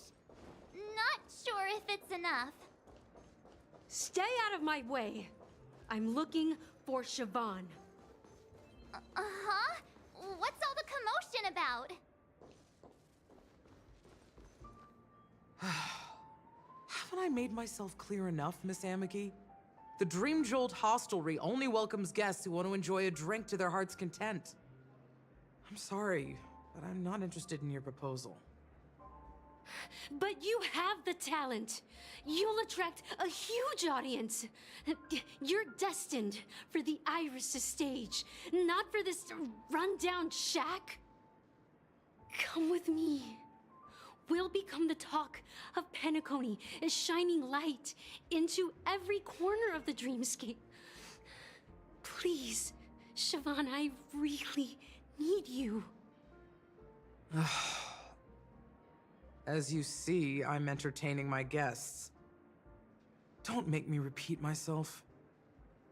Fine. If you don't come along, I'll just sit here and not go anywhere else. Give me a sparkling drink. Sweet. With extra ice. Just one moment. What's her deal? We can't discuss the case with other people hanging around the bar. Hey, can you do that clockwork trick of yours again?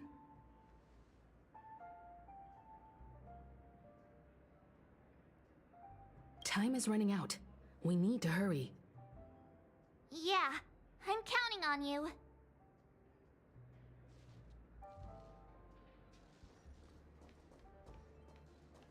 You're one of Siobhan's guests, right? What can I do for you? If you're here to convince me to leave, please stop it. I'll never leave until she accepts my proposal. I just don't get why she won't leave this place. This rundown shack with no customers whatsoever.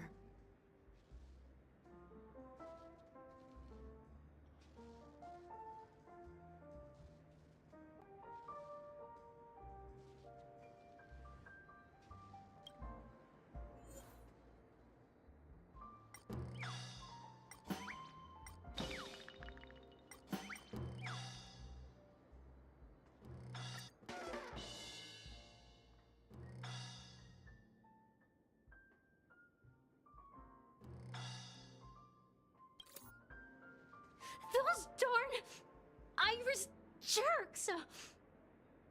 They're the ones who forced Siobhan into hiding here, running this pesky bar. It's all their dirty scheming. I get it now.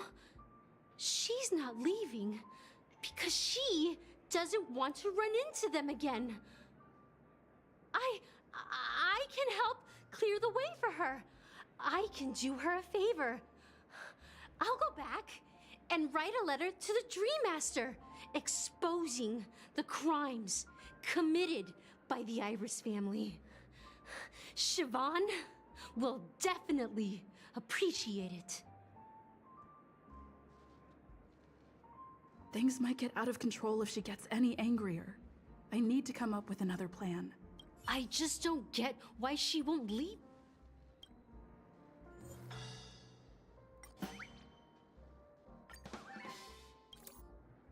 I've seen it.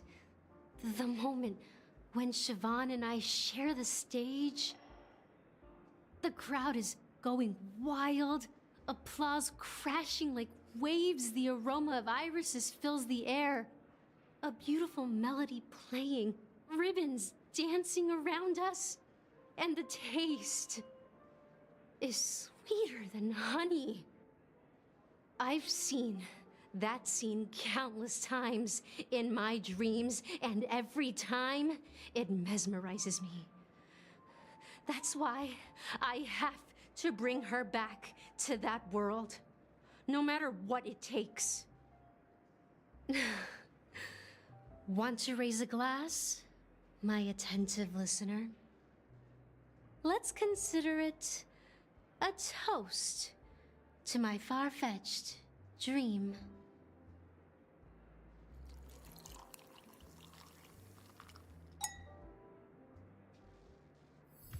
She's still not leaving. Maybe I'll have to try again. I just don't get why she...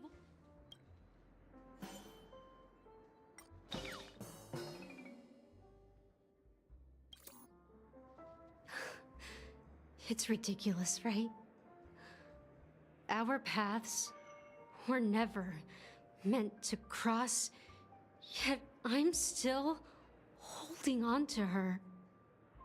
I'm too timid and shy, longing to shine but afraid of stepping into the spotlight. I need her guidance, because I'll never be able to do anything alone. You don't know Siobhan's past, and you have no clue how radiant she used to be. Even among the talented Iris family, her skill was unmatched.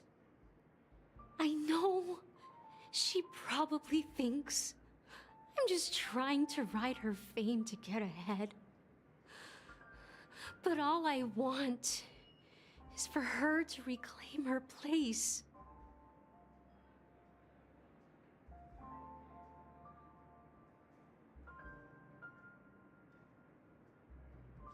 Well, talking to you has got me feeling a bit down. My thoughts are swirling, making my mind clear, and bringing tears to my eyes. Maybe I should find a place to reflect on what Siobhan truly means to me. Here's the payment for the drinks. Please, pass it on to her. I'm leaving now. Amaki has left? That's good for her. Radiant dreams may be enticing, but they're nothing more than dreams. Her drink is on the house. Please keep the money. When you're ready, go to Gallagher. I can tell he's itching to show off his skills.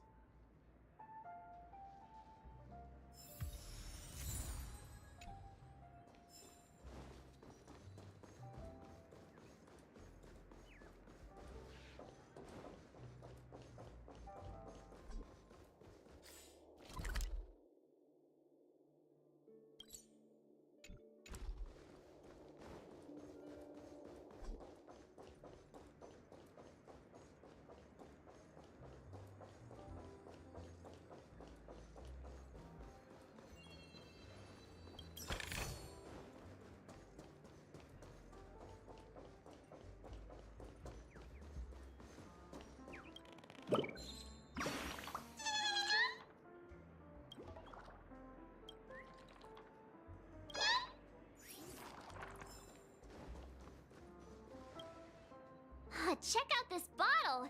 The liquid inside looks beautiful. And the label reads... Dream syrup. Thick. I don't see an expiration date. But the production date is... half an amber era ago. Ugh, drinking this stuff can't lead to anything good. That's for sure.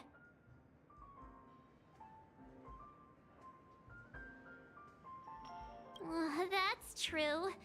But this really doesn't seem fresh.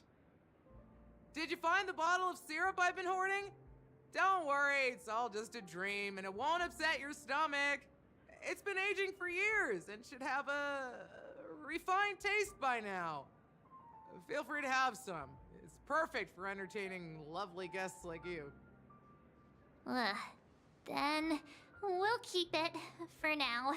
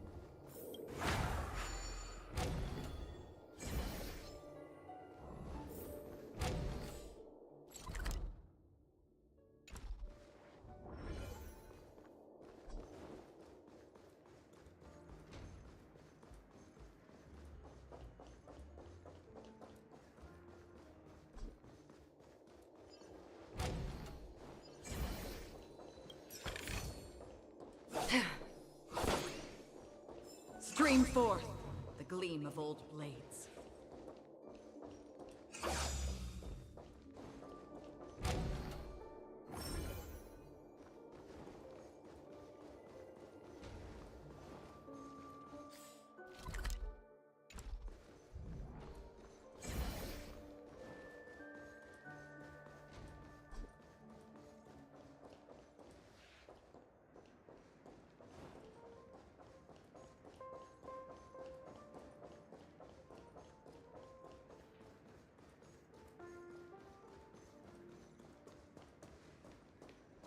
And let me tell you, don't underestimate the bartenders of Penacony, especially not Gallagher.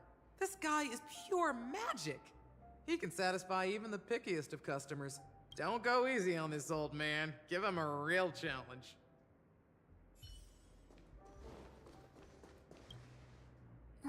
Can this be used for mixing drinks? Oh, and there's a note underneath. Exchange with your precious things. Oh, what should we exchange for it? And who should we give our stuff to?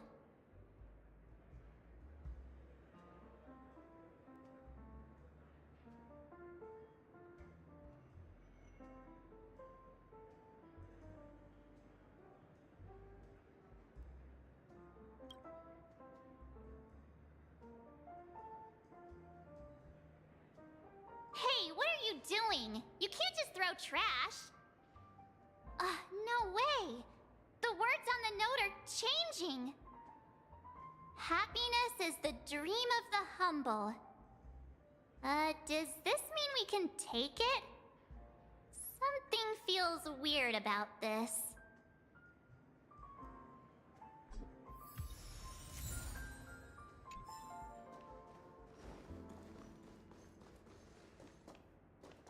That being said, mixing a drink is way simpler than you'd imagine. Just pick your favorite ingredients, toss them in a glass, mix it up, and it's done. So go ahead, explore the bar, and bring me any ingredients you prefer. Nice work. Let me take a look.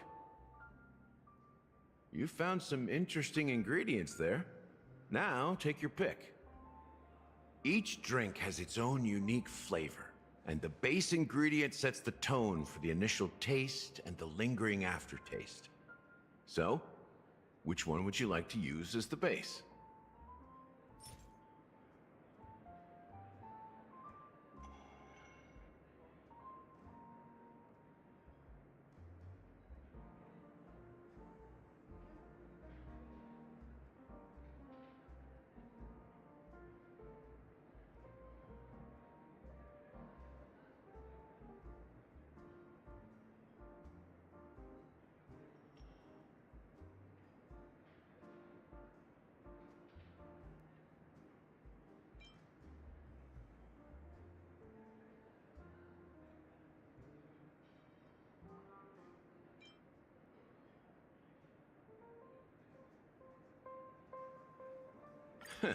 You won't find a sweeter drink anywhere in Penacony. And that's what today's dream seekers crave. Now that you've chosen the base, it's time to pick the adjunct. The ingredient that'll create a marvelous chemical reaction with the base. It should give an unforgettable taste without overpowering the main tone. So, what's your choice for the adjunct?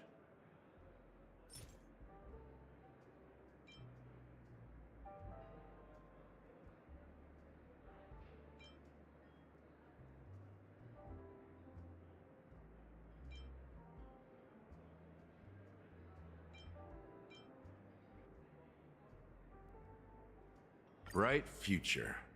A taste that's been a long time coming. I'll never forget the flavor that danced on my tongue as Mikhail whisked me through the dreamscape wilderness. Those were haunting times. Too beautiful to be real. Mikhail. Almost there. Let's pick a decoration. Which style do you prefer? Anything you need, I've got it.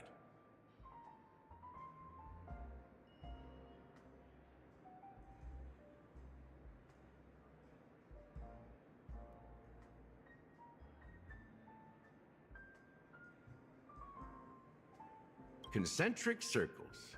May you always remember where you started. Well, it's done. Here's to you, Dream Seeker, with this glass of El Dorado. To golden dreams. Well done, Gallagher. You're not over the hill yet. So, are you satisfied? Oh, the flavors! They're way more sophisticated than Soul Glad. The richness and layers of these flavors are a masterpiece, especially with the adjuncts.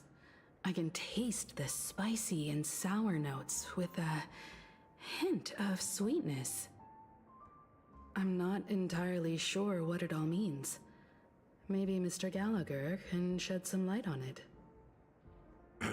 Well, if you're expecting a profound answer, I'm afraid I'll disappoint you. The imagery it implies is pretty straightforward.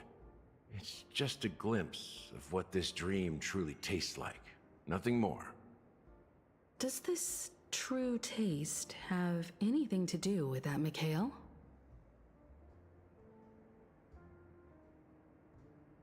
Yeah, that name does sound familiar. When you got knocked out by that masked fool girl, I think I heard someone calling that name. Do you remember?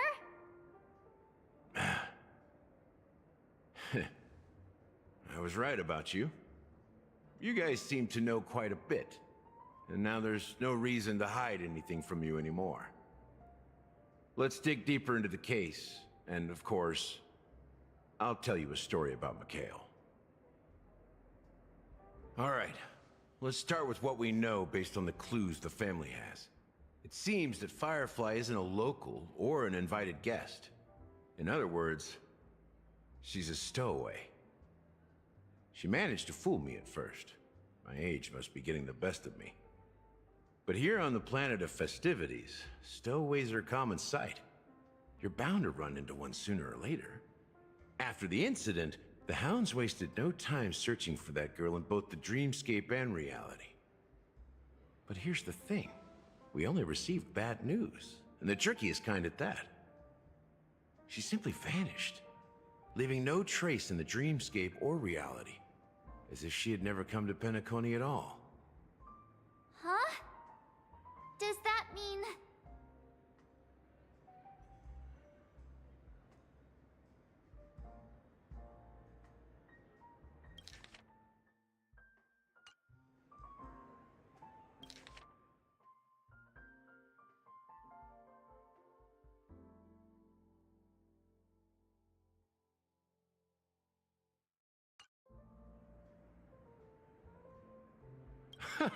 A clever metaphor.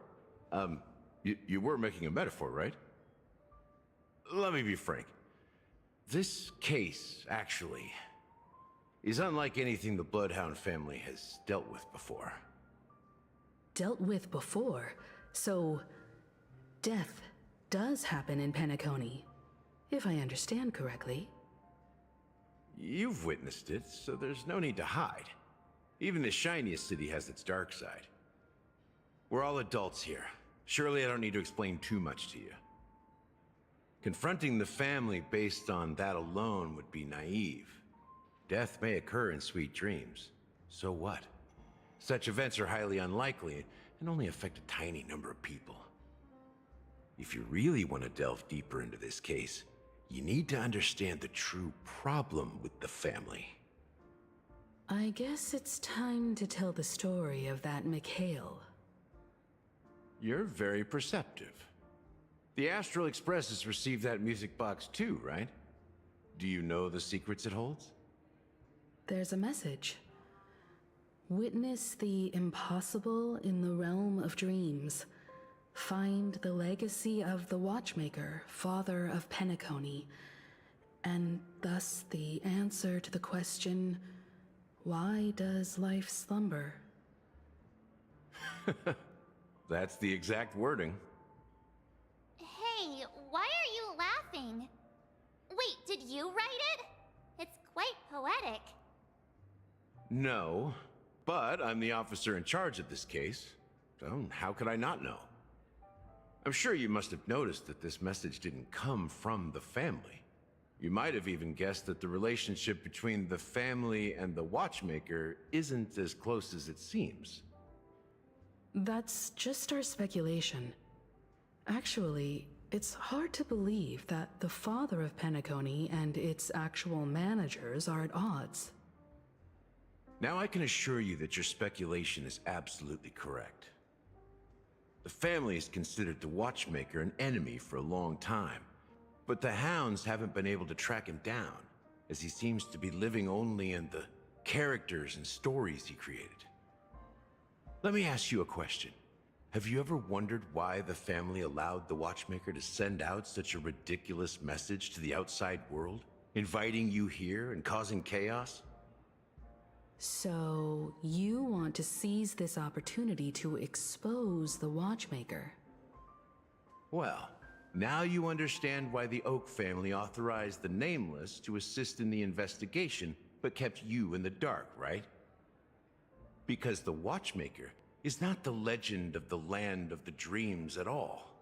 He's the most shameful stain in the history of Penacony, and he's the root cause of all the anomalies in the dreamscape.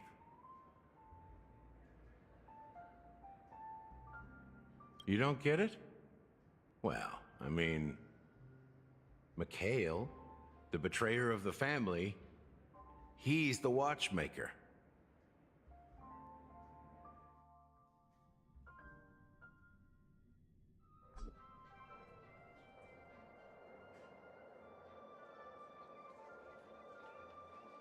Here we are, Clock Studios Theme Park, the most popular entertainment center in Penacony. Wait, aren't we supposed to be discussing the Watchmaker?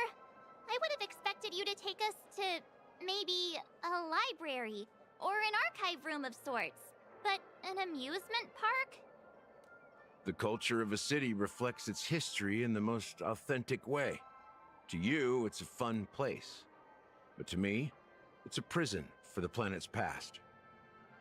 You know that Penacony used to be the IPC's prison planet, right? All the prisoners were brought here.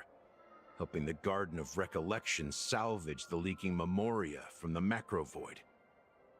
The prolonged exposure to high concentrations of memoria caused a unique phenomenon. The dreams of countless prisoners intersected and overlapped, and people started meeting each other in their dreams, living lives that were almost identical to reality. But everything has a price, and sweet dreams are no exception. In the end, the dream world was unable to alleviate the suffering of prisoners in reality. One of the prisoners broke free from the IPC shackles and fought for freedom. He is Hanu, the great leader of Dreamville, the great peacemaker, and the faithful companion of the underdogs.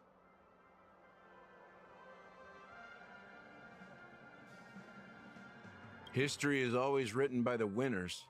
However, it's undeniable that Clocky is an animation that draws from Penacony's actual history. These characters not only exist in Dreamville, but also in the distant past. Once you realize this, you'll understand why we're here. There are so many members of the Bloodhound family around here. They just received a lockdown order, supposedly from Sunday himself. Who knows what it's for?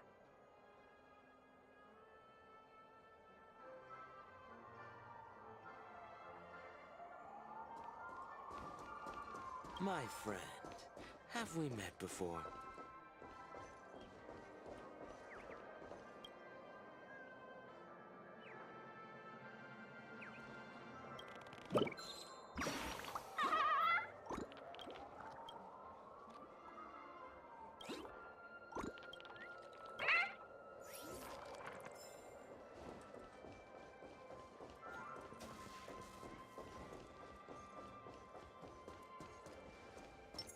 Huh.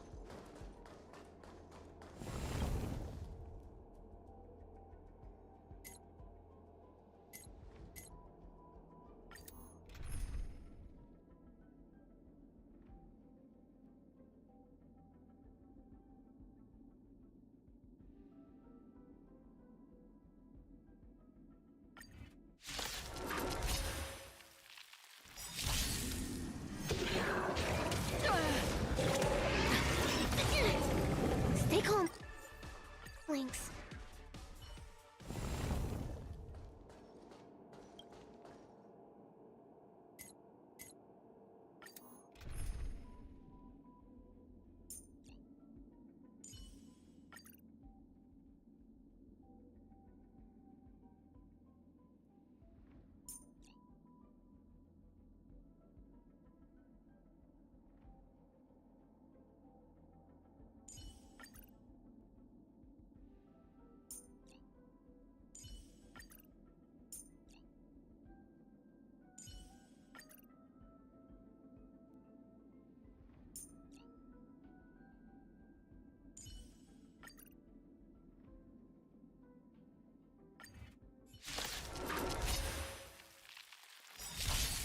Stay calm, Lynx.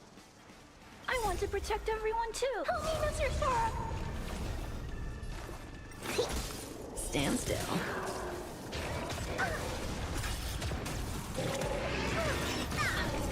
Mission command. Existence is unity.